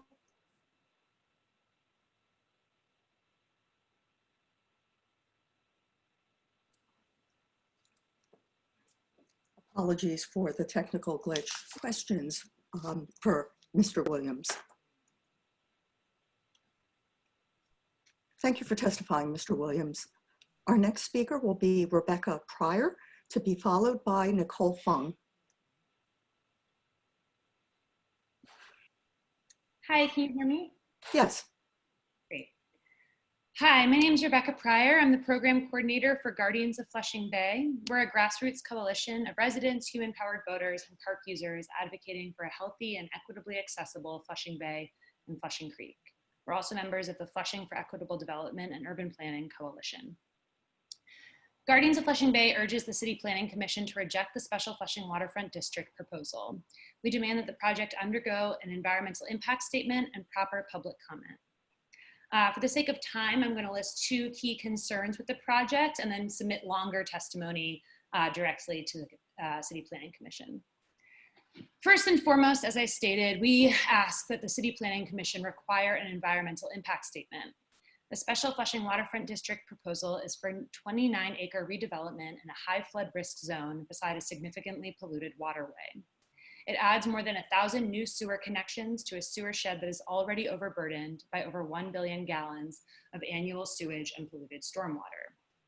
The applicants have addressed some of these concerns with solutions that are applicable on dry weather days, but ignore the impact to the sewer system on wet weather days, which is when the system actually overflows. Despite these challenges, the Special Flushing Waterfront District somehow still received a negative declaration for the environmental assessment statement. In alignment with Fed Up Coalition, we believe that the project needs an environmental impact statement that will consider all possible alternatives in greater detail and provide for greater public comment. In addition to this, I want to urge that any plan for the Flushing Creek waterfront include equitable access to the water. And by access to the water, I mean direct access to the water, where you can actually get to it and touch it. Guardians of Flushing Bay was founded by human-powered voters and water stewards who were concerned about the health of their waterway and in turn, how it impacted their communities. These advocates would not have become advocates had they not had direct access to the water. As an organization committed to environmental, racial, and economic justice, Guardians of Flushing Bay believes that direct water access should be designed for community members who have been historically denied access to the waterfront. By this, we mean that the design should prioritize those with income barriers, which makes owning a waterfront luxury condo, car, or boat more difficult. Those with ability barriers, which makes an esplanade without a ramp or elevator virtually inaccessible. Or those with barriers to education, which makes the potential of water-based education spaces all the more important. For these reasons, we urge the City Planning Commission to reject the Special Flushing Waterfront District and instead push for a better, more inclusive and equitable plan for downtown Flushing and the Flushing Creek waterfront. Thank you. Thank you. Questions for Ms. Pryor? Thank you for testifying, Ms. Pryor. Our next speaker is Nicole Fung, to be followed by Jonathan Lamb.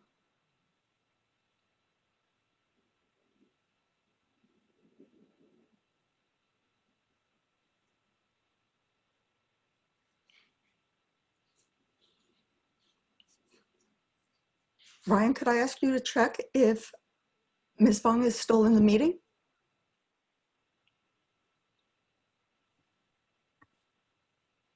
I will check and It's sad looking at that image of the 120 Broadway hearing room so empty. It brings back fond memories of when we as a commission could meet in person and hear from the public in person. I don't have Ms. Fong in the hearing, but we'll note that if she comes back in, we'll put her on the list. Great. Then we will, next up is Jonathan Lamb, to be followed by Terry Hum.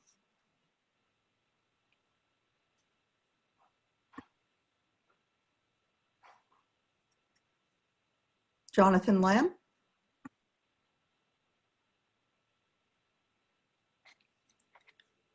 Okay, Ron, you'll keep a running tab of people who might have temporarily dropped out. So next is Terry Hum, to be followed by William Shu.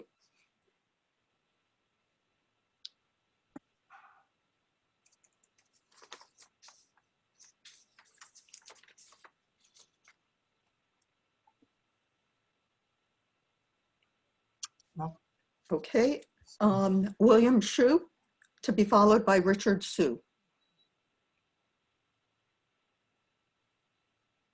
Hi, can you guys hear me? Yes, we can. Thank you. All right, good afternoon, commissioners. My name is William Zhu. I'm with United Group, and we represent the ownership for Site 1, the southernmost site of the special district. Our company started here in Flushing over 25 years ago, and we truly would not be a part of this project today if we did not have the best interests of Flushing neighborhood in mind. Our company was founded by my uncle, Chris, who immigrated here along with the rest of our family in 1987. They came here as many immigrant families do to pursue a better life and the American dream. When he started this company, he began with simple renovations, eventually grew to building single-family homes, and then multifamily homes until it became what it is today. And we are truly excited to be a part of something that is greater than our company alone. A project that will provide community benefits to Flushing for decades to come. When we purchased our site back in 2016, we purchased it with approved plans from the building department and approved waterfront access plan from city planning.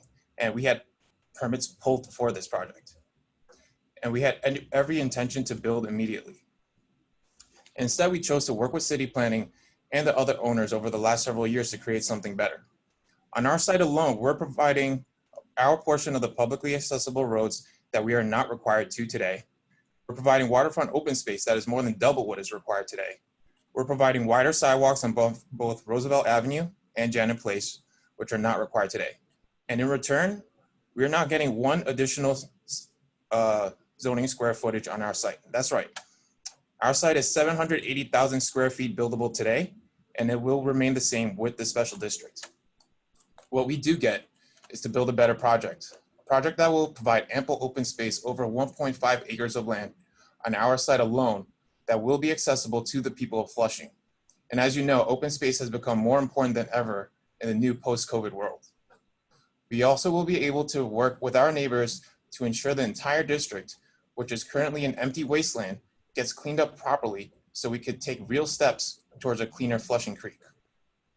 There's also been so many articles that talk about the privatization of the waterfront,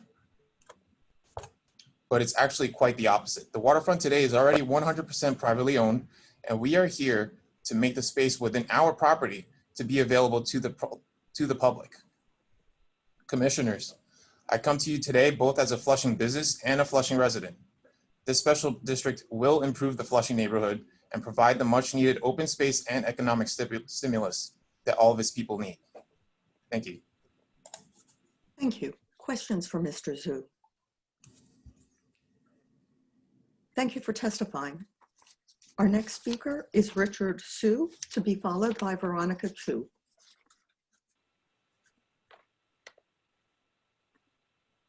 Hi, can you hear me? Yes. Good afternoon, Chairperson Lago and Commissioners.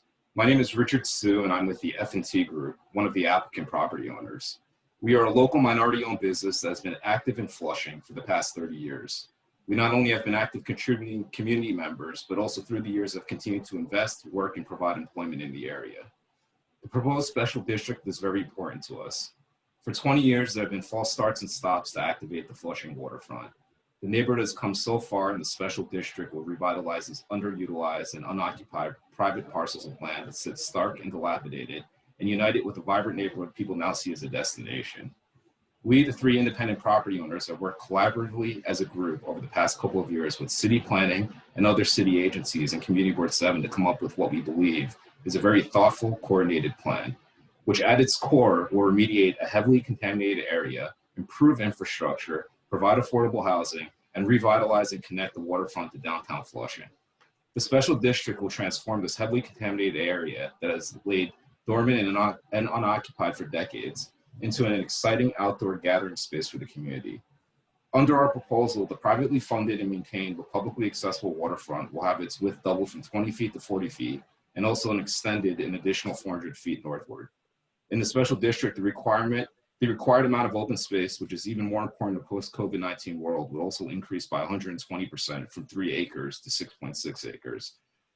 We will also be providing a privately funded and maintained, publicly accessible integrated road network, which will significantly help alleviate the heavy traffic congestion the Flushing community faces every day. According to the Office of the New York State Comptroller 2018 report, this area is the most businesses in the entire Queensborough, 9,000 to be exact. Locals are proud of what Flushing has become, and we're proud to progress an area where we've developed and worked in for many years and want it to continue to thrive. Unfortunately, the Flushing economy has been negatively impacted the most in New York City, where the extreme slowdown in business started this past December as the public incorrectly assumed this predominantly Chinese area was a hotspot for COVID-19. This area needs a spark to stimulate its economy, and the special district will provide approximately $2 billion in private investment into the area, which will create thousands of permanent jobs and tens of millions in tax revenues, which can be used by the government for civic works and programs. It's easy for people to forget the state of Flushing even just a decade or two ago. It was an underappreciated community with significant crime and lacked public and private investment. The investments we made in the area have improved the quality of life in Flushing tremendously, creating businesses, permanent jobs, and tax revenue. Thank you for your time and consideration, and I urge you to vote yes for this proposed special district. Thank you. Thank you. Commissioner Levin. Yes, Mr. Sue, thank you for your testimony. I have a question that I could just as well have asked your neighboring property owners, and that's about the programming that's planned for these buildings. There's a significant hotel component to your site and to the others as well. And I'm wondering if you could tell us a little bit about your thoughts on the need for so many additional hotel rooms in that area. Is it intended that it will serve local demand, or is it related to LaGuardia Airport? And I suppose it's also a question that's very difficult to answer in the current situation where the hotel world has changed dramatically. But if you could share your thoughts in how you laid out the programming of this initially, I'd be very interested. Yeah, I mean, based on its proximity to the LaGuardia Airport, it's pretty much to serve all the above, whether it's for the local community and also for the community at large. As you know, downtown Flushing is a very large, tourist destination. So it's for everyone. Okay, and is there a banquet facility component to your hotels? Yeah, there will be some banquet facility components. Okay. And is that for a local market or for the folks who are staying in the hotels? It could be for both. Okay. Okay. And how much is that now in question under the current changed economic circumstances? I'm sorry, could you repeat the question? How much you are, maybe it's too early to know, but are you actively reconsidering the programming mix of your development given the current changes in economic circumstances overall? Not your own economic circumstances, but just what's going on in the world thanks to COVID. No, we're not. We were planning on still moving forward with the project. As I think Ross had mentioned earlier in this hearing, we're building for the future. We are hopeful, like everyone else in the world, that a vaccine is going to be found, and in a post-COVID world, the economic environment will be better. Okay. Thank you. Thank you, Mr. Su. Our next speaker will be Veronica Chu, followed by Jason Chen.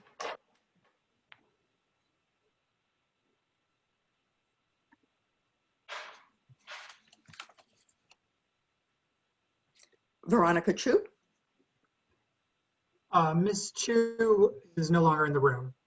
Okay, then Jason Chen, followed by Bill Seto.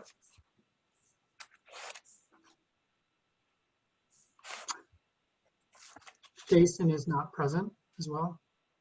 Okay, then it will be Bill Seto, to be followed by Tianyi Fen.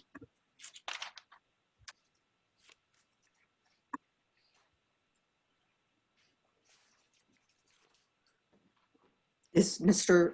Seto in the meeting?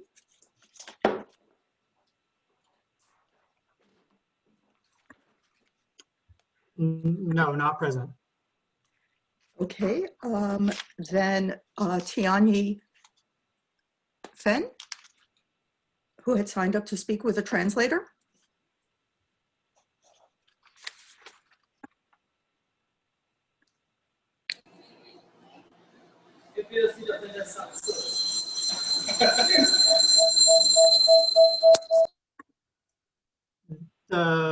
We see you, Ms. Lee. He's not here. No. Oh, okay. Yeah. Then Ella Yuan, who I believe also had signed up to speak with a translator.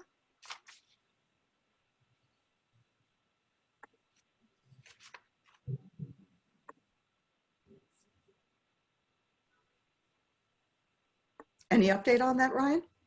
Yeah. They're also not in the meeting. Okay, Tony Chang.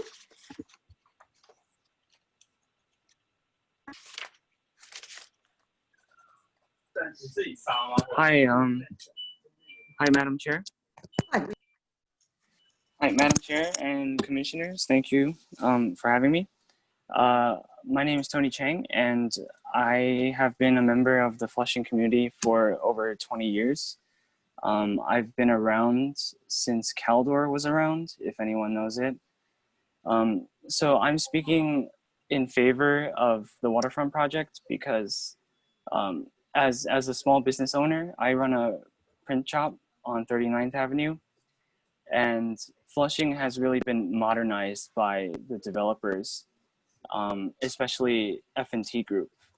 And I like to point out, like, a lot of these affordable housing and socioeconomic problems, I don't think it's the responsibility of the private developers to fix. And I think a lot of us also want Flushing Creek to be renewed, because if you ever drive down from the Van Wyck with your windows down, you can smell it, and it's not a pleasant smell. And in terms of business, my business has really improved due to the increased foot traffic towards College Point Boulevard. And I am in favor of the Flushing Creek or the Waterfront project. And I think that's all I have to say. Thank you.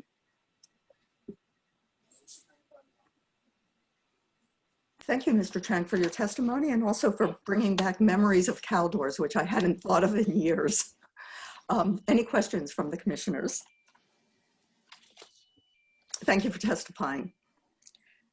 Our next speaker is Christopher Barone, to be followed by Liang-Yi Mei.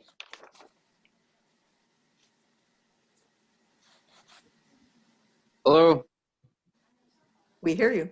Okay, great. Thank you for having me today. My name is Chris Barone. I have been in the construction industry for the past 6 years in Flushing. I really wanted to be sure to take the time today to speak to you all because I really do believe that the Flushing Waterfront project will benefit the Flushing community tremendously. I've been working in Flushing on various projects, various construction sites over the last 6 years. And luckily over those 6 years, the construction industry in Flushing has been very busy. And because of that, I've been able to stay working in this community. And I've really gotten to love this community also. I've had the opportunity to eat in so many of the great restaurants here. I've gotten to know so many of the small business owners and the residents, and Flushing is truly a unique and amazing place. Not only would a project like the Flushing Waterfront project keep the construction industry going in Flushing, which I think is important to obviously a lot of construction workers like myself and many other men and women who work in construction. But I think that it will also open up so many opportunities for other small businesses to open, and also to allow businesses that are already thriving in Flushing to expand and maybe to move to newer, nicer locations. If this new project is approved, so many more people will have that opportunity and add to the already great community. What I think this project is really all about is adding to the great community and allowing people to grow together and to work together in making Flushing even more special than it is now. And I would just like to thank you guys for the time, and thank you for having me. Thank you. Questions for Mr. Barone? Thank you for testifying. Our next speaker is Liang-hee Mei, to be followed by Tae-hoon Kim.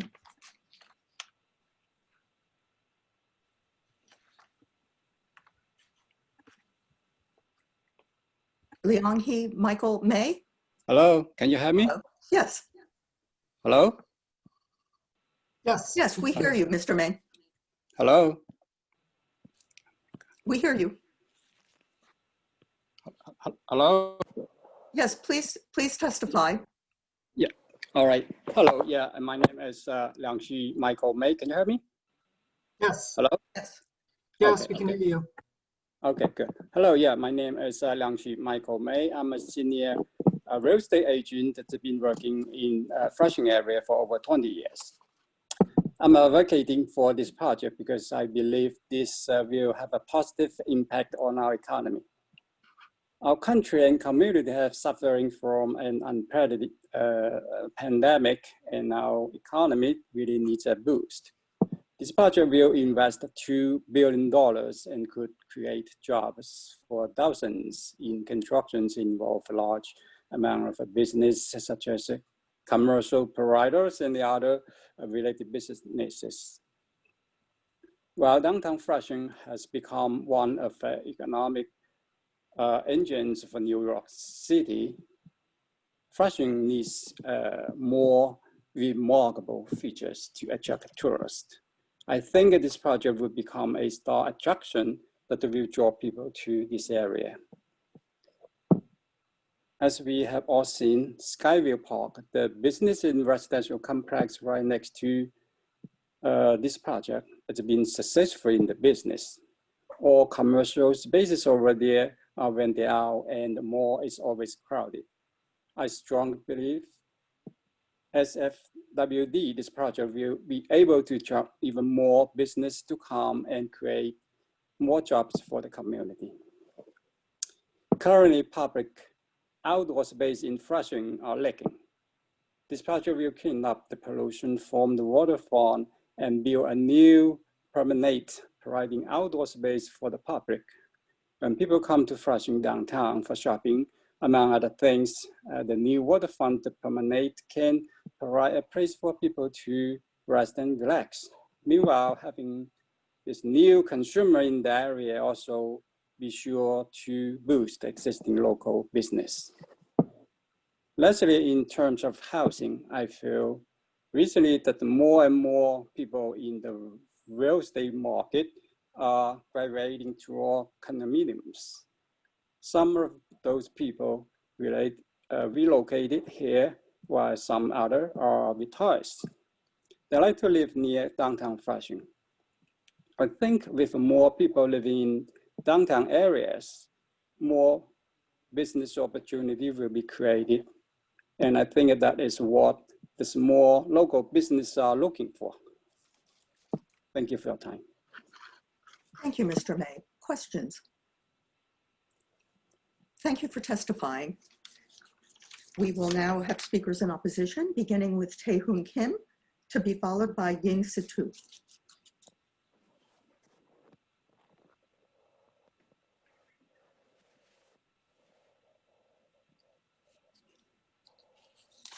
Brian, if you could check if Mr. Kim is in the meeting. Sure. No.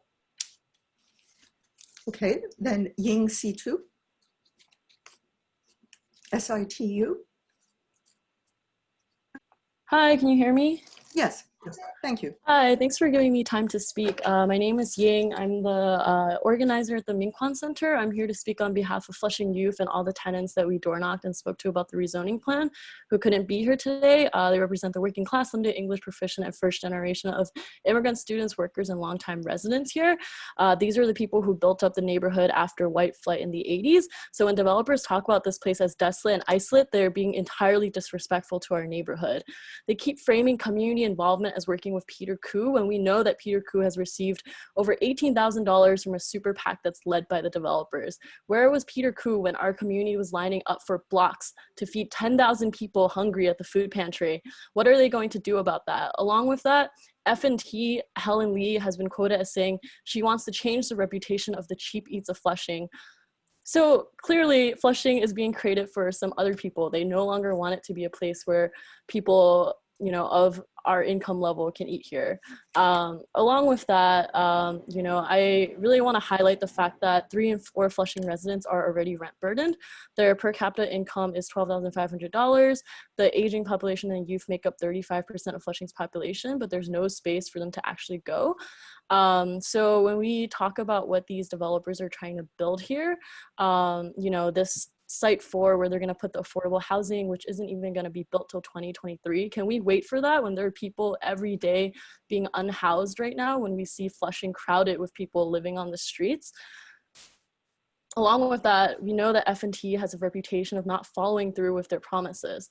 The empty site that they're talking about that they want to rebuild, that's because their LLC bought up that property, displaced the workers and the people and the businesses that used to be there. So now there's an empty site to develop on. Along with that, they promised things like community space in Flushing Commons, never delivered. So how can we trust them now? I also want to speak on behalf of a lot of the young people that I work with. In New York City, 1 in 10 students are homeless. You know, especially in Queens, a lot of people live in basement apartments because there's nowhere else to live, and then they get evicted because these are illegal in Queens. So where should they go after that? I want to highlight the fact that I grew up in Chinatown, which is a neighborhood that's experiencing similar hits of gentrification. When we first immigrated here, my family had the possibility of being homeless, and if it wasn't for my relatives who let all 4 of us stay with them in their 2-bedroom apartment, we would have been on the streets. But after the rezoning in East Village, my relatives who let us stay with them were also displaced. And I want to bring in the story of Uncle Kwok, who was a homeless Chinese man who was murdered in Chinatown. He used to live in a tenement building in Chinatown because he lost his apartment, but he stayed in Chinatown because that's the place that he knew, that's the place that spoke his language, that's the place that had the food that he could afford. So when we hear people saying, why don't you just move away if you don't like this development? This is our community. This is where we live. Don't tell us to move away. This is where we can afford to eat. We need the CPC to stand with us and not with the greedy developers to push for real affordable housing. Ms. Situ, I'm afraid your time is up, but we would welcome if you have a written statement having you submit it. And at this point, I will ask if there are any questions for Ms. Situ. Thank you for testifying. Our next speaker is Cassie Carrillo, followed by Robert Loscalzo. I believe that Commissioner De La Uz had her hand up. I didn't see that. I apologize.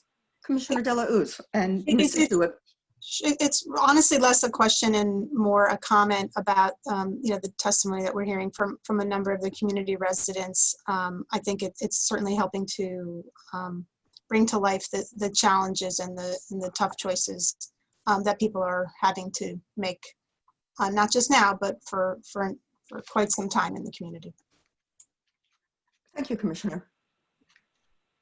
Our next speaker is Cassie Carrillo, to be followed by Robert Lascalzo.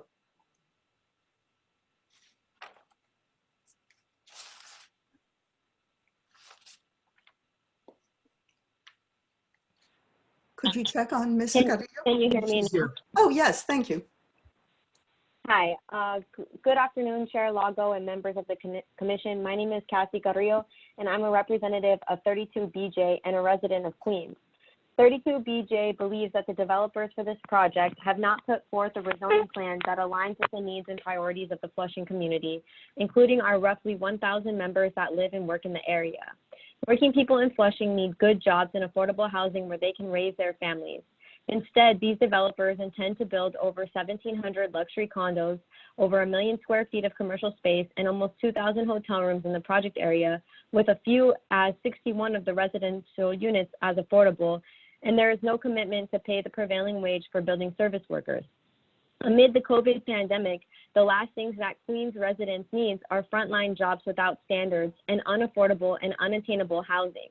Queens residents and working families need and deserve a better recovery.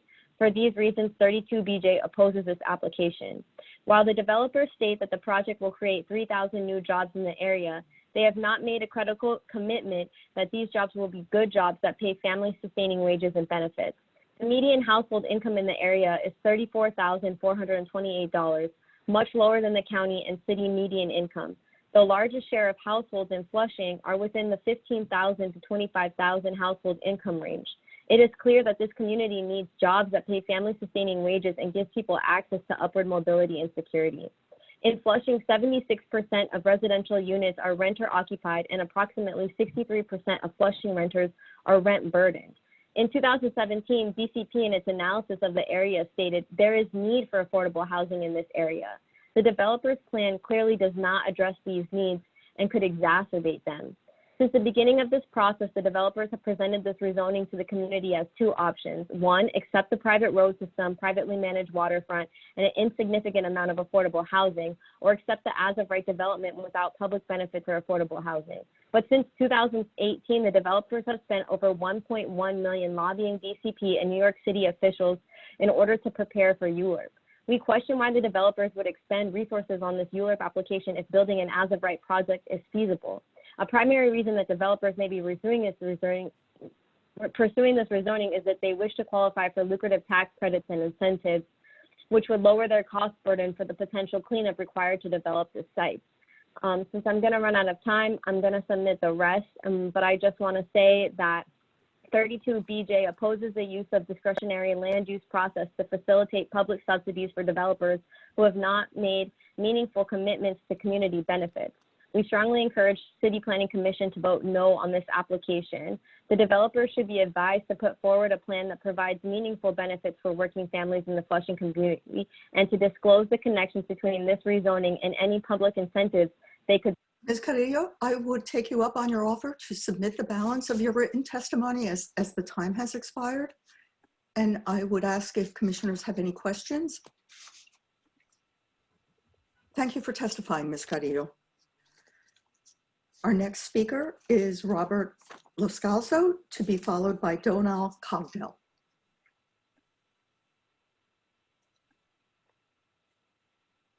Hello? Yes, we hear you. Can you see me also? No, I'm afraid we don't have that possibility at this point. We welcome your testimony, though. I have exhibits that I was intending to point to on the roadways and such, which I'm not going to be able to do. But anyway, if the clock has started, let me begin. I am Robert Lascalzo, resident of Whitestone, Queens. I speak in opposition to the application. It affects 29 acres, spanning from Northern Boulevard to Roosevelt Avenue. The applicant's representative has said it's really 3 projects in one. And yet DCP is allowing it to proceed with no environmental impact statement and none of the public process that accompanies one. In deciding to allow that, DCP accepted an environmental assessment that assumes a baseline amount of development significantly higher than DCP's own assessment just a couple of years ago of baseline development for the same properties within the Flushing West draft scope. Moreover, today's application, if approved, would allow the owner of the U-Haul site where the clock tower building is, lot 200, to construct an additional 20-story building on that property, but the environmental assessment intentionally excludes the impacts of that 20-story building merely because the property owner is not an applicant. This is not an accurate analysis, and Queens deserves better before anyone considers a profound change to the Flushing waterfront. Switching gears, I want to point out that this project is bounded to the south by Roosevelt Avenue and will impact traffic on it.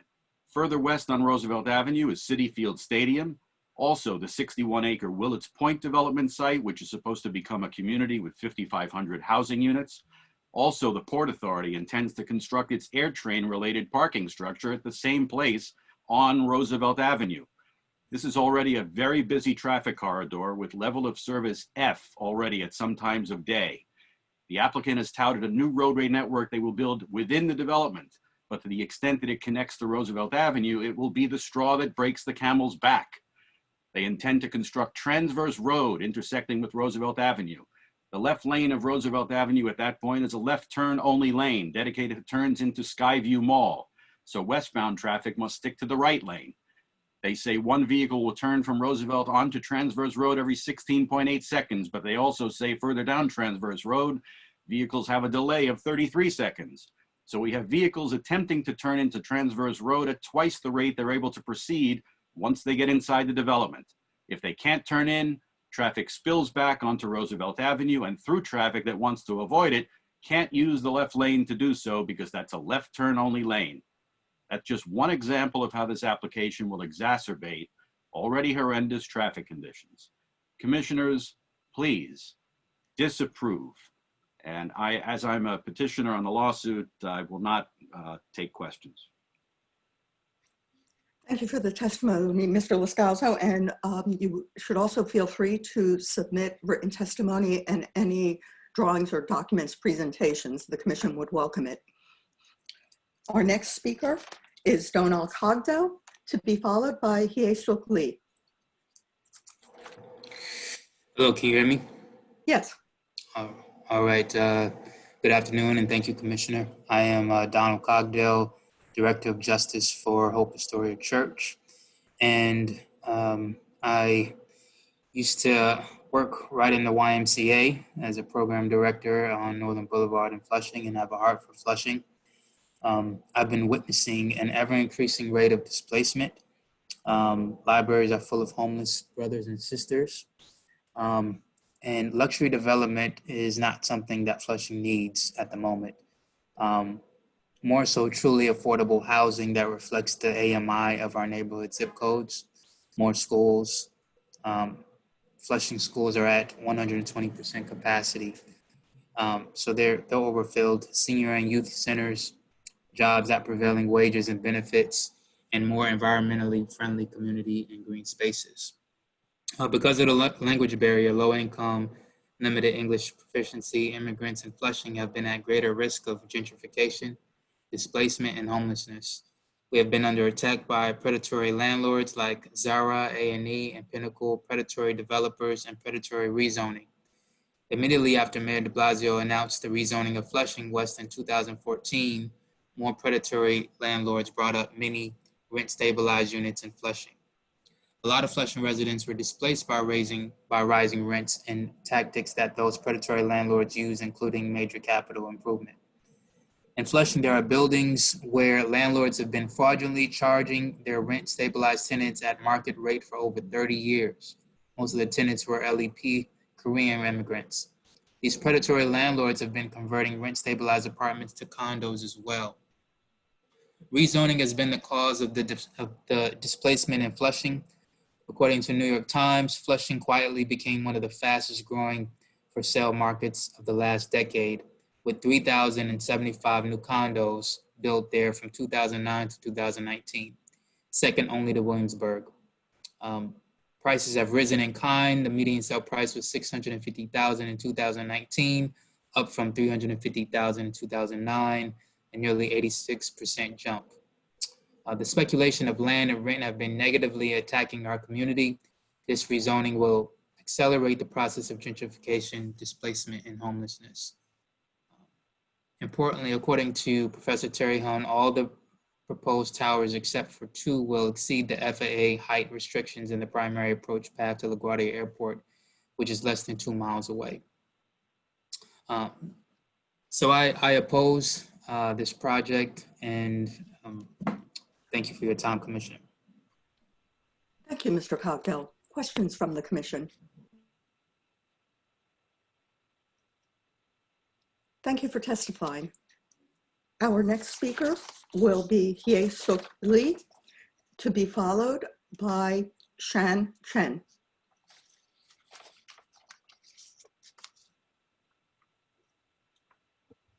Ms. Lee is no longer in the room. Okay, then we will actually, a slight change so that we will continue our order of 5 in opposition and 5 in support. It will be Vanessa Thill.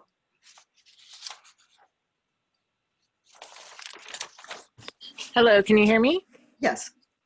Hi, thank you so much. I'm a concerned community member. I just want to ask, how dare you consider a project like this at this time? You know, Queens being the epicenter of the pandemic, this is a massive tragedy that has just hit this community, especially in Queens. People are mourning the loss of community members and continuing to suffer the economic destruction on small businesses. People are in dire need of help and at risk of eviction.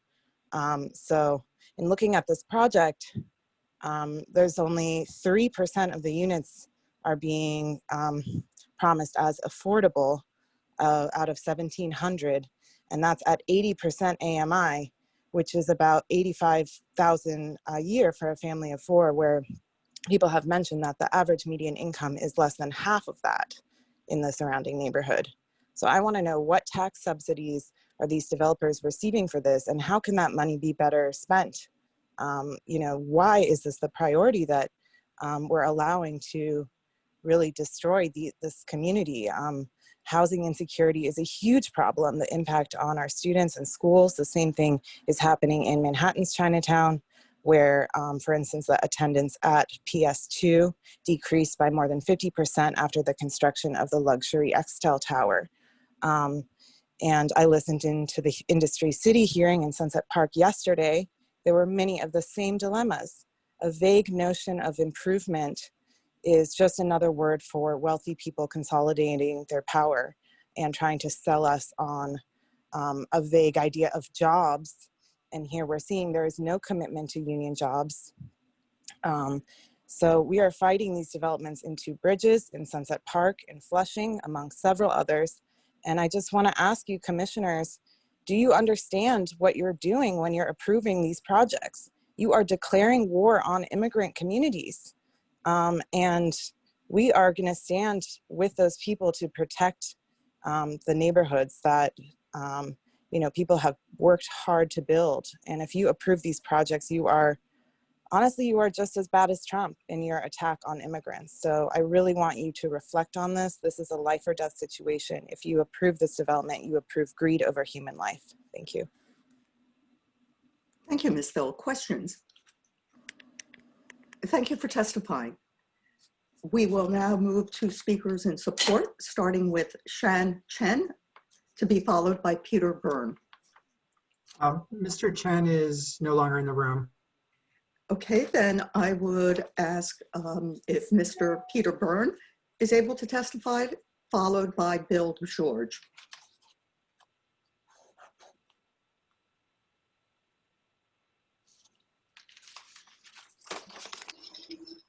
Hi, good afternoon. My name is Peter Byrne.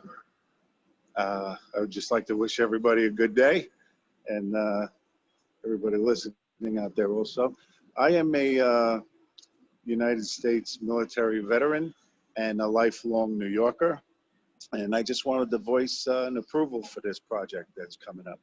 I can say that I've been working in Flushing for 10 years now, doing assorted projects. Everything, with all the buildings that have gone up, the parking is actually improved, because all buildings that I've worked on have provided hundreds and even 1,000 car spaces below them for people to park in.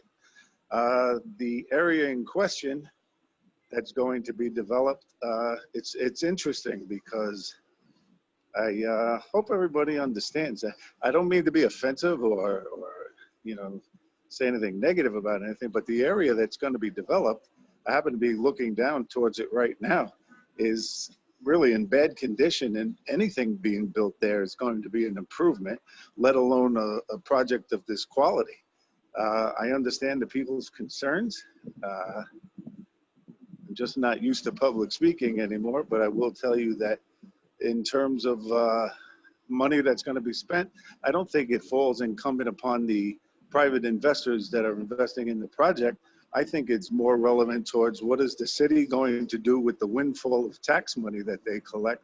And the people should be the ones asking the city in that direction, because it's going to be revenue generating. I can tell you, when I started here 10 years ago, friends and family I have wouldn't even consider coming to Flushing outside of an occasional Mets game that they might want to catch. Today, 10 years later, I have friends and family that come from Connecticut, New Jersey, New York City proper, Long Island. They come everywhere. They enjoy fine meals, a good evening in Queens, and Flushing is a thriving place now. So I just wanted to voice my support for that. And if people are agitated with what's going on, I think they need to direct their aggravation and anger in the proper direction. I thank you for your time, and good luck to everybody. Thank you. Questions for Mr. Byrne? Thank you for testifying. Our next speaker is Bill George, to be followed by David Chung. Good. I felt myself getting a little weird. If we could mute Mr. Byrne, please. And I would then ask for Bill George.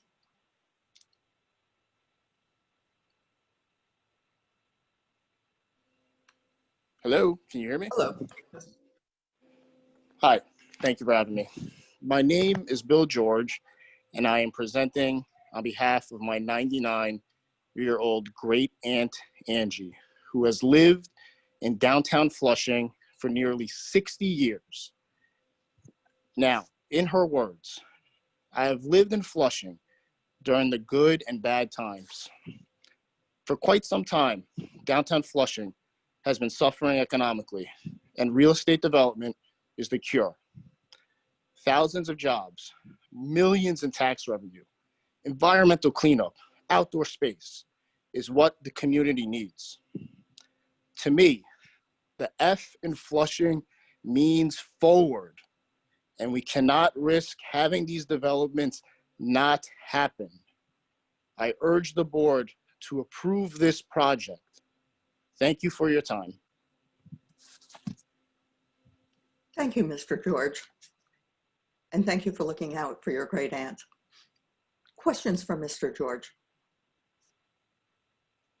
Thanks for testifying.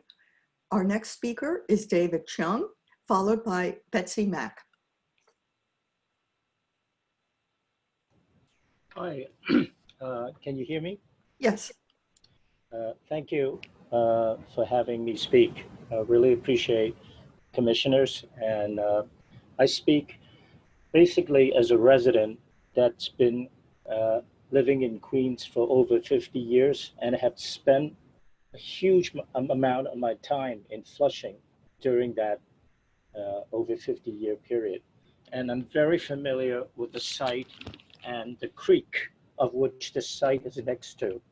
It is really, it's really an awful, awful creek that has horrible smell, and it destroys value and people's health, and everybody that lives near it realizes that. And it's so rare that an entity is willing to come by and redevelop it and clean up the shoreline and make it into a public amenity that would greatly benefit everyone. So it's very precious. So to that extent, I know I heard all the different comments regarding not enough money for this, all these other kinds of efforts, and and that there's a density. Again, this is very much like doing Long Island City waterfront, which before was dilapidated, as well as Williamsburg waterfront, and turning something that is awful, unpleasant, into something beautiful with attractive buildings and a wonderful environment. And that's a real blessing in today's environment where there's a shortage of jobs, money, and without money, all these other kinds of problems that mentioned by the people who cannot, that are complaining, they will just not be solved. So we have a blessing here, and we really look to having this project complete and have that money come in and be allocated to people's jobs creation and beautiful environment and solving all these other things along the way, because it's over $1 billion worth of capital over time. So people should be very, very thankful and have this project go forward. By the way, this is not asking anything more. This is just approving it and making it better for the public. So I ask the commission to strongly approve it for its merits. Thank you. Thank you, Mr. Chung. Questions? Thank you for testifying. Our next speaker will be Betsy Mack, followed by Julia Xiao.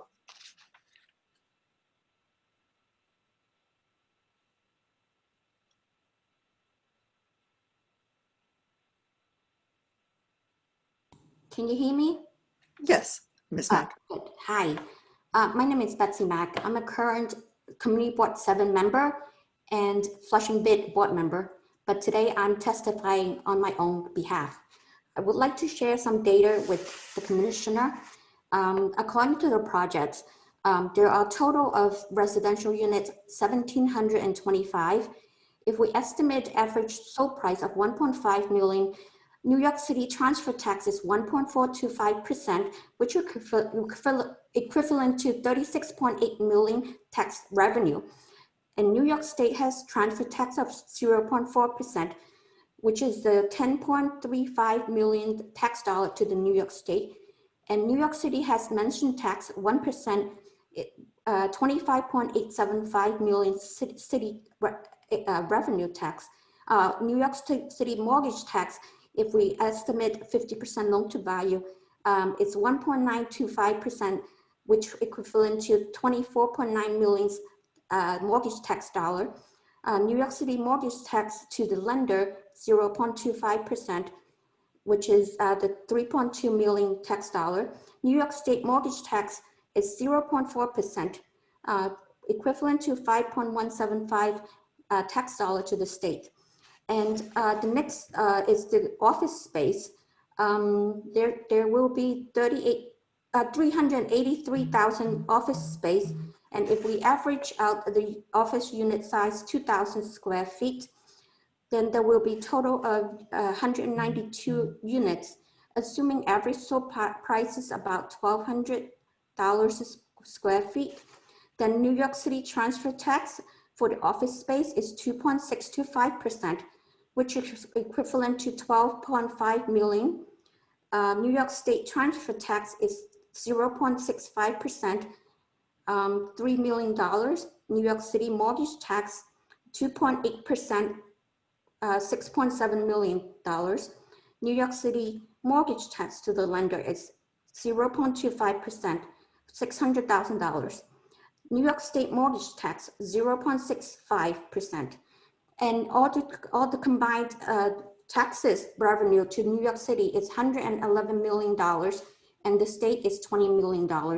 And my data doesn't even include the retail component, hotel component, or parking component. So I urge the commissioner to look at the tax revenue that the New York City can benefit from this project. Thank you. Thank you. Questions for Ms. Mack? Thank you for testifying. Our next speaker is Julia Xiao, to be followed by Marley Woolman, apologies. Julia Xiao.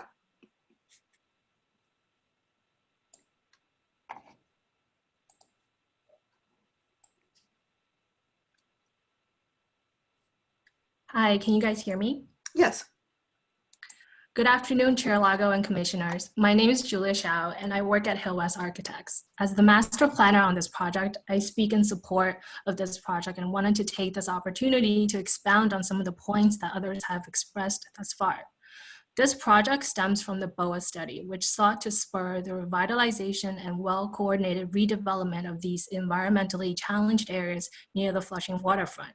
And the land use recommendations are consistent with community goals and objectives identified through a robust public engagement process with the stakeholders within the community, launched at the beginning of the BOA study and further expanded during the Flushing West planning process. A chief desire of the community is to create a publicly accessible, passive recreation destination along Flushing's Creek shoreline, as well as to address the lack of local open space within the western portion of downtown Flushing. Increasing public waterfront access is also a chief focus of the 2020 update of the city's comprehensive waterfront plan. The current WAP that stems from the 98 rezoning have not effectively achieved their objectives of creating both useful and welcoming waterfront public spaces. The shortcomings of large, internally focused block developments indicate a need to revise the area's waterfront access plan to reflect a shorefront walkway design and site planning strategy that is more conducive to supplement the quality of life we envision for this special district. So it is with all of these predecessors in mind that we embark on our master planning proposal by considering the actual quality of pedestrian circulation throughout the special district through widening of sidewalks, setbacks of towers, building articulation, and a coordinated ground floor retail realm between buildings that you're able to achieve at the end of the day an inviting, vibrant, diverse new neighborhood for the residents of downtown Flushing. In terms of amenities along the shorefront, which is varied in terms of edge conditions from riprap to bulkhead, we have a playground at Site 1, an overlook at Site 2, we have terracing building and landscaping forms at Site 3, and at Site 4 is the completely new 400 linear feet of shore public walkway. Along all of these sites, there are retail fronting the shore public walkway. And for everyone who lives near Flushing and spoke of the smells of the creek, our project coincides with the Flushing Creek Plan, which is a city planning-led effort to help the ecological rehabilitation of the creek, and that the draft plan is currently being reviewed by Senator Gillibrand's office. That's our understanding. Thank you for allowing me to testify today. Questions, Ms. Chow? Thank you for time.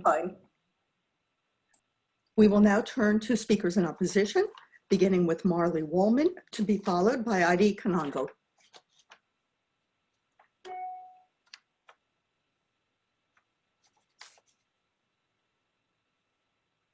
Ms. Woolman?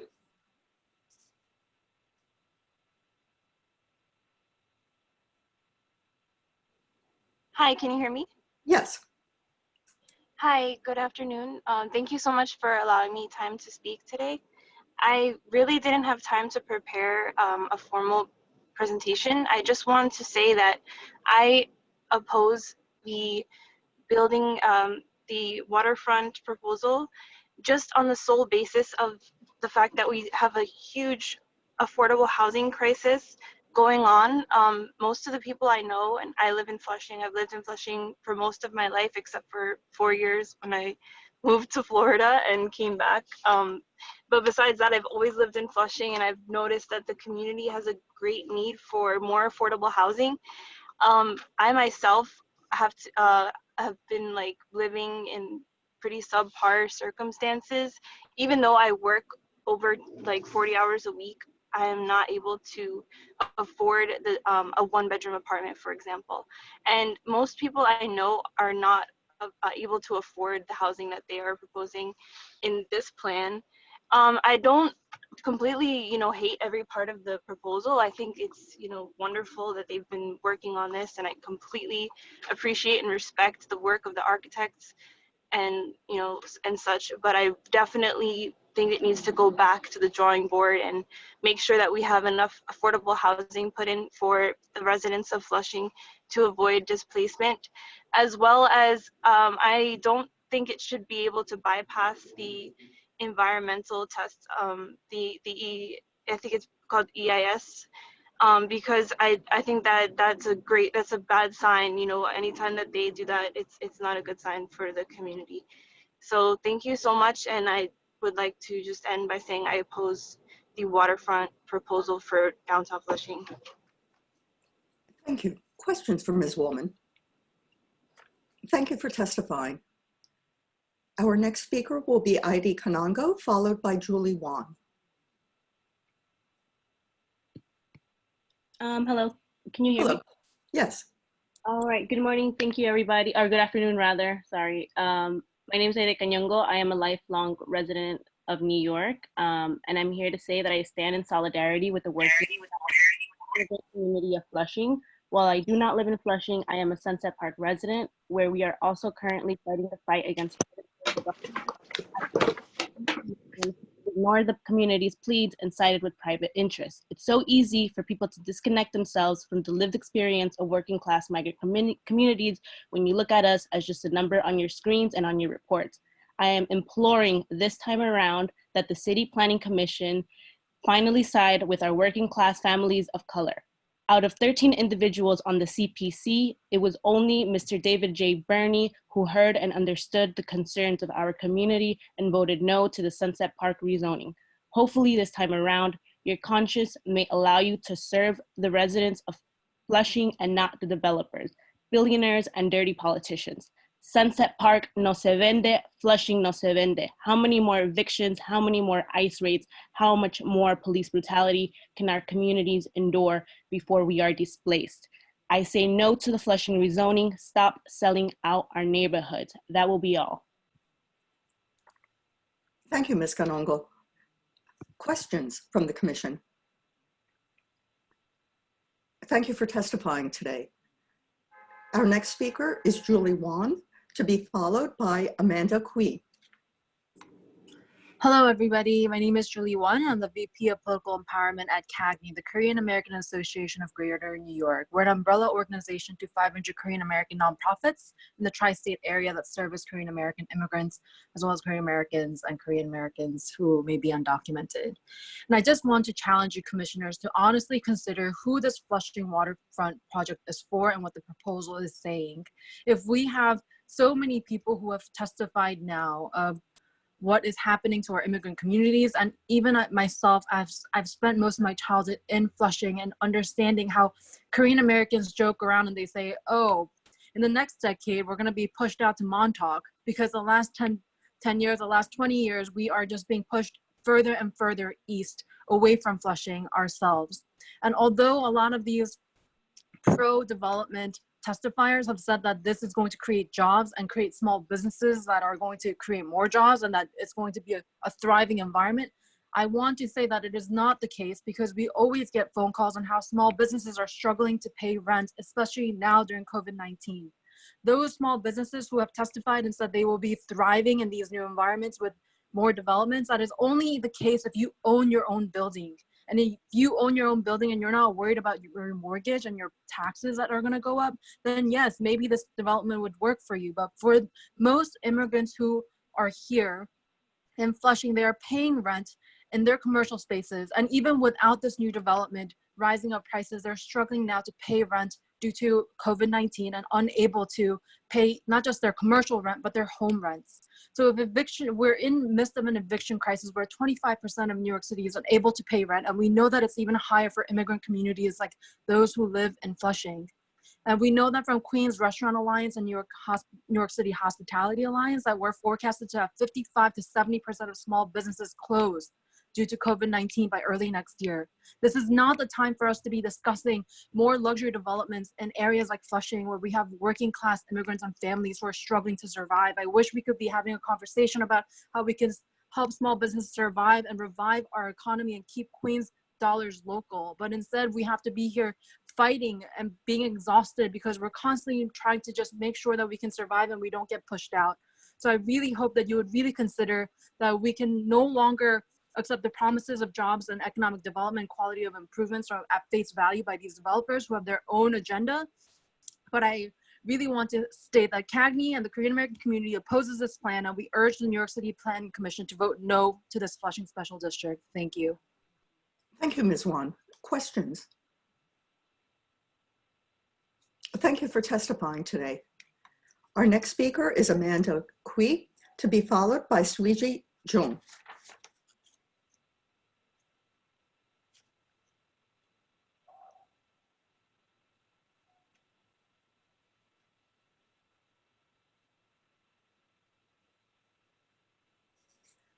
Amanda Kui, CUI. It appears neither of those people are still in the room. Yep, no, they aren't here.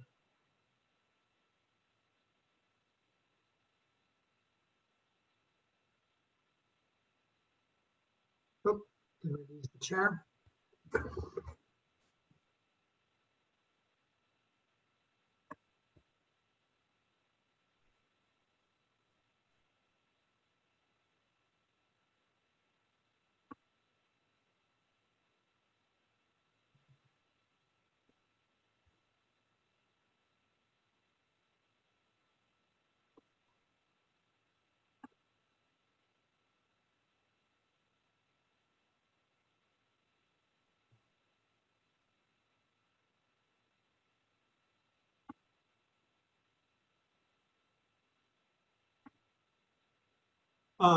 Mr. Vice Chairman, I think that we may ask you to take over this meeting. I know that you do have the list of speakers. I do not. Could you provide me with the list of speakers? I will forward them to you.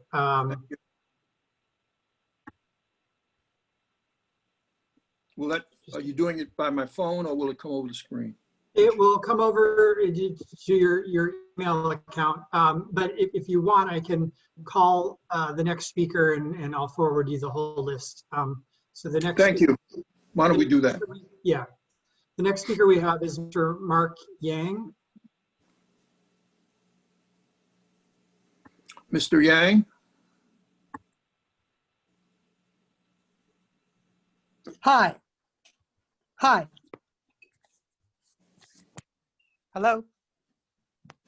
Hello, Can you Mr. hear Yang. me? We can hear you. Yes, hi. I thank you guys. My name is Mark Yuan. I thank everybody for this opportunity for me to speak. I'm not an expert in anything, but I'm just gonna speak from my heart and from my experience. You know, my family is a first-generation immigrant to the United States. I came to this country in 1998. I think it was January 1998. I remember the first impression about Flushing was when I came from the airport, driving on the highway, coming off Northern Boulevard, the bridge, and smelled the Flushing Creek and saw how run down and how terrible that was. And I was thinking to myself, what is this, America? Is this the right place to be? Because our family gave up everything to come to this country. And just going back to my story, my dad and my family came here with nothing. And eventually both my dad and I had a business in Flushing. And in the past 20 years, I saw how Flushing grew from a regular community into an economic engine in the past 20 years. And I think a big part of that was because there were major developments here in Flushing that brought jobs and opportunity into the community. I also had a store in Flushing as well.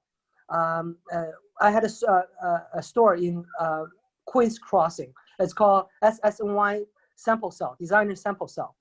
And I believe in the opportunity Flushing provides. And I have no idea why people are holding progress and moving forward to hostage.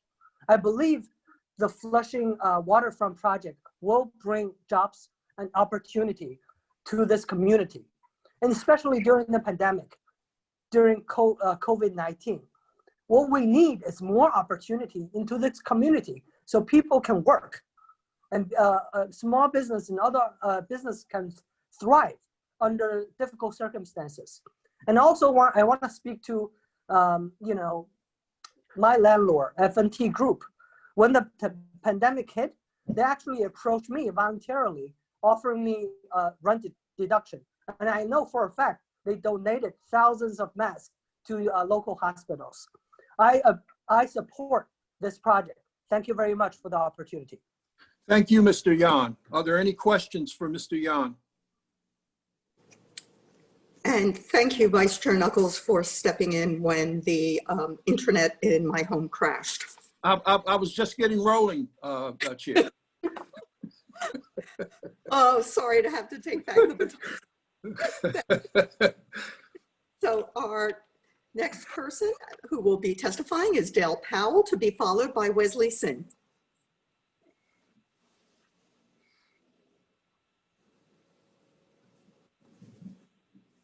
Good afternoon. Can you hear me? Yes, thank you. Thank you, everyone, for hearing my testimony. I work in the Flushing area. I'm familiar with the community, and I'm in favor of the special Flushing Waterfront District proposal. There are a lot of great things that will come from this development. We're in a time of economic downfall, and this proposal will bring 2,926 permanent jobs to Queens residents in the area. There's going to be plenty of tax incentives, revenue that's going to be generated that's going to help the community to, basically, just be better off in the long run. There's some exciting development that'll come from this that will just enhance the community. The waterfront, there's, as you've heard, there's just so much that can be done with the cleanup of the waterfront. So that's something to look forward to. Being able to just walk down to the waterfront, the congestion that'll be alleviated from various streets that will be freed up, pedestrian friendly throughout the entire area. So I'm definitely in favor, and there's going to be a lot of benefits from this development. Thank you. Thank you, Mr. Powell. Questions from the commission? Thank you for testifying. Our next speaker will be Wesley Sin, who will be followed by Amber Yang.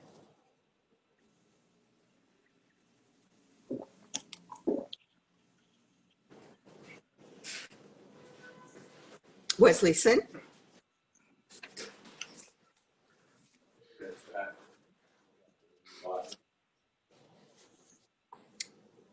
Ryan, is Mr. Sin still in the meeting? He was, and oh, no, he's still there. Not done. I have given him the ability to speak. He should be able to unmute his mic. Hello. Hello. Yes, my name is Wesley. So I'm working at a Flushing art consulting company for almost 8 years. Yeah, so I think I fully support waterfront development because I think that would be a great opportunity for the community to have like a open, like a public water park. Yeah, so like a lot of people, they like to go to Chelsea, Hudson River Park, but we don't have this kind of place in Flushing. So I think for people who like art and like entertainment, like some place to enjoy their leisure life, I think it will be a great opportunity for people. They don't need to go to Manhattan, but they can enjoy everything in Flushing. So from my perspective, I think that will be a really great project for the whole community. Yeah, and also I see a lot of like changing in Flushing. over the 6 to 8 years, more like new places are done by those developers. Like before, like people, like young people in this area that they don't have any place to hang out or nicer place to enjoy with their friends. But right now, there are also like new restaurants, bar, cafes. So people live around Flushing, Queens, or Long Island, they can easily enjoy this kind of new places around here. They don't have to go to Manhattan. So I think I've checked the project and about the website, and I read some article. I think that's like from customers' perspective. I think that's I'm looking forward to that in the future. Yeah, and also from my career as an art field, I'm looking forward to there will be some like public art or like public art fairs around the waterside park. I think they can improve the cultural life in Flushing area as well. Okay, thank you very much. Thank you, Mr. Sen. Questions from the commission? Thank you for testifying. At this point, we have 5 speakers remaining who have signed up, who have registered to speak. And I would now put out a call. If there is anyone who is listening or watching the live stream who hasn't registered to speak but would like to, I would ask Ryan that you again put up on the screen the slide that shows Hello? how to register. And then Hello? if I could ask the speaker to be muted. Ryan, if you could, yes, we have up on the screen. And Ryan, if you could talk people through how to register to speak if they have not spoken already. Certainly. I will add that we do have some speakers that haven't yet been sent to you, but I think this is a good time to remind everybody how to do this. So let me just get to if you wish to speak and plan to access the hearing online, please register online through the upcoming meetings page of the NYC Engage portal. A link to the hearing, to join the hearing will be emailed to you after you've completed the registration process. If you're accessing the hearing via phone and wish to speak, you must register first with a dial-in participant hotline at, hold on just one second. There we go. At 1-877-853-5247. That's US toll free. The meeting ID is 618-237-7396. Press pound to skip the participation ID, and the password is the numeral 1. The phone number is also posted on the upcoming meetings page of the NYC Engage portal. Okay.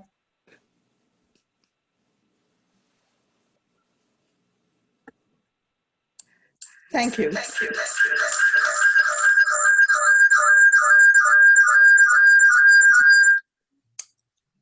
If we could now take this down off of the screen as we return to our speakers, it will be Amber Yang, who will be followed by Wali Chiang.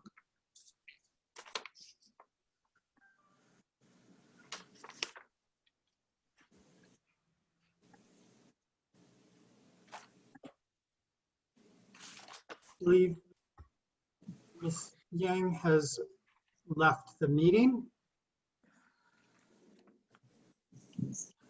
Okay, then Wali Chiang.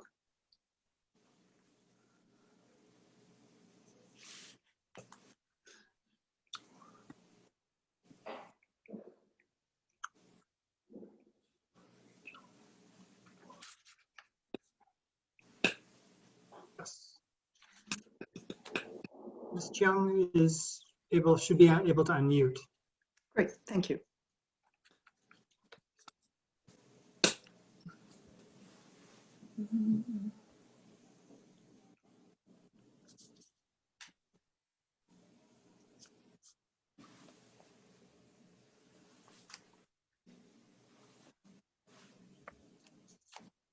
Hello?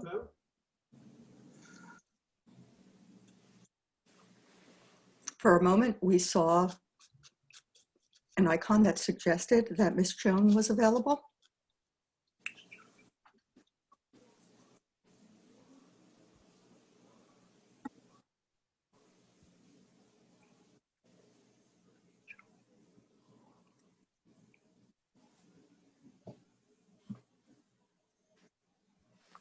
Any update, Ryan? They're able to unmute and could you explain how to unmute on the telephone? Sure.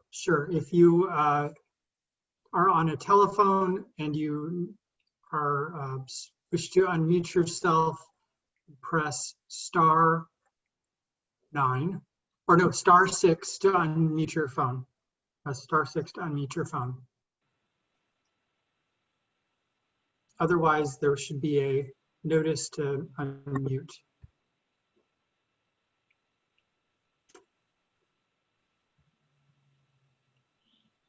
Okay, we'll see if we can return to Ms. Chung later. Sure. Our next speaker is Lillian Kay.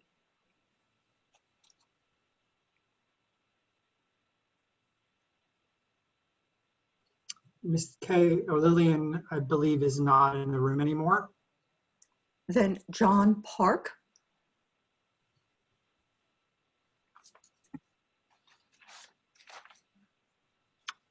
Also do not see John Park in the room.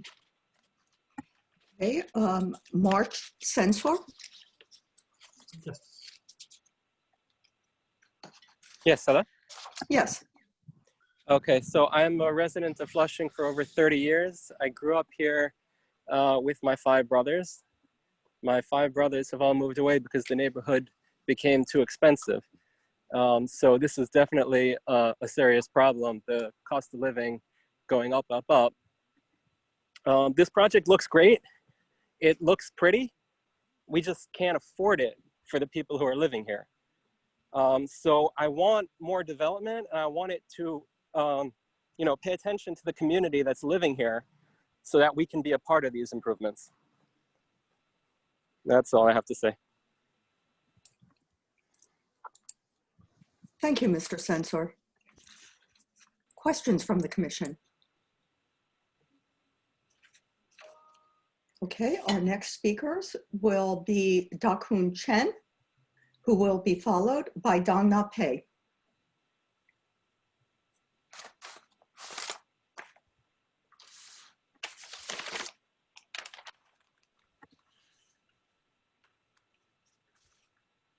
Dakhoon Chen?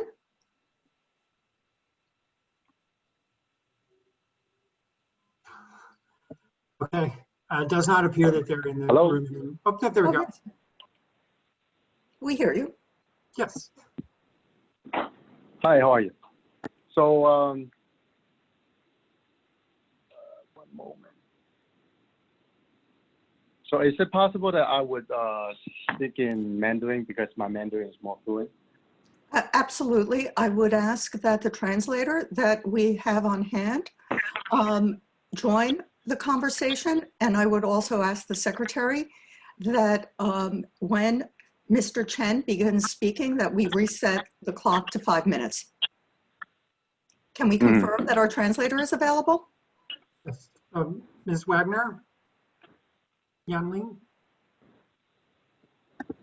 Yeah, if not, I can continue as well. It's not a big deal. Let's give us just Hello, hello. Great.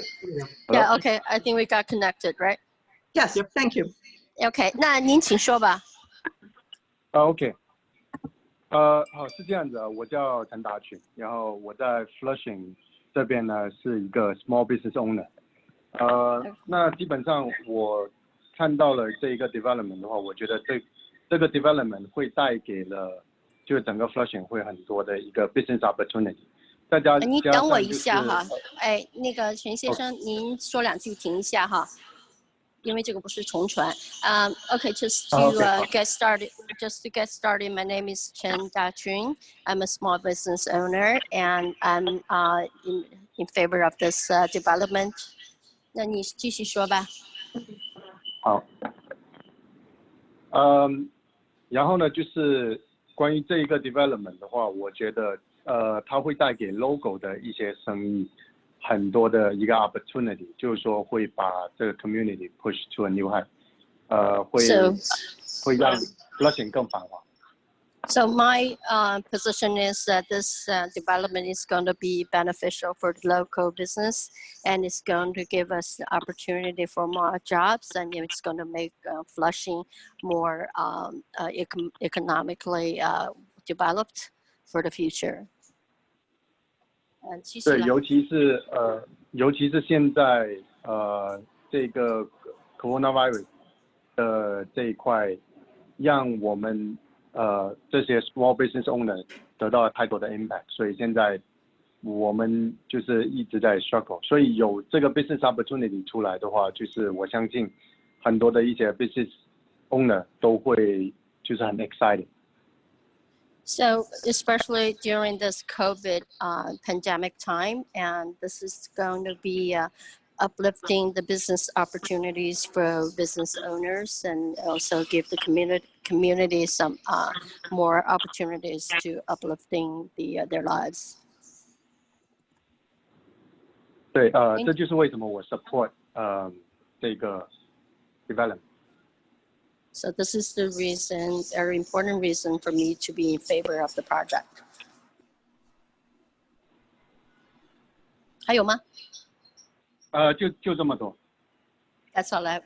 Thank you very much for your testimony. Questions from the commission? Again, thank you for testifying. 谢谢你啊。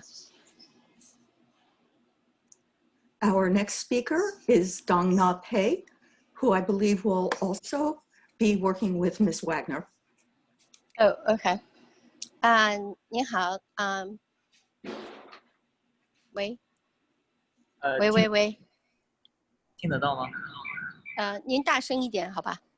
听得到吗？好的，听到了。其实我想用英文讲，可以吗？你可以 Go ahead. If he would like to speak in English.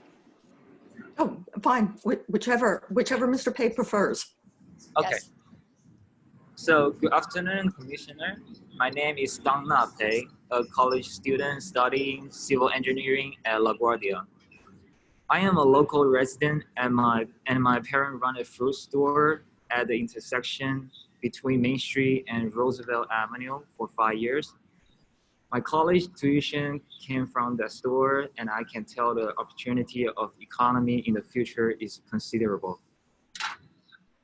As I can't say I witnessed the growth of Flushing, but I can tell there is more and more people coming in Flushing. According to the Office of the New York State Comptroller, quote, the Flushing area had the most businesses of any Queens neighborhood, around 9,000 or 17% of the borough-wide total. It also added the most businesses between 2009 and 2017 and had the fastest growth, about 29%. There is only one way that can solve the problem, which is this development. The land won't create anything if you leave it undeveloped, and you won't solve any problem. Many of you worrying about the creek, however, according to the Special Waterfront District Public Benefit Site Environmental Remediation, quote, from final sign-off by OER or DEC for the completion of remediation will be required prior to the issuance of a certificate of occupancy. That means the water will be clean and qualified by the OER or DEC, so there should be no worry about the creek. Besides, the developer won't sell their property next to a dirty, smelly creek, so don't worry. We need to develop Flushing, and that's the way to create jobs. If we don't develop our city, then there is no future. If we develop this land, it will not only create jobs, but also create taxes to the city, which will help the city to build affordable housing in the future. We need to plan our future, not present. Thank you very much.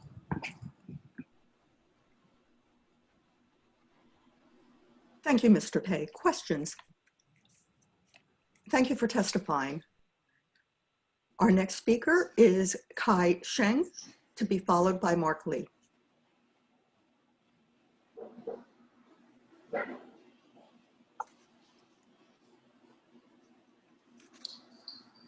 Hello, can you hear me? Yes, Mr. Sheng. Okay, fantastic. My name is Kai Sheng, Managing Principal of Arcadia Architecture, the architect for Site 3. I'm in favor of the project. Doug from our office has testified earlier, especially relating to Site 3. Julia and other fellow architects have spoken as well, so I'm not going to repeat the same fine design points.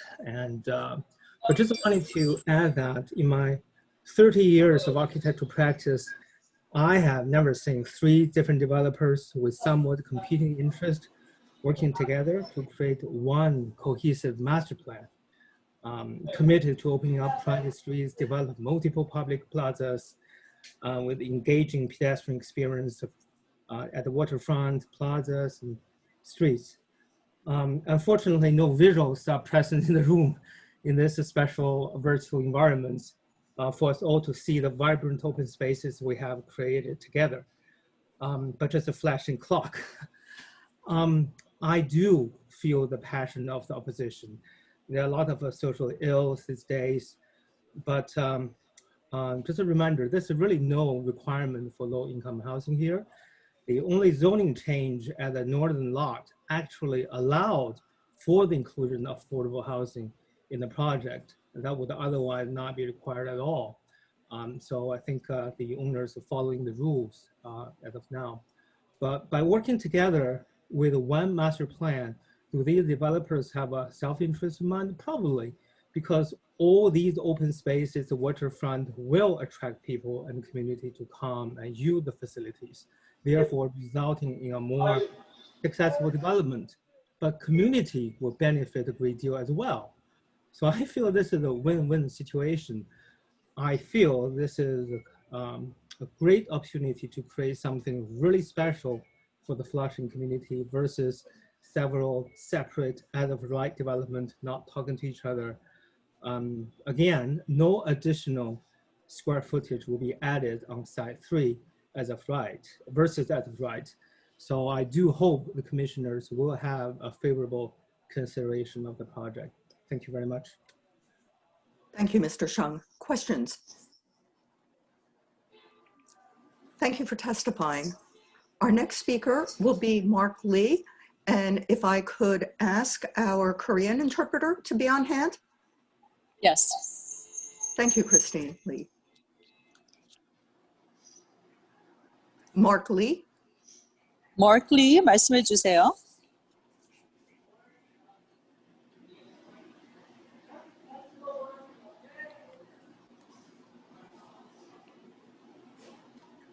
Brian, does Mr. Lee appear to still be in the meeting? Yes, I have just given him the ability to talk.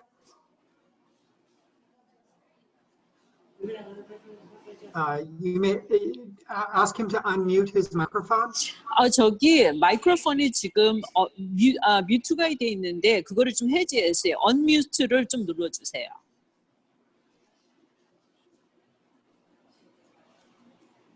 마이크 위에 언뮤트 버튼 있죠? 그거를 좀 눌러주세요.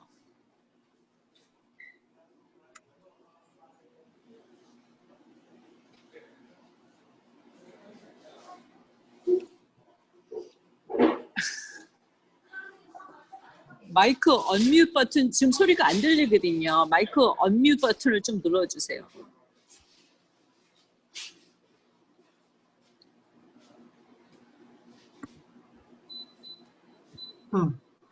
Perhaps we will move on, and then if Mr. Lee is able to reconnect, we will come to him later. 그러면은 저기 다른 분 먼저 하시고 다음에 좀 이따 하실게요. 이게 작동이 되신 다음에. Thank you, Ms. Lee. So our next speaker will be Madlis Ramos, followed by Eugene Kelly Jr.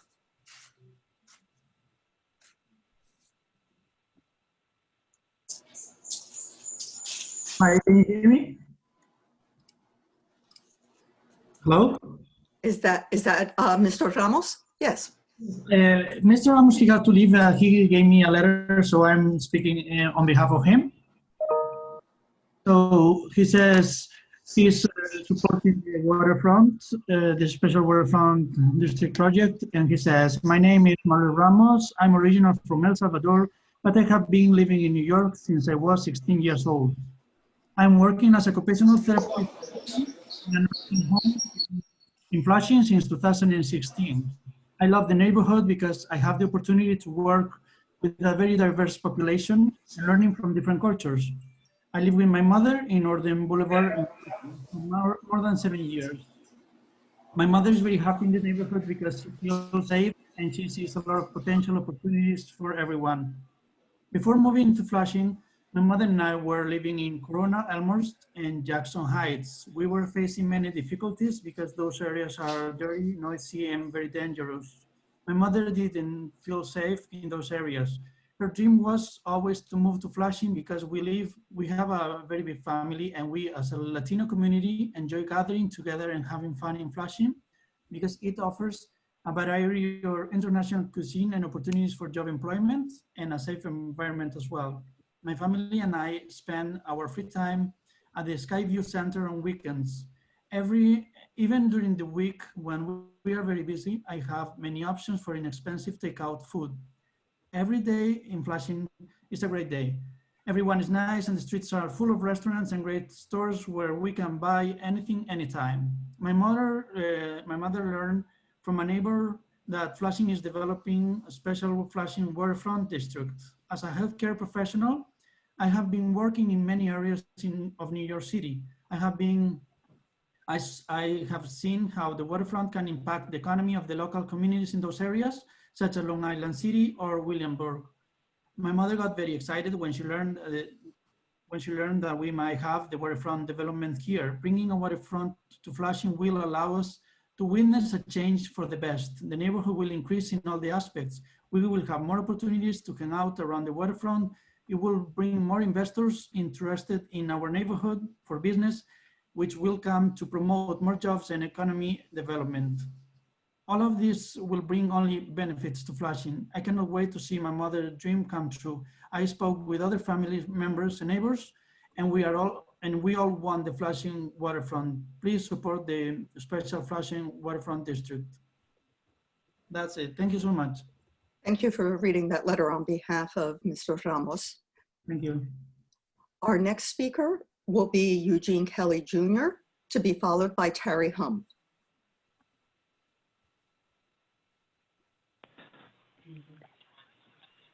Commissioner, this is Gene Kelty from Community Board 7. Yes, we hear you. Commissioner, do you hear me? Okay, yes, it's Gene Kelty, K-E-L-T-Y. Okay. Thanks so much. I apologize. I really didn't want to, no problem. I didn't want to speak right now. I wanted my chair to speak because he was going to really fine tune this. But just, you know, Commissioner, I appreciate the opportunity to comment and stuff. And I just want to let you know that, one, as the chairperson of this board, I've been a lifetime member of Queens.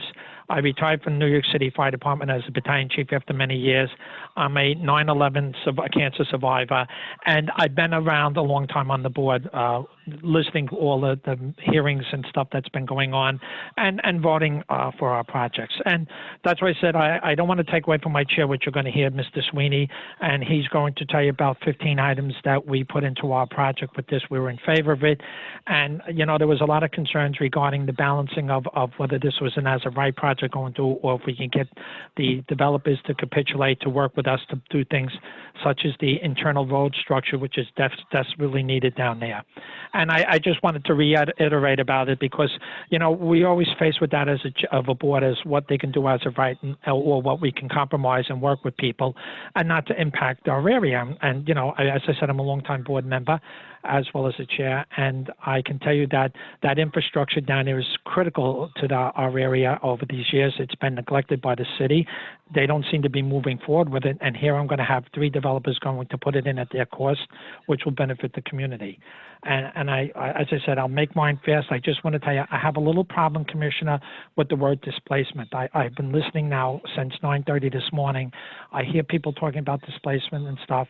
And as Reverend McKeechin stated, there was nothing down there. There was an oil refinery down there, and there was a U-Haul, and the area was not developed. And so it's not like I'm pushing somebody out, knocking buildings down and stuff. This is an undeveloped area at the time. They're going to develop and make it nice. And I do understand what happens when people develop.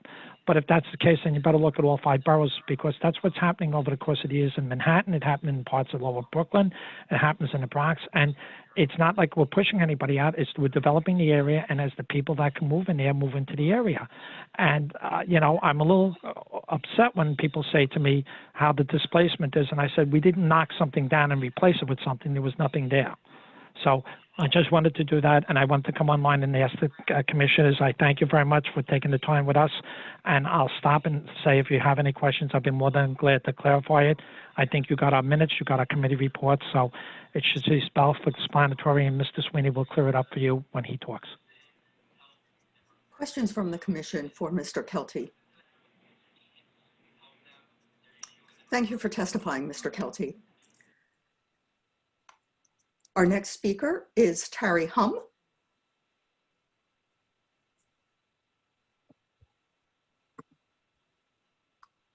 Hello, thank you for this opportunity to testify.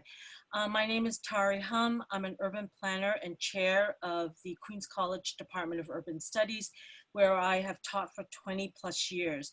At Queens College, our motto is we learn so that we may serve. So I've been engaging my students in community-based studies. Over the years, we've seen the transformative gentrification unleashed by transnational investments in commercial real estate development in luxury hotels and residential condominiums. I have documented how Flushing's speculative real estate market has contributed to the loss of hundreds of rent-stabilized units. I've recently published 2 pieces on the Special Flushing Waterfront District application in Gotham Gazette and the Queens Daily Eagle, questioning the Department of City Planning's negative declaration on the environment assessment study. The proposal for a special district and rezoning is so complicated, involving waivers of height limits. The project involves 13 towers, modifications of the waterfront access plan, and a network of privately owned and managed streets. The community at large did not have sufficient time nor resources to parse out the significance and the implications of this application. This is egregious because of the transformative scale and complexity of the proposed development in a brownfield and floodplain zone. Moreover, in the midst of this pandemic, which has underscored deep racial and class inequality, the prospect of adding luxury retail condominiums and hotels appears tone deaf to community conditions and needs. As Take Root Justice attorneys testified earlier, there is currently a lawsuit pending and filed on behalf of a group of community organizations regarding the absence of an environmental impact study. For all these reasons, I urge the City Planning Commission to vote no on this proposal until there is a full public and comprehensive vetting of the significant implications of this application. Thank you. Thank you, Ms. Hum.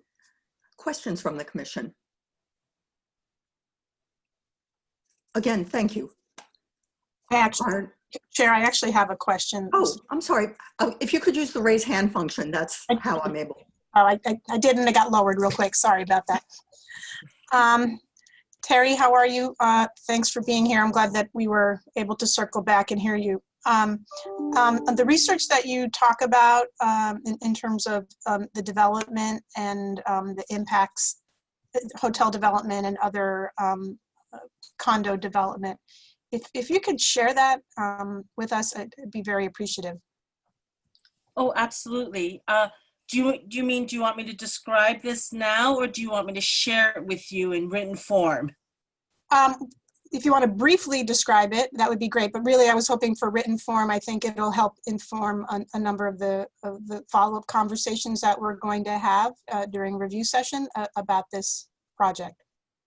Oh, absolutely. I have I can definitely get that material to you. I mean, I think that one of the studies that I did, unfortunately, demonstrated that this speculative real estate environment has even prompted nonprofit organizations to vacate rent stabilized buildings and to put them on the market. And this was really troubling, but it is just an example of how much kind of speculative activity and how property values are just going through the roof, really compromising and jeopardizing the existing affordable housing in the community.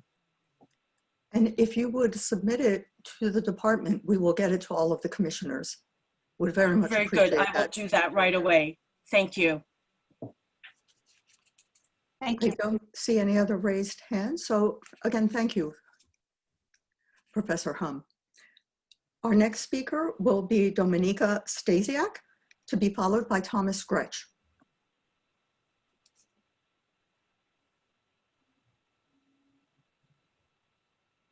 Hello, can you hear me? Yes, we can. Great, thank you. Good afternoon. My name is Dominika Stasiak. I'm a waterfront engineer from Langen Engineering, and I've been supporting the development team on the waterfront design. I support this project. We take heart in what the prior Waterfront Alliance commenter spoke about in regards to the waterfront edge design guidelines. We'd like to remind the Commission that the current design is in planning level for the ULURP. We've had productive conversations with the Waterfront Alliance. Many of the WEDGE, which is the Waterfront Edge Design Guidelines, elements have been incorporated into the design so far, such as removing the dilapidated waterfront structures which currently do not benefit the Flushing Creek ecology and habitat. The removal of these structures will allow us to replace them with soft waterfront edge designs, which will allow for habitat growth and enhance the creek's viability. The improvements planned are also creating wetlands, which will include native plantings. We are committed to the waterfront. Hello? Yes, we hear you, Ms. We can hear you. Okay, thank you. We are committed to continuing coordinating with the Waterfront Alliance on their WEDGE guidelines and improve the waterfront for the community if this plan is approved and moves forward to detailed construction. Thank you very much for your time. And thank you for your testimony. Questions for Ms. Stasiak?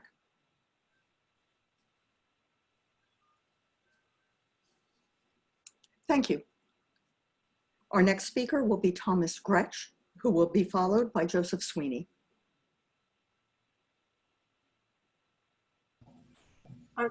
Commissioner Levin has her hand up. Oh, I'm very sorry. Commissioner Levin, and I assume your question is for Ms. Stasiak? For Ms. Stasiak, if she's already departed, maybe it's a question for the development team.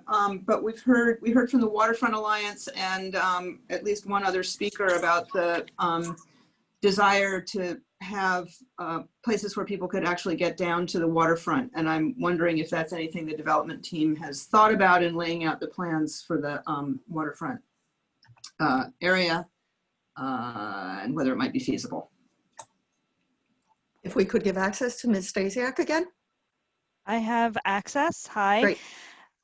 I do not believe that we're currently have plans for actually getting into the water.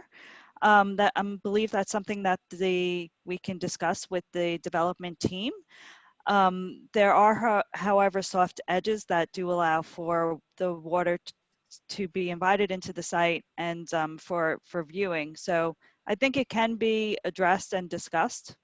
Good. Further. Yeah, I think that the soft edges are certainly very appealing, but I also know, as I live along the Hudson River waterfront, and as the planning for Hudson River Park has gone along, the desire of the community to be able to get down into the water is meaningful. And so I think we should at least need to have a discussion about whether it might be feasible. may be reasons that it isn't, but I think it's something we need to look at. Most definitely. Thank you. I would also And any mention that the information- shoreline is very shallow in that area as well, along the Okay, creek. well, maybe that's part of an answer. Yeah. Thank you. And Ms. Stasiak, I assume that we can rely on you to pass along this request to the development team, and it would be helpful to get any additional information that the team might have before the commission's next review session.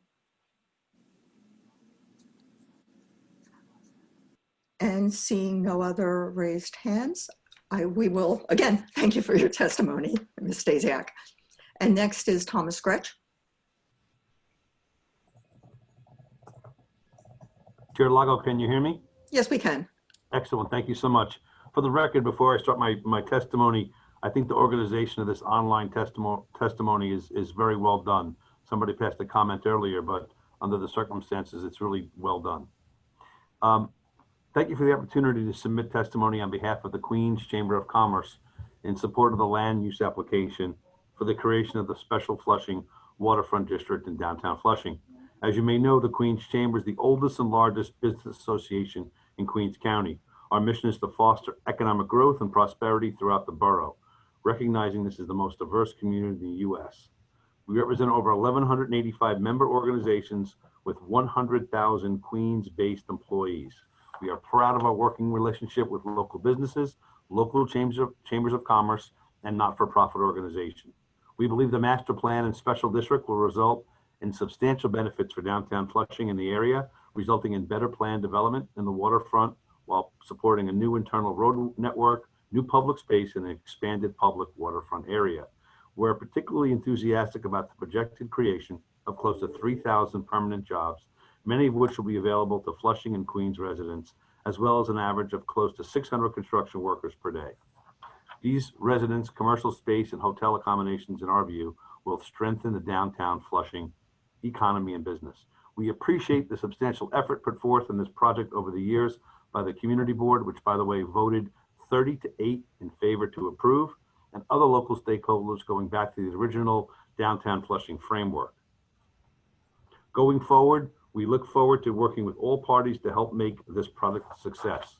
I must mention the long-term efforts of our late beloved Borough President, Claire Schulman, on this project, and truly hope this becomes part of her legacy. Lastly, as a city and a county, we must look at privately funded projects such as this as a blessing. In my travels across Queens, every single day, I see real economic devastation all the time. I have seen this site in person and wholeheartedly support the efforts of the developers to transform this wasteland into a signature project worthy of your support. I thank you and yield the rest of my time for either questions or comments. Thanks again. Thank you, Mr. Gretsch. Questions from the commission? Again, thank you. Our next speaker will be Joseph Sweeney, to be followed by Zishun Ma.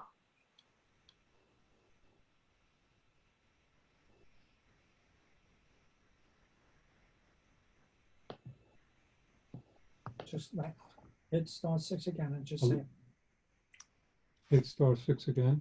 yeah, star 6 again. We hear you, Mr. Sweeney. Hello. Thank you very much. Hello, commissioners. Good afternoon. My name is Joseph Sweeney. I'm a long-term member of Community Board 7, as well as a lifetime resident of Flushing and a very active member of numerous community organizations. I was the Community Board 7's Land Use Committee Chair for this project, the Special Flushing Waterfront District. We had numerous meetings at Community Board 7 dating back to 2015, and we recently had 3 pre-certification meetings, the development team, and 3 post-certification meetings with our Land Use Committee prior to our public hearing and full board vote on February 10, 2020. In fact, we spent over 25 hours in committee meetings related to this project. In addition, the community board sent out over 700 community notifications on this application. Our committee hearing structure is similar to your review session structure, in which the public can observe but not participate. However, I waived this rule for the Special Flushing Waterfront District as I allowed the public to fully participate in each of our 3 committee hearings this year. And we heard from over 60 people in the audience who asked numerous questions to the developers. We demanded and received answers from the developers. On the night of the public hearing, there were over 175 people in attendance, and 89 people addressed the community board members. Our board, they addressed and included numerous environmental and community concerns, and we included 15 community benefits and conditions in reference to, as far as approval of this particular project. In fact, you were sent those particular 15 recommendations were made. Part of the highlight we would request a space for seniors, youth groups, community organizations. We asked for prudent shoreline restoration techniques, what they said they would do with oyster beds, seagrass, provide on-site retention, which would be discharging into the Flushing Creek to assist erosion control, utilize solar energy for outdoor street lighting, walkways, and promenades. So our board approved this application overwhelmingly, and I think this is a great project for the future and continued growth of downtown Flushing. Just quickly, I'd like to conclude by saying that I heard a lot of misinformation today. I think many people are unaware that do not understand that either way project will be built here possibly without any community input. Thank you very much for your time. Thank you, Mr. Sweeney. And I will note how important the community boards are to our work. And I certainly am heartened by the number of members of the community board who chose to speak individually today. So thanks to you and your board. Questions from the commission? Again, thank you. Our next speaker is Zishun Ma, to be followed by Ki-An Wu.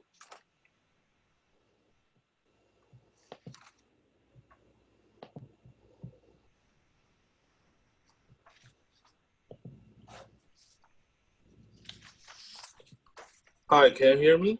Yes, we can. I need a Mandarin translator.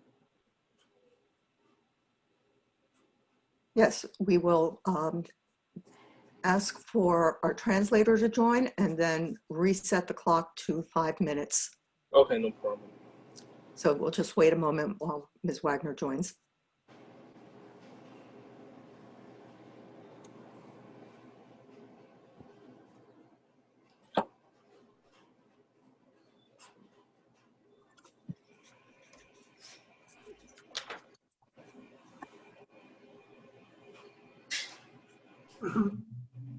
Ms. Wagner?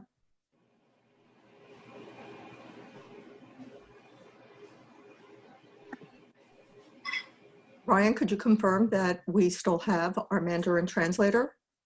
She's still here. Hi, Ryan. Hi, Chair. Our translator is experiencing technical difficulties right now. We're troubleshooting. Okay, why don't we, is it something that you anticipate will just be a 30-second pause or a longer? A longer pause. Okay, wait. Can you hear me? Okay, there we go. Yes. Okay. All right. 你好，马先生。你好，您说。您说。你好，我是一个小企业从业者，然后在法拉盛中心经营一家小餐馆已经2年了。然后 Okay, so I'm a small business owner. I've been running a small restaurant in Flushing for 2 years. 然后我特别喜欢法拉盛这个社区，这里有大量的就是中国人，他在这里工作和生活就特别快乐，特别开心。So I like Flushing very much because we have a lot of our native Chinese people, and I'm very happy. 然后自从coronavirus 在纽约蔓延，然后法拉盛的经济就下滑特别大，影响了很多，就是很多这些人就生活啊，还有工作，很多我问过很多客人，他们就是已经很长时间没有工作了。So this coronavirus problem has affected Flushing very much, and it gives a very bad impact on the economy and also our way of living. And a lot of people don't have jobs, so it's really a big impact on the community. 然后我看到这个 project 能提供就是很多工作岗位啊，然后还能改善我们现在这个生活环境，我觉得是挺好的。因为我觉得一个社区如果没有投资的话，它肯定是不会发展的。我觉得，所以我觉得这个方案特别好。So I like this project very much. Not only the project can provide job opportunities, it also helps to give a better, improve the environment. I think in any community without investments, there is no future. So I think it's really a very good project for the future. 然后呢？然后我觉得就是。随着就是这些投资啊，或者这些项目的增多，然后不但增加了我们这些就业岗位啊，提高了我们这些小企业这些，比如我们开餐馆这些人的收入，也会对税收有提高，然后对这个法拉盛整体的社区影响都会提升的话，我觉得这是一个非常好的项目。That's all. So, with the more and more investments in the communities, I think it's going to help to improve the small businesses. It will help us to have increase the revenue. In a way, we also can submit or pay more taxes to the city. Without these investments and also the taxes, it's going to help to bring that reinvestment back in the community and improve our basic daily life in the community. That's all. 没有了。Thank you. That's all I'm saying. So 那你就是同意的哈？对对对。So I am in favor of the project. Thank you, Ms. Verma. Questions? Again, thank you for testifying, Mr. Ma. Our next speaker will be Ki-an Wu.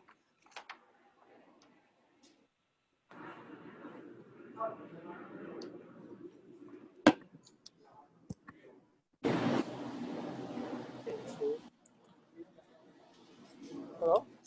Yes. 没有进去啊，还没有开，就按这个是。应该已经开始了。Hello? Hello, we hear you, Mr. Wu. 没有。是我啊。现在是你啊。就按录啊。Ms. Wagner, if you could assist and if we could reset the clock back. Okay, I couldn't hear you. Can you hear me? Yes, we can. Okay. Okay. 您可以开始讲了。好 ，Hello。Yeah. 您可以开始讲了，要英文讲还是中文讲？中文。Okay, 您开始吧。Okay. If we could reset the clock until the testimony when the testimony actually starts. Thank you. Okay. 好，您现在可以开始了。OK， 我叫吴启安，我今年62岁，我从事做木工已经20年了，主要是从事在法拉盛的开发。我是专业的高级木工，我非常喜欢我的工作。我的故事很简单。你等一下哈，你要给我时间的哈。So my name is Qian Wu, and I'm 62 years old and have been a carpenter for 20 years, and I love the work I'm doing. 继续。我的故事很简单，我1988年从一无所有来到美国，追求美国梦。So I came to the United States with an American dream. When I came, I didn't have anything. 我10年前因我获得美国的国民，现在我感觉很自豪。我有2个小孩，我是非常骄傲，我喜欢。So about 10 years ago, I became a citizen, and I have 2 children. I'm very proud of myself being American. 我的太太从小就教育小孩子，要刻苦学习，努力工作，最后他们2个都去了合浦大学念大学。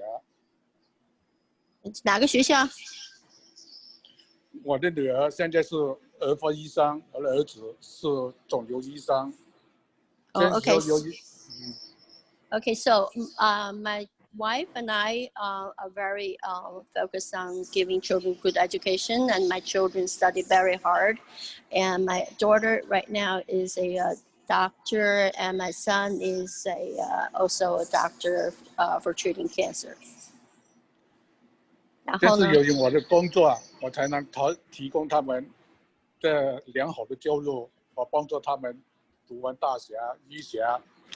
除此之外，我要感觉我们在法律上工作已经20年，变化不做出贡献。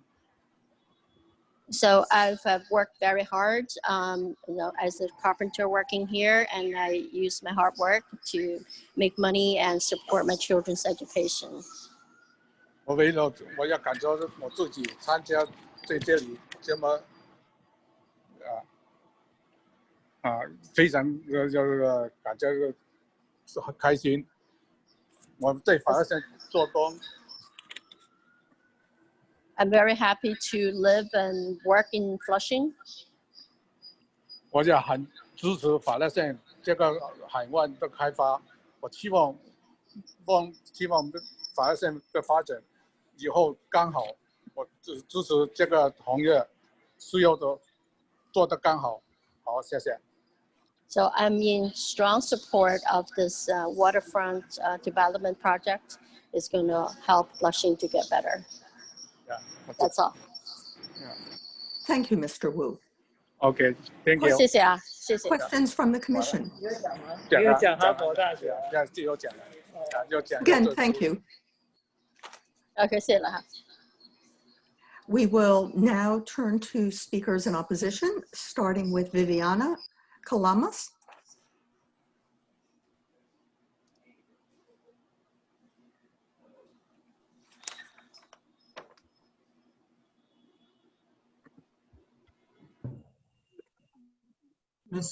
Mrs. Kalamas, you can press *6 to unmute your phone. There you go.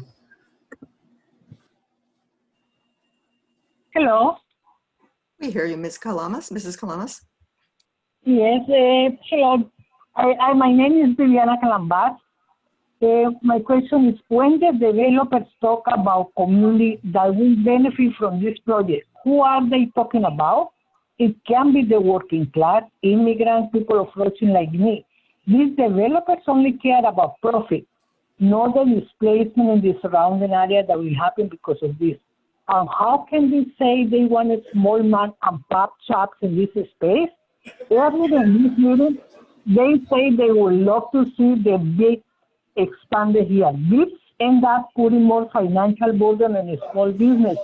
And that's why over time, GCS splits with bits transform into outdoor malls with only big box stores. Also, very important, I think it's ridiculous that size 4, even a 6. If you actually walk around the site in person, you will see that there is a concrete mixing plant only 200 feet away north of the proposed building on site 4. This will cause respiratory problems for people who live in that building. I don't understand how that avoided criticism under the environmental assessment. Thank you. Thank you, Mrs. Kalamas. Questions from the commissioners? Again, thank you for your testimony. Our next speaker is Vivian Liu, to be followed by Jay Kim.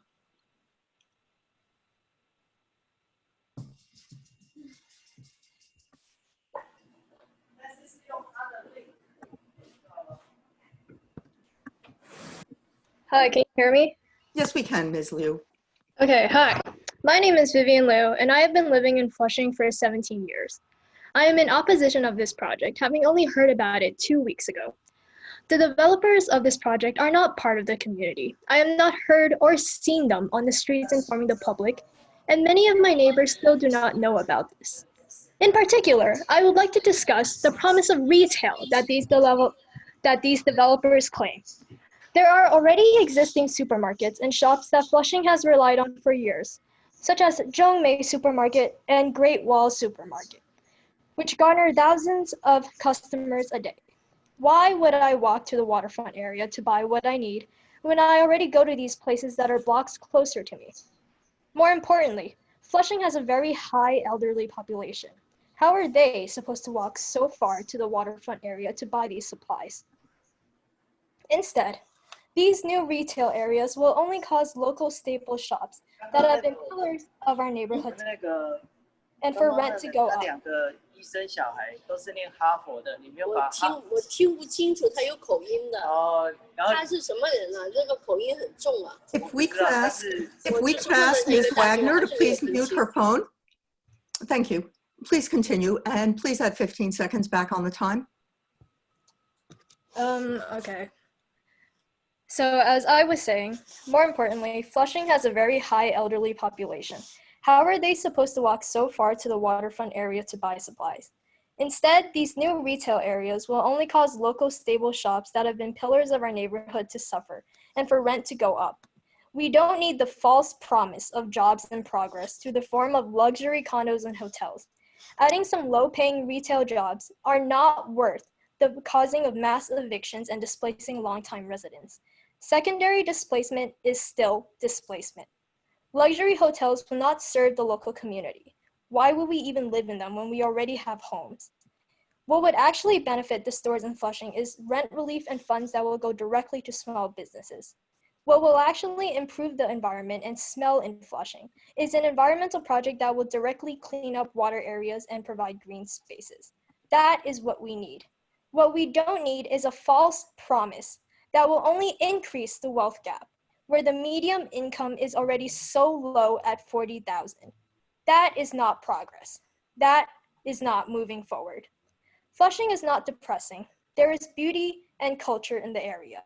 And it would be so tragic to see the people who make up that place have to leave. Thank you. Thank you, Ms. Liu. Questions from the commission? Thank you for testifying. Our next speaker will be Jay Kim, followed by Jeremy Kaplan.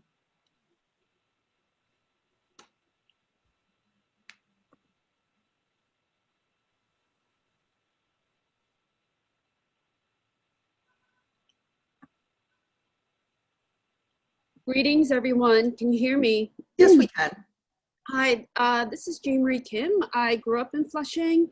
I moved away, came back because I feel like there's such an urgency that I feel in terms of the needs of the community versus the tidal wave of these developments. And I'm saying development in a way that I feel like it's, you know, the word development, I think people have different feelings about it, and I do too. And I think in some ways it's good, and at least from what I hear and what I see, green space, places where people can actually enjoy themselves and have the waterfront be cleaned. I think that is legitimate in terms of development. And then we have hotels and these luxury condos that really kind of inflate the real estate prices and offset the residents here. And I think that is what's questionable here. And what I would like to see happen is what the vision of this development can be. I think right now it's just,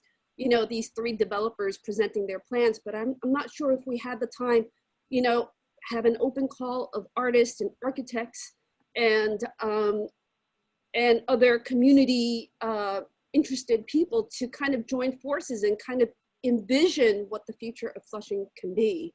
So I'd like to just say that. Thank you so much. Thank you, Ms. Kim. Questions? Again, thank you. Our next speaker will be Jeremy Kaplan, who will be followed by Antoinette Martinez.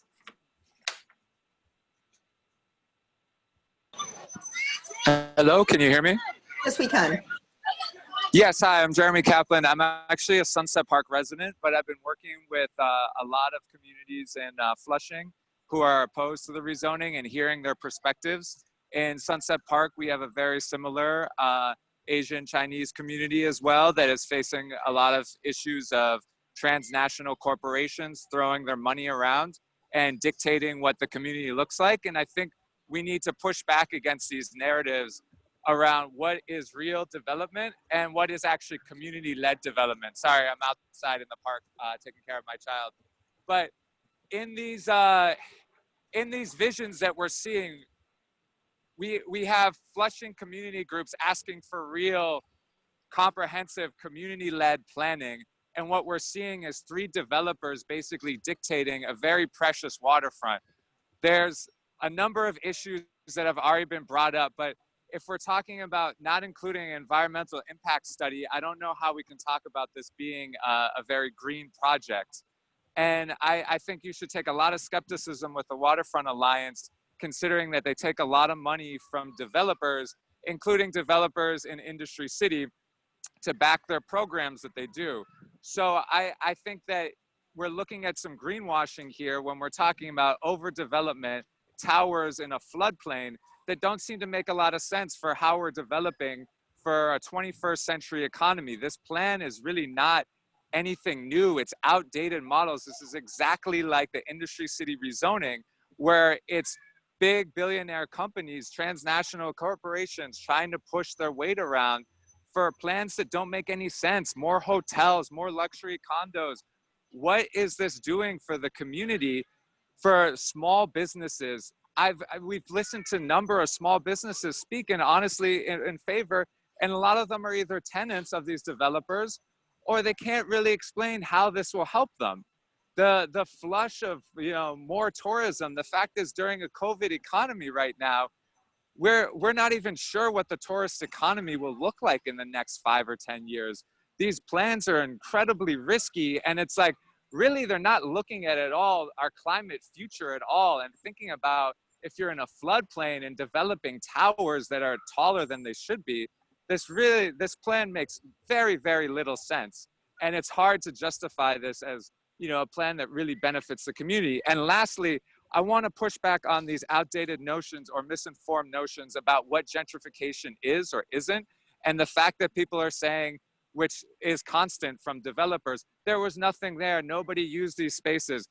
These spaces are community spaces that people want, and they want to go to the waterfront to be able to use them.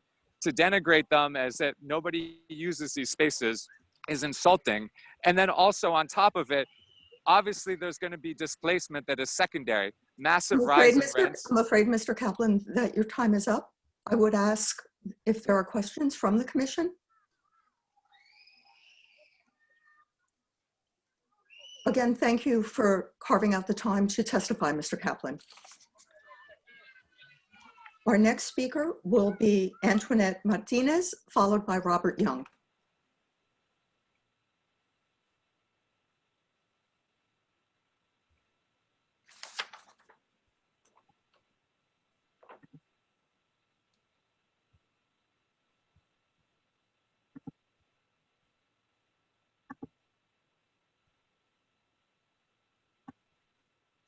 Antoinette Martinez. Hi, everyone. Can you hear me? Yes, we can. Great. Thanks so much for the opportunity to speak here today. My name is Antoinette Martinez, and I'm a lifelong resident of Sunset Park. And I'm calling in solidarity with the Flushing community who has adamantly organized against this plan. Just like the Industry City fight in Sunset Park, this plan to rezone Flushing does not address environmental or displacement concerns raised by the local community. It's clear that this plan will exacerbate displacement. And I personally think it's shameful that Commissioner Michelle de la Hoz has not addressed the terrible housing affordability plan proposed while being head of the Fifth Avenue Committee. 3 million square feet of luxury hotels, condos, retail, and office space should not be what New York City communities are prioritizing after being hit hard by COVID. I'm honestly also very very disappointed that the City Planning Commission will pretend to listen to community concerns by continuing to rubber stamp these rezoning plans without considering how these rezonings are destroying communities. Displacement is real, and I really urge you commissioners to please go home, take a look in the mirror, and see how you are being complicit in passing racist rezoning plans across New York City, and how this is detrimental and damaging to communities of color. Thank you. Thank you, Ms. Martinez. Questions from the commission? Again, thank you. We'll now turn to speakers in support. Our next speaker is Robert Young, followed by Stephen Chen.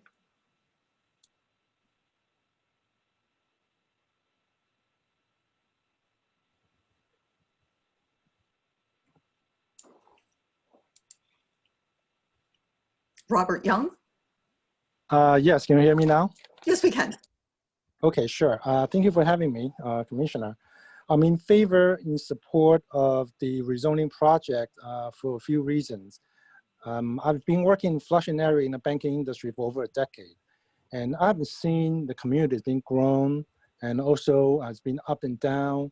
And I also seen that when the community expanding, actually create a lot of job opportunities for a lot of people and for young people as well. A lot of young people actually came back to work in Flushing to be a lawyer, to be a doctors, and as well as I see a lot of small business, they're actually making a lot of money and grown over the decade. And during this pandemic, I've seen small business, even a professional, have been suffering. And we suspect that in the next couple of years, local economy is going to be very challenging. So by having the rezoning and also the future expansion of Flushing community area, I believe the prosperity will come back once again. Thank you. Thank you, Mr. Young. Questions for Mr. Young? Okay, we thank you. Our next speaker will be Stephen Chen, to be followed by Stephen Bryman.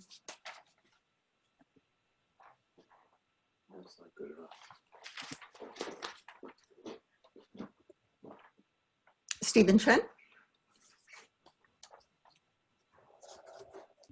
Okay, hello, can you hear me now? Yes, we can, thank you. Great, thank you. Thank you, Commission, for allowing me to speak and 5+ hours of patience throughout this hearing here. My name is Steve Chen, and I'm president of Crystal Windows and GAMCO and TEMCO. Together, we employ close to 500 people locally. I'm speaking in support of the Waterfront District rezoning.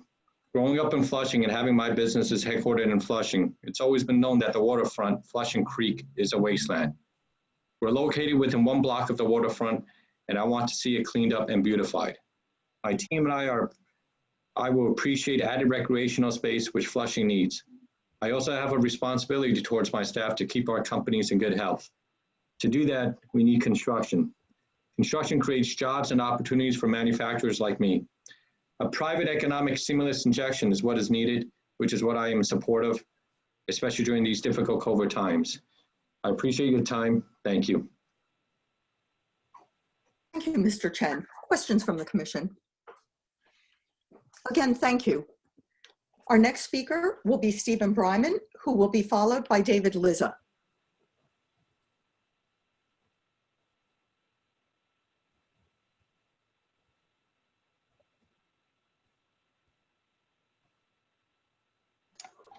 Hello, this is Steve Bryman, just confirming you can hear me. Yes, we can. My name is Steve Bryman. I'm the Vice President of Construction for the Lot 65 developer, the Young Neon Group. And it should be no surprise to anyone that I am strongly in favor of this project.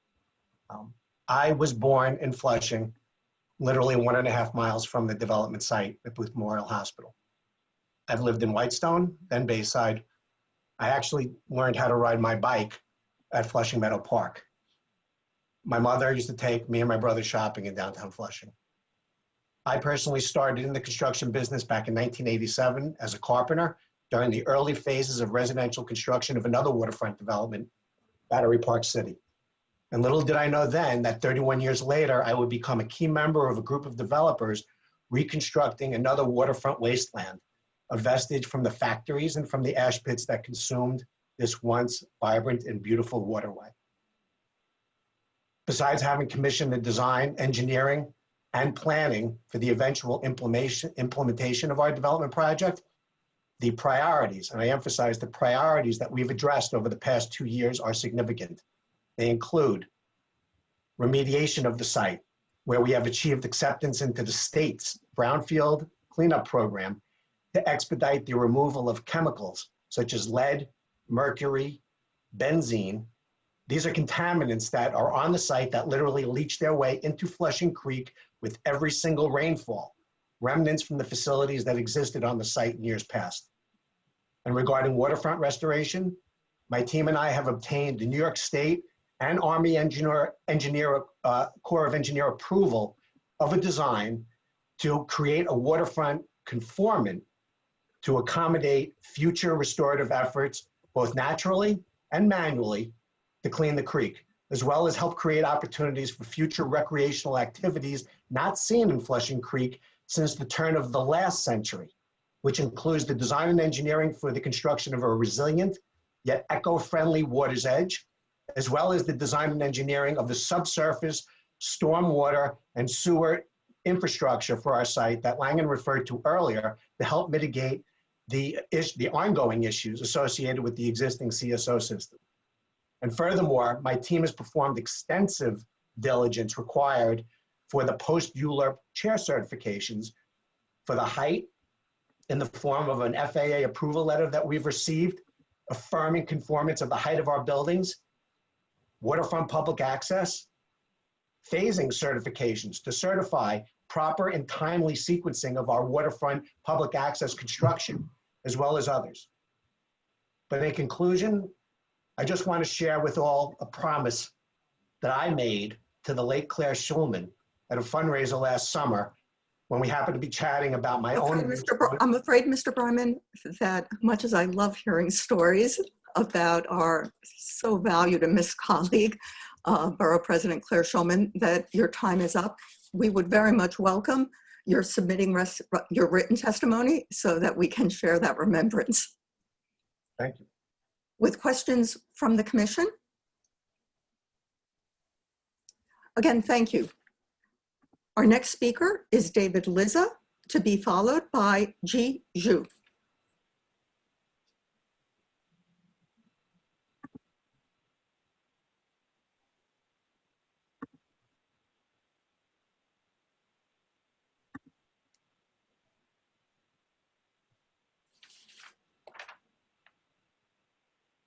David Liza.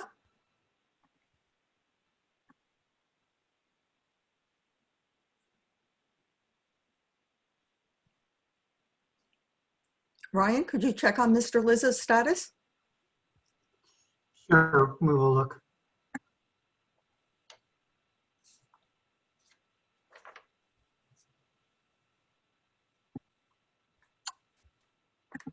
Looks like Mr. Liza has left the room.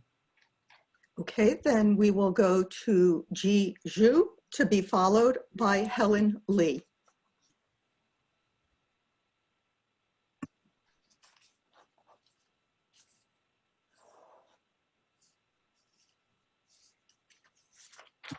And I'll note that Mr. Zhu has asked for Mandarin assistance.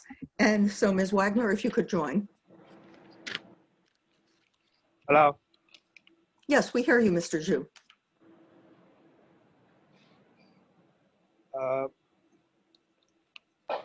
Hello. Yes. Hello. Yeah. Yeah. 听到吗？听到。听到就好了。 Please Okay. don't start the clock until the testimony begins. Okay, I'm here. I'm on. Great.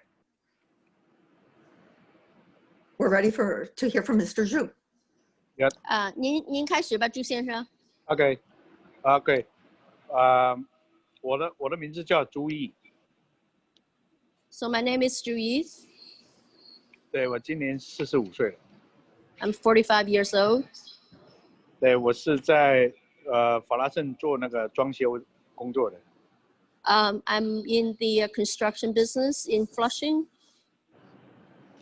对，我在这里工作了快15年了。I've been working here for 15 years. 我 OK， 我的家庭医生、牙医都在法拉盛。My doctors and my dentists are both in Flushing area. 对，我和我的家人经常到法拉盛过周末。My family and I always spend our weekend time in Flushing, relaxing. 从美食到各种娱乐活动， We 休闲体验。We come here to relax. We also come here for the delicious food which is very well known. 这里另外这里法拉盛的便利交通生活都很方便，教育各方面都很发达。对。In Flushing, there are so many activities and events, and the education is very well developed, and there are many cultural activities which we enjoy very much. 法拉盛也在逐步转为一个更现代、更时尚的华人社区。So Flushing has been transformed, into a very modern style and lifestyle for the Chinese community. 所以我非常支持法拉盛水岸的特别开发区。So I'm in strong support of the Flushing Waterfront project, development project. 它会提供公共便利设施和开放的空间。And this project is going to provide a lot of convenience and a lot of public access to the community, and also providing a lot of open space for the community as well. 所以我非常恳请，千万要确保这个河岸的项目顺利进行，谢谢。So I would hope that the committee would approve this project so that we can get the project going and make Flushing a better Flushing tomorrow. Thank you, Mr. Xi. Thank you. Questions? Thank you. 谢谢。Okay, Thank you. Bye bye. Again, thank you. Our next speaker will be Helen Lee.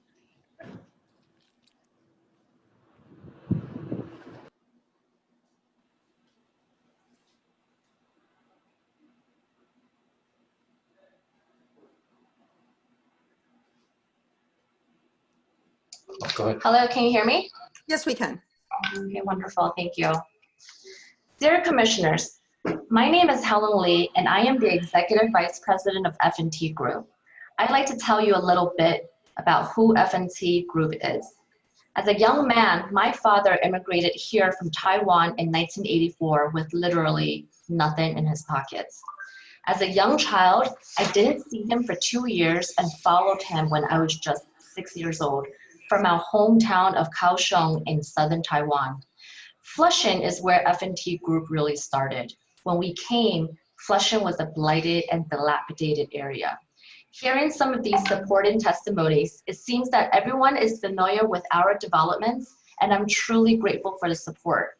But what I want to say is that through all these years of planning, designing, sales, marketing, leasing, and actually building these projects, all the work of a real estate developer, we are proud of becoming true Asian Americans and bringing positive change to our neighborhood, progressing it and moving it forward, but all the while, always putting the community first.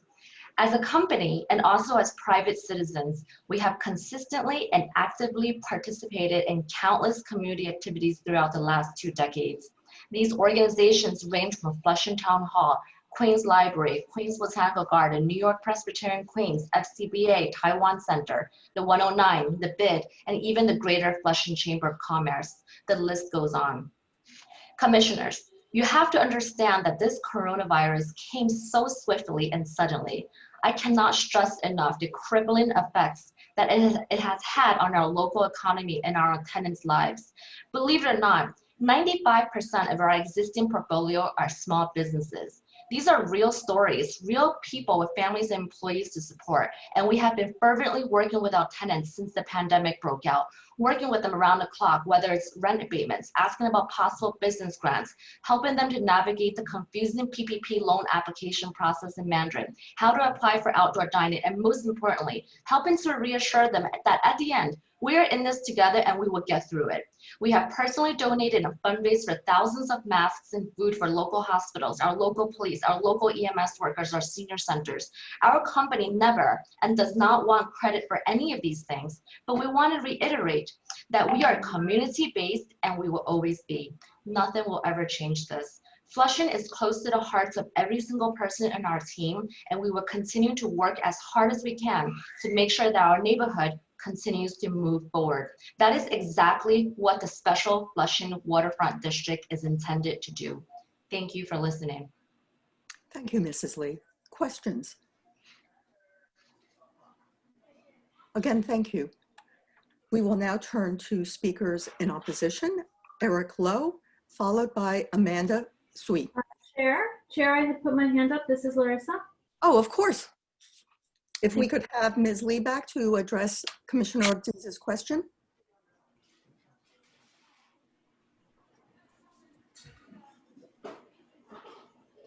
Okay. Hello. Commissioner Ortiz. Hi. Thank you for your testimony. You mentioned some of the contributions back to the community, and earlier today we heard testimony regarding requests to utilize property for public gatherings from the chamber, and that there had been some concerns over willingness to do so in the future, given that this space and the streets will be private streets. Could you speak to the commitments that the developer will make to allow for public gatherings and public use of space in your partnerships with business groups? Commissioner Ortiz, thank you so much for that particular question. I want to just state that over the last 2 decades, across our entire portfolio, whether it's Flushing Commons or Queens Crossing, we have continued, or even the old Flushing Mall that is being developed into Tangram, we have continuously and consistently offered our public spaces for use. Whether it's the Christmas lighting that we do every single year, whether it's fireworks for Chinese New Year, whether it's music concerts. We had Jeremy Lin come to our mall back in Flushing Mall, just so we can galvanize the community, increase morale when we need it the most. Why wouldn't we offer community spaces for the community's use going forward? It's only natural that we would do so. Are you aware of the instance in which he's speaking to? Is there any context? Yes, there is actually. So I've heard some misleading information about how we've kicked out small business and so forth. So in particular to that particular tenant, that is something that was on Prince Street. At that time, there was newspaper articles that were accusing real estate developers of causing that business to shut down. Little did they know that actually that particular tenant was interested in coming to our project down the street at 1 Fulton Square. So what had happened was that the Greater Flushing Chamber of Commerce had approached us for a Flushing night out. And I said, yes, please, let's meet, let's have a conversation. And we asked them about what the plan. Do you have security planned? Do you have like a cleaning crew? Do you have insurance? We've gotten no answers about that. We met in person. But then I asked the Greater Chamber of Commerce, why are you telling the press that we are the cause of this particular small business being shut down? In fact, actually we are going to lease space to this new business because they wanted to innovate, to expand the business. So I think there's a lot of miscommunication, between like the opposition and like supporters of this project. I hope that we can have productive discussions going forward. And instead of going to the press and spreading a lot of misinformation, it's not helpful at all. Thank you. Thank you. Thank you, Commissioner Ortiz.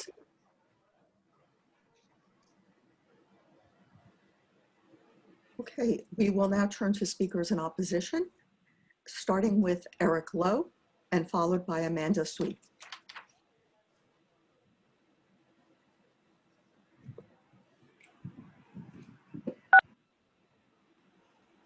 Hello?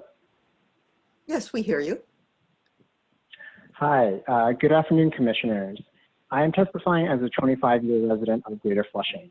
Although I registered in opposition of this project, I wish to convey more of a neutral tone that seeks to encourage the commission to make changes to the project. First off, I recognize that COVID-19 has an economic impact on the community, but I believe the longer-term irreversible impact falls along two themes, environmental and transportation. The smell in Flushing Creek is due to combined sewer overflow being discharged during heavy rainstorms, as the city's wastewater storage and treatment capacity is insufficient.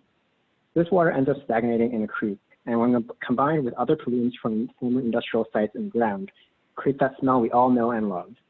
This doesn't only affect people visiting Flushing, it affects residents who live in nearby NYCHA projects, affects park users at Flushing Meadowlands Park, and affects marina users or dragon boaters out by Flushing Bay. I've heard firsthand accounts from many dragon boat participants from New Jersey who make fun of practicing or competing in Flushing due to the smell, and of course pollutants in the water and that they advise their team members to close their mouths. Now, I grew up as a New Yorker who thought we made fun of New Jersey for their smell. I'd like to point out in attachment K of the EAS that in the existing condition, 20% of the project site is grass, 79% as pavement, and 1% as roof. In the with action, it would be 9%, 27%, and 64% respectively. This large decrease in permeable and pervious surfaces means that when it rains, more stormwater will go into the sewer and less into the ground or creek. Less water into the ground would likely mean that there's less water to flush out the sewage. So I wanted to address the members of the public that this project will not solve that smaller pollution problem. It could make it worse. So I would rather call upon the commission to mandate increasing permeable surfaces, such as for passive or active use, and highly encourage the applicant to incorporate LEED or BREEAM sustainability measures to promote a better project environment and waterfront, which will in turn aid in a healthy environment for residents, workers, and visitors. Lastly, in a community advisory board presentation on June 26, 2020, where a 2015 survey indicated 17% of people arrived to Flushing by car and the remainder by transit, walking, and other modes. Of the people shopping, only 19% by car. We've heard what happens with empty parking garages near Yankee Stadium, Gateway Mall in the Bronx, East River Plaza in Harlem, or even with the Skyview development right next door to this project site. Frankly, the Skyview parking lot was empty until the owners relented and gave out 3 free hours of free parking. And now we have traffic congestion on local roads that are crippling the area and choking out nearby residents. Therefore, I am recommending that the commission lower or waive mandatory parking requirements. And I thank you for your time, and thank you for allowing me to speak. Thank you. Thank you, Mr. Lowe. Questions from the commission? And I apologize to the commissioners. I'm having difficulty with the hand raise function, which we will work out after this meeting. Hearing none, I'll again thank you, Mr. Lowe. Our next speaker will be Amanda Sweet, followed by Brian Serrano.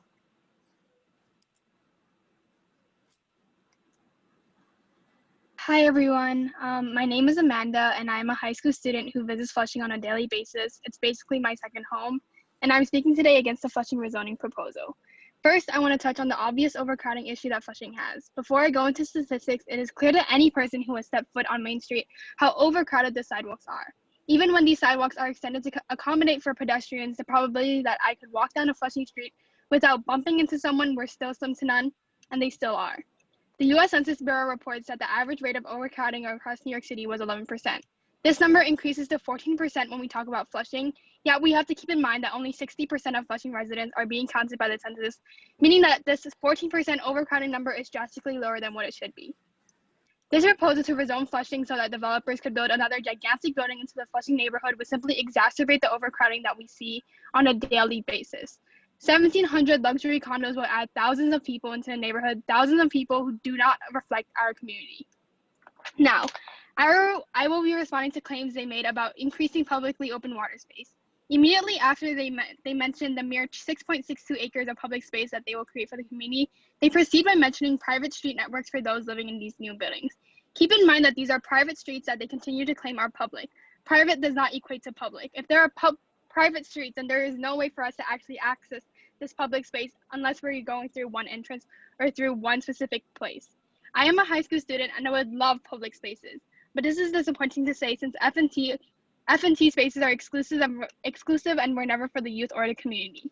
I will reference 3 quote-unquote public spaces that they have created: Flushing Commons, One Fulton Square, and Queens Crossing. For context, most if not all of these properties require monetary use to even stand there.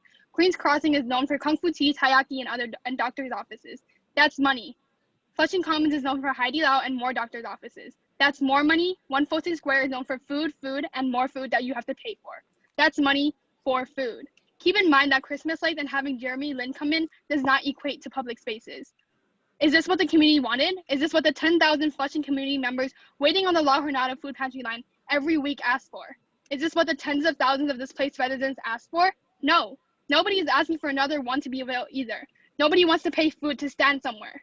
I am a high school student who regularly visits Flushing. The only place where I can sit for free is the Flushing Library, a place where homeless folks congregate because there's nowhere else to go. I am a high school student who has been balancing school and the anti-rezoning campaign because I can't lose my neighborhood. I am a high school student whose mother can no longer recognize Flushing because she's lost it once F&T came in. I am a high school student and my past 3-minute speech is just one of thousands of stories that need to be heard before you approve the rezoning.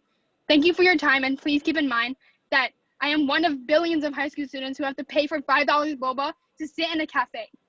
F&T will not give me a community where I want. Thank you. Thank you for your testimony.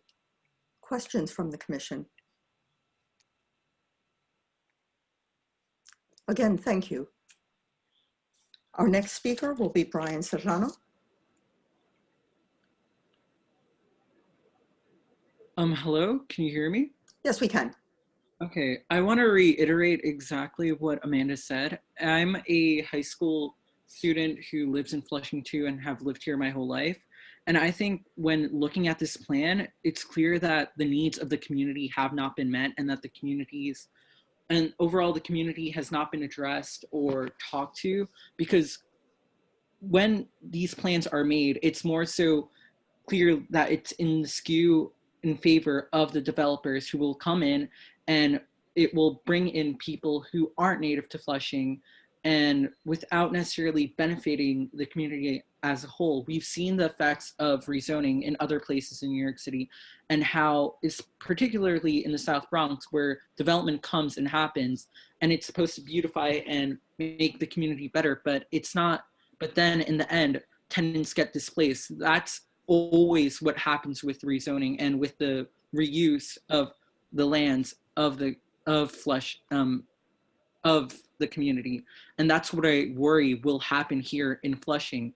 One of my main concerns is that it's going to lead to more congestion, more overcrowding overall, and that tenants who have lived here their whole lives are going to be pushed out in favor of those who are richer, because we see that there are very few affordable units and that the cost of living for these luxury apartments, which are in the 80,000s, does not line up with the median income here in Flushing, which is around half that at $45,000. And that the jobs and prosperity that it's meant to create, there isn't any accountability. We've seen in other places, such as what has happened out in the South Bronx with Fresh Direct, that there's always a promise of prosperity and jobs, but there's no way of holding these developers accountable for bringing this prosperity. And I say that if there is a plan meant to bring in jobs, prosperity, that they are held accountable and penalized if they do not meet those needs. And that this is not going to lead to a community space where everyone can enter and can enjoy it freely. And that on top of that, the waterfront, one of the few waterfronts that we have here in Flushing, is going to be privatized, and that those in the community aren't going to have access to it. And it's going to be one less resource available to everyone here. And they're going to need money to access the beauty of New York City. And on top of that, it's just going to push up rents higher. And so those who are already poor in the neighboring region are going to be further displaced. It's likely going to lead to more pollution as these buildings are being built. And that there just simply needs to be more public input on these plans. You can't just bring these plans to the community and expect them to take them in with open arms. Thank you, Mr. Serrano. Questions from the commission? Thank you again for your testimony. We will now move to folks speaking in support, beginning with Ting Lee, who I believe will work with Ms. Wagner, and then Jessica Lee. So first, Ting Lee, and Ms. Wagner, if you could be available.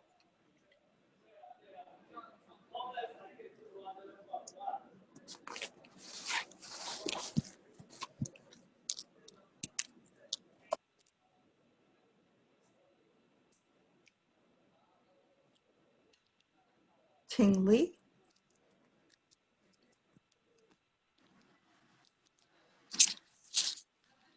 Hello? Hello?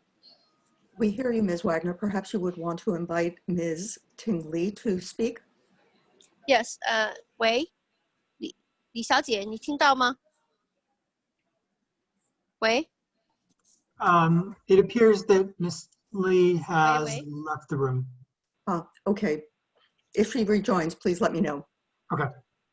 So then we will have Jessica Lee, followed by Allison Duncan.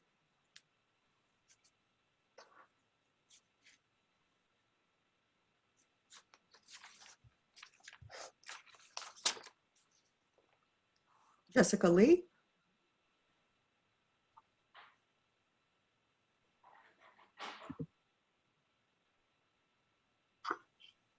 She's there. Ms. Lee, you can unmute your microphone.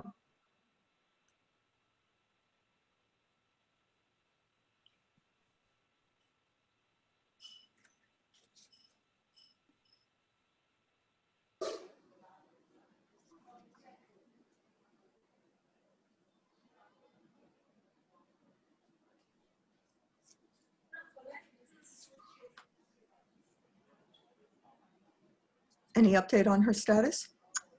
She is here in the room and has speaking privileges. So if you, I've invited her to unmute her microphone.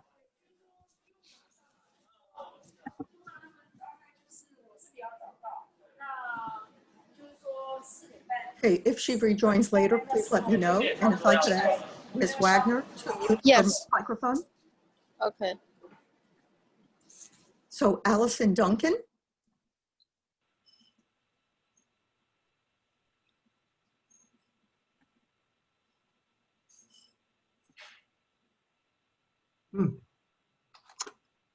Allison was in the room just a moment ago, but it appears to not be in the room anymore. Okay, Yi Kwang. Yes, hi. Yes, we hear you.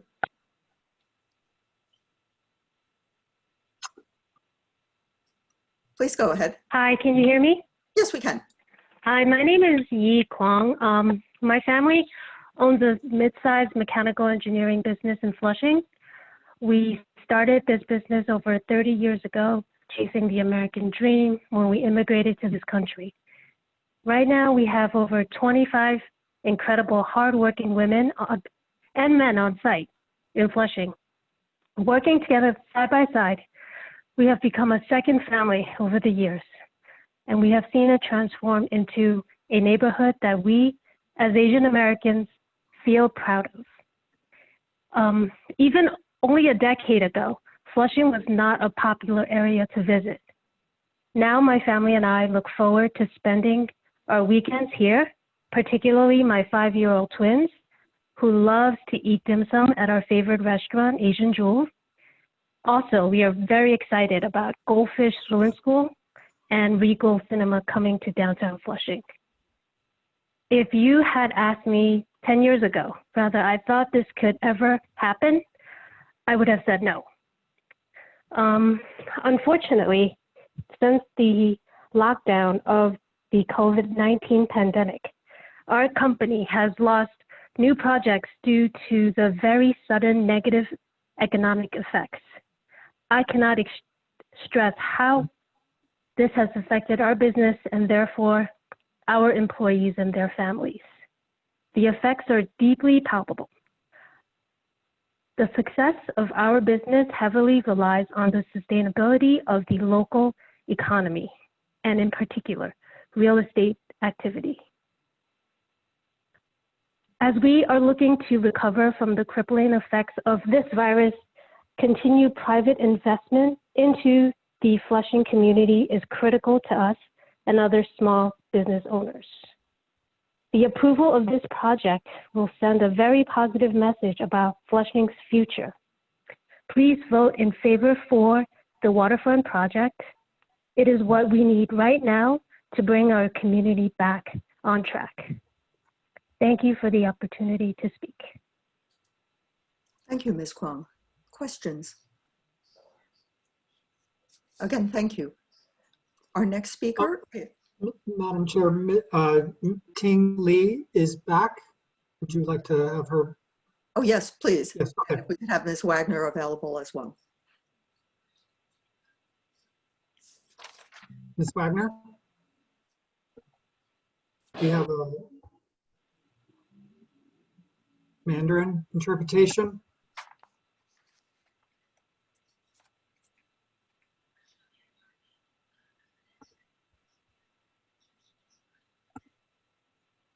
Hello? Hey. Hey, can you hear me? Yes. Yes, I can. Yeah, yes, okay, good. Wait. Again, please hold off on the clock until the actual interpretation starts. Ms. Wagner, if you could invite Ms. Lee to. Yes. 那个李女士啊，李小姐吧。喂。喂喂。喂，李小姐，听到吗 ？Hello, is she here? She's here. Ask her to unmute her microphone. 喂，李小姐，你能不能那个把你那个声音开开呀？你能听到吗？你应该能听到我说话的吧？把你的那个说话的那个话音那个地方那个开一下。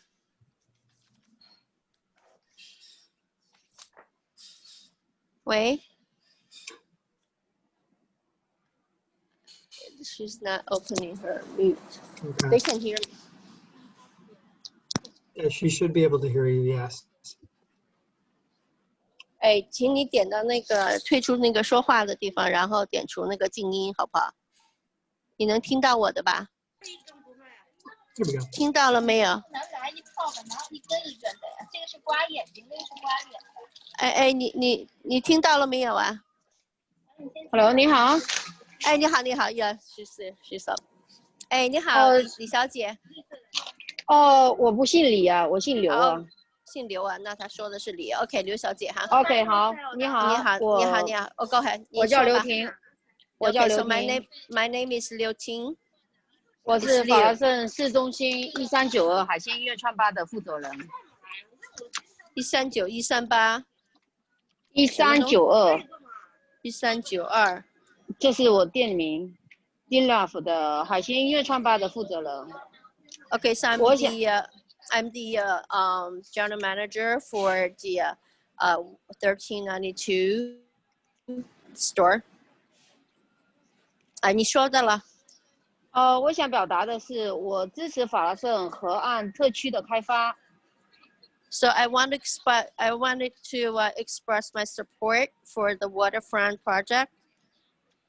因为此外的话，我有一些不同的意见，就是法拉盛目前纽约华人区里面最大最旺的地方，我就发现这里的那个地区娱乐休闲地方就很少，所以说。So Flushing is a very prime place in Flushing here, and we don't have a lot of relaxing entertainment space in this community. 那您说了。所以就在法拉盛王子街及39大道，我投资了一家超过5700尺的这家店。So I actually put an investment between Prince Street and also 39th Avenue. I invested in a store. 从去年7月份我签下租约开始装修，到今年1月开始试营业。So I did some renovation after I signed a contract to rent the space for business in last July, and we finished the renovation in January of this year. 原本计划在今年1月底中国春节期间盛大开幕，没想到遇到那个病情，那个就病毒嘛，新冠病毒，就无法进行。So we originally planned to start the business to have the grand opening around Chinese New Year holiday, but unfortunately the COVID virus started it after that, around that time, so we could not open the business. 我们从开始做这个生意到现在没有赚到1分钱，但不知要何时才能停止亏损，所以说更不想说何时才能收回我们的投资。Okay, so starting from the beginning up to this point, we have lost, we haven't made any money, and we put all our investment in, and we don't have any idea when we can stop this loss, and not to mention that we can get any returns on our investment. 法拉盛很多私人企业都像我们一样，自从1月中国武汉疫情开始，法拉盛的生意就受到很大的影响。So there are many businesses in Flushing who are in the same situation like ours, starting from the Wuhan virus back in January. So we're all in this bad economic situation. 现在有法拉盛很多餐厅都暂停歇业，就也不知道复业的日期。所以我是一个认真工作的生意人，我也舍不得解除我们的员工，更不想申请破产，只想疫情赶紧过去，政府能够尽可能的帮助到我们。Yeah, there are many restaurants who are in the middle of this pandemic and they can't run their business, and we don't know when they can reopen their business. And I'm a very hardworking person. I have employees, and I don't want to fire my employees during this difficult times, and I certainly don't want to file for bankruptcy easily. So, 然后呢？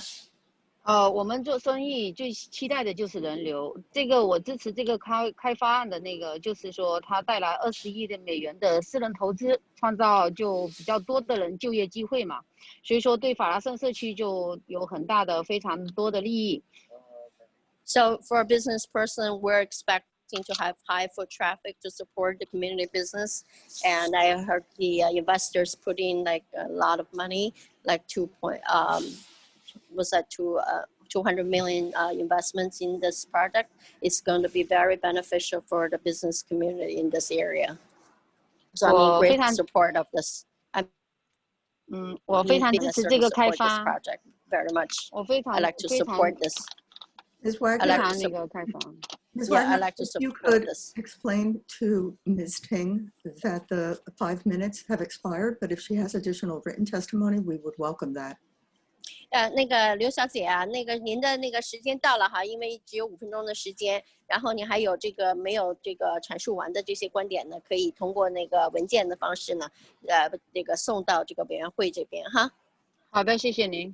好的，谢谢哈。OK。最后讲一句。Okay, I want to ask something. 最后我要感谢一下我们的房东，疫情之间给我们很大的帮助。I want to just put a word that I want to thank the landlord. Oh, okay, thank you. Questions from the commission? And I apologize for keeping the time so tight, but we are now into the 7th hour of this public hearing and still have additional people waiting to testify. Questions from the commission? Then thank you, Ms. Ting. Our next speaker will be Mark Yuan, followed by Gordon Chang.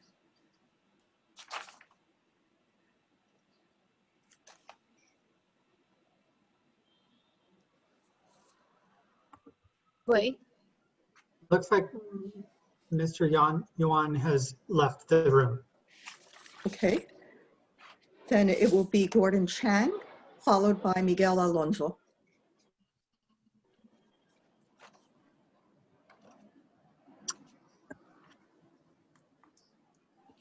Gordon Cheng is no longer in the room, but. Okay, then Miguel Alonso, followed by Li Zhu.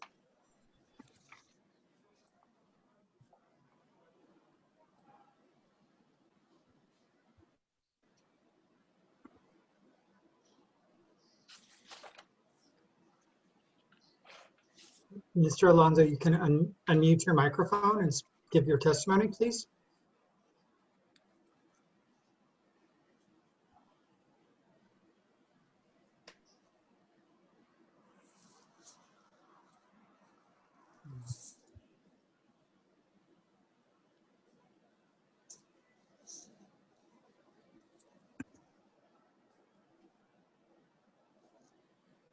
Perhaps we can return to Mr. Alonso.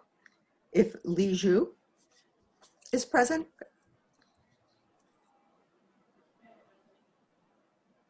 Hello? Yes, we hear you. Hi. I'm speak as the Queens resident, and I'm here to support the Special Flushing Waterfront Developer Project. The project will provide a number of economic benefit to Queens, much needed stimulation to peoples and continued growth to the entire economic.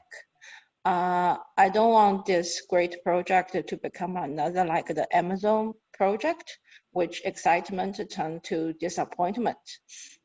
So actually lose the Amazon cause lose 100,000 like the direct indirect jobs and millions of dollars in tax revenues to the state. So please, especially under this like the pandemic period, and we all want one thing is a job. So I wish that you all would come together and give this project a green light. Also, from what I hear before, most of the land is not asking for rezoning or upzoning. So by the law, why are we asking these owners to provide affordable housing that they are not required to give? If you are the entrepreneur and you own a restaurant and it will cost you $10 to make a meal, and then the government asks you to give it for $2 to anyone want to have it, will anyone do that? I don't think that lots of people will do that. So, and also the waterfront area is on the private property and private owned by the owners. I don't understand why everyone is saying the privatization is keep coming up. So that's all. So I hope everyone can support this project. Thank you. Thank you, Miju. And Ryan, we again are getting relatively close to the end of folks who have registered. And so I would again want to note that if you want to speak, have not spoken yet, you will have to register. And I would ask that you again put up on the screen the instructions for registering to speak and explain them for folks who may have joined us later on during the proceedings. Absolutely. We can get that up. There we go. So verbal testimony can be provided online through the NYC Engage portal or by calling in on your telephone. If you wish to speak and plan to access the hearing online, please register online to the upcoming meetings page of the NYC Engage portal. A link to join the hearing will be emailed to you after you have completed the registration process. If you are accessing the hearing via phone and wish to speak, you must first register with the dial-in participant hotline at 1-877-853-5247. That's US toll free. The meeting ID is 618-237-7396. Press pound to skip the participation ID, and the password is the numeral 1. The phone number is also posted on the upcoming meetings page of the NYC Engage portal. And before we continue, Madam Chair, I'll note that Gordon Cheng who has been previously called, has re-entered the room. Right, he was previously called, but he did not previously testify. He was not unable to testify. Great, well then we can take down this information and turn it over to Mr. Chang.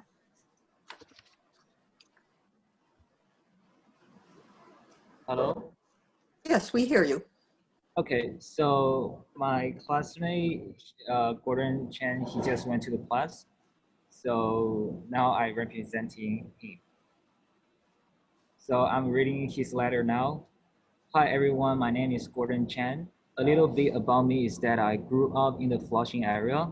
When I first heard about this proposal, I was so excited to learn that the developers was planning revitalizing and rezoning the Flushing Creek area. Whenever we would drive by the area, my parents would always comment about how it was so dirty and unclean. So in a sense, I was like, thank God this project is happening because the creek was long overdue for rezoning. I want to publicly support this project because this project will definitely provide immense benefit to the Flushing community because it will provide more affordable housing, jobs, and environmental remediation. I'm really looking forward to come back for a better community after my graduation. Thank you. Thank you, Mr. Chang. Questions from the commission? Again, thank you. Our next speaker will be Amber Yang, followed by Bill Seto.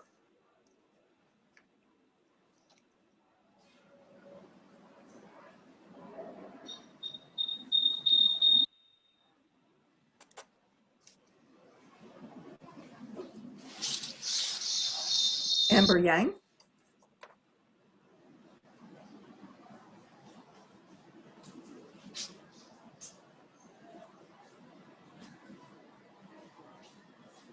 Brian, would you be able to check on her status?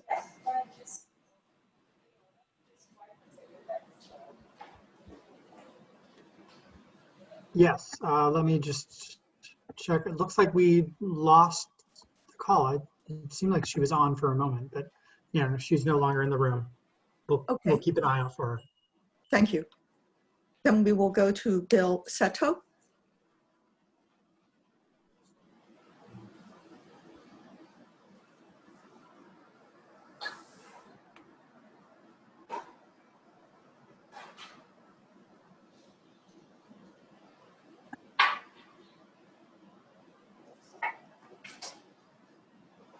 Is Mr. Seto still in the meeting? He is, and we have given him the ability to unmute. Bill Seto, could you please unmute your mic?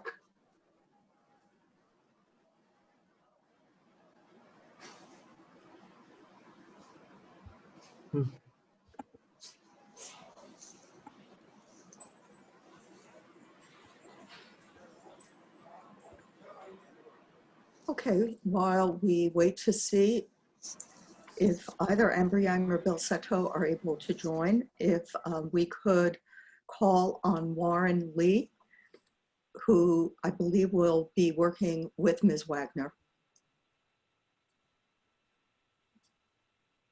Warren Lee. It appears Warren Lee has left the room. Yeah, we do have just one additional last minute sort of addition. Do you mind if I say the name, Madam Chair? Please do. It's Eddie Zhang, who will be also working with Ms. Wagner. I'm here. Yeah. I'm here. Can you hear me? Yes. So I will unmute. Okay. Eddie, 你听到吗？喂。Eddie， 你听到吗？请你把那个静音去下去好不好 ？OK， 可以听到吗？现在听到了，听到了。你好，你好。你好。你好，来，请说。Okay. My name is Eddie Zhang, and I'm the owner for the Nanxiang Xiaolongbao in the downtown of the Flushing. I'm writing to support the proposed special Flushing Waterfront district. I fully support the project. It will not only bring the significant benefit to this community, but also improve the business environment that local small business need. For example, we current waterfront area is not safe for the residents because it is polluted and lake lighting in the night. The project will transform the whole area with a much improved and clean waterfront that will attract more people to shop, eat, and play in this area. Also, the project will bring in a new road network, which will improve the traffic overcrowding on the College Polling Boulevard.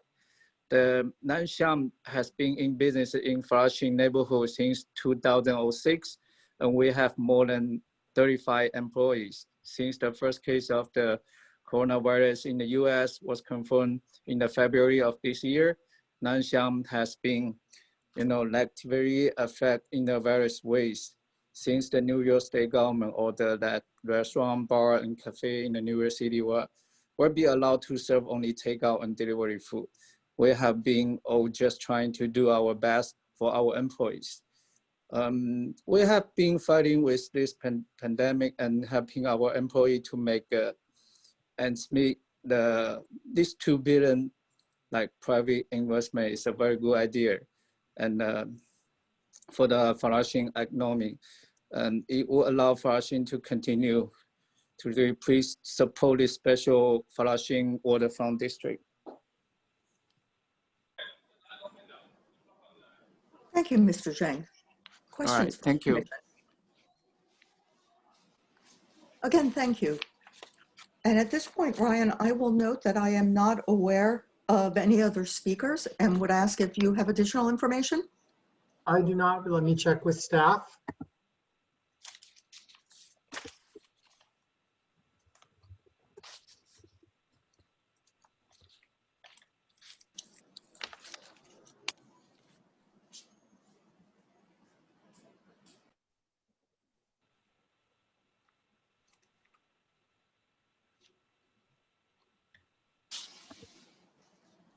We're just pulling the final report. I'd like to get that done before we confirm.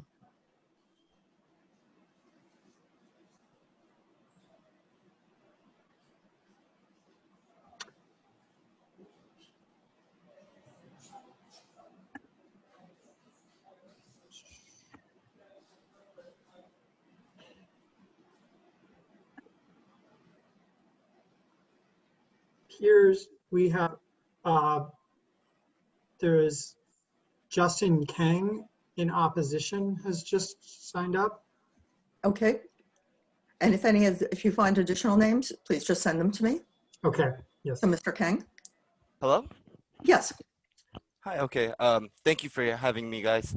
My name is Justin. I am a Queens College student studying urban studies, urban planning, and environmental science. I'm also a volunteer at the Minkwon Center, and I am in opposition of the development plan, sorry. The so-called affordable housing units that developers are proposing are not actually affordable for the downtown Flushing community within this development site. The price of these units hovers around 80% of the AMI for the country, which is about $85,360 for a family of 4. However, the average income in Flushing, based on the city planning website, is $37,000. This plan was funded by BOA, which allocated 1.5 million tax dollars to the development. As such, the people of Flushing should be key stakeholders in this matter, which they haven't been.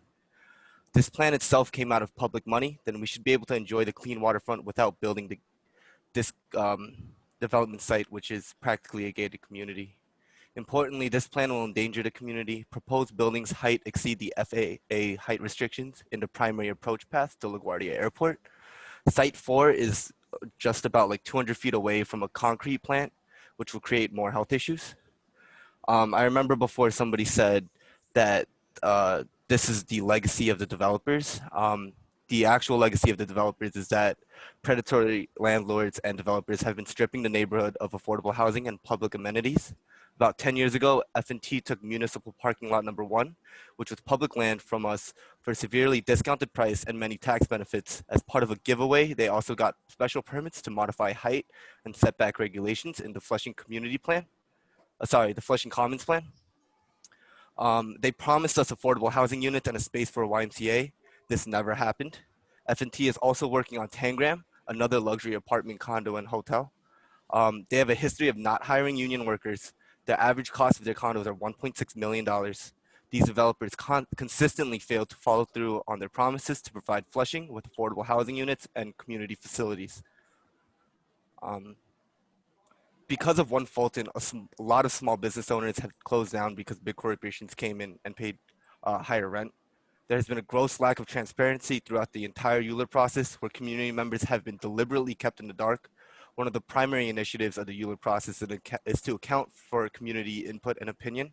For the Minquan Center, I've been calling tenants across Flushing for the last 4 to 5 weeks, and only about 5 out of the hundreds of people that I've contacted knew about it before we told them about it. And this hasn't been something known to the public. This hasn't been known to Flushing community members. And it's wrong that this is going through without the proper procedures going in place. Thank you. Thank you, Mr. Kang. Questions from commissioners? Again, thank you. And I would again ask Ryan if there are folks who had signed up to speak and had left the room are now back in, or if there are additional speakers. No, there are no additional speakers, and none of our sort of people who left have returned. Okay, then I will thank the numerous members of the public who spoke, and I particularly want to recognize the students who took time from their studies to speak. We always benefit from hearing from the next generation, but also from the small business owners, the residents, the community activists. Thank you all for taking the time. And with that, this public hearing is closed. I might suggest to all the commissioners that, having sat through a 6.5-hour public hearing, we may, before the next meeting is called, want to stand up and take a 7th inning stretch. Thank you for that. Thank you for that. So over to you, Madam Secretary. Thank you, Madam Chair, and good afternoon. Good afternoon, commissioners. Our next item, Borough of Brooklyn, calendar number 20, CD3, C200155HAK, a public hearing in the matter of an application for a UDAP designation, project approval, and disposition of city-owned property concerning DeKalb Commons. Additionally, a public hearing is being held by the City Planning Commission in conjunction with the above ULURP hearings to receive comments related to a draft environmental impact statement, DEIS. This hearing is being held pursuant to the State Environmental Quality Review Act and the City Environmental Quality Review. Thank you. And Ryan, I am waiting to get a list of people who will be speaking on this matter. We are sorting the list. We're pulling the list and trying to sort it out. So I will, they're still sorting. Perhaps recommend that we take a quick break for us to work this out. It won't take long. How long do you suggest, so that the public and the commissioners know?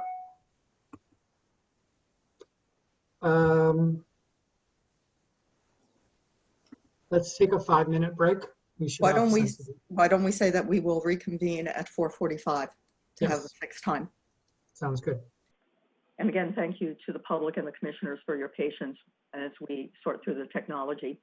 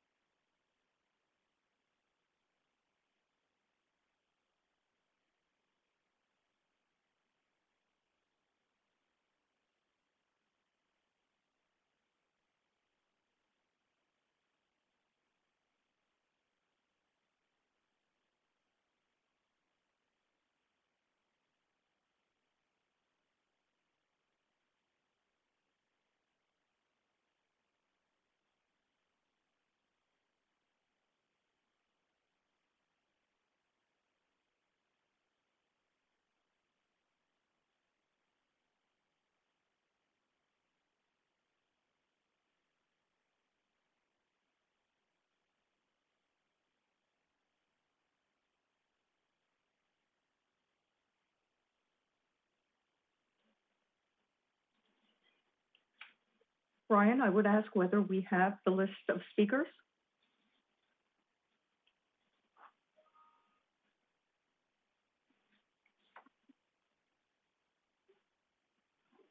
We have pulled the list, and I will just, for the record, remind everyone that this is a continuation of a hearing, and so that people who testified on September 2nd on this item are not eligible to speak again, because it's the same hearing on the same item. And so we do not have any other speakers. Okay, so before closing the hearing, I'll note that the record is going to remain open through Monday, the 28th of September, to receive written comments on the draft environmental impact statement. And with that, the public hearing is closed. I want to thank the commissioners for your patience, your forbearance, your understanding as we operate in a virtual environment. There are analogs to the glitches that we occasionally experience when we're in the hearing room, where someone has testified to speak but has stepped out to get a drink of water. There are analogs in setting up between two meetings to the need to take a pause as a large number of folks who have testified on one item leave the room. But I can assure you that we will continue to try to learn from each of the glitches and evolve the technology going forward. And now I would ask Mr. Secretary if there are any more items before the commission. There are no additional items before the commission this afternoon, but I would like to read just a short housekeeping note. Please. For those of you that were unable or did not wish to testify, you can submit written testimony online by selecting this hearing on the upcoming meetings page of the NYC Engage portal, through DCP's webpage, or by mailing your comment to City Planning Commission, Calendar Information Office, 120 Broadway, 31st floor, New York, New York, 10271. Okay, and with that, this remotely held public meeting is now closed. Thank you to all of the commissioners. This concludes the remote public meeting of the New York City Planning Commission. The time is now 4:48 p.m.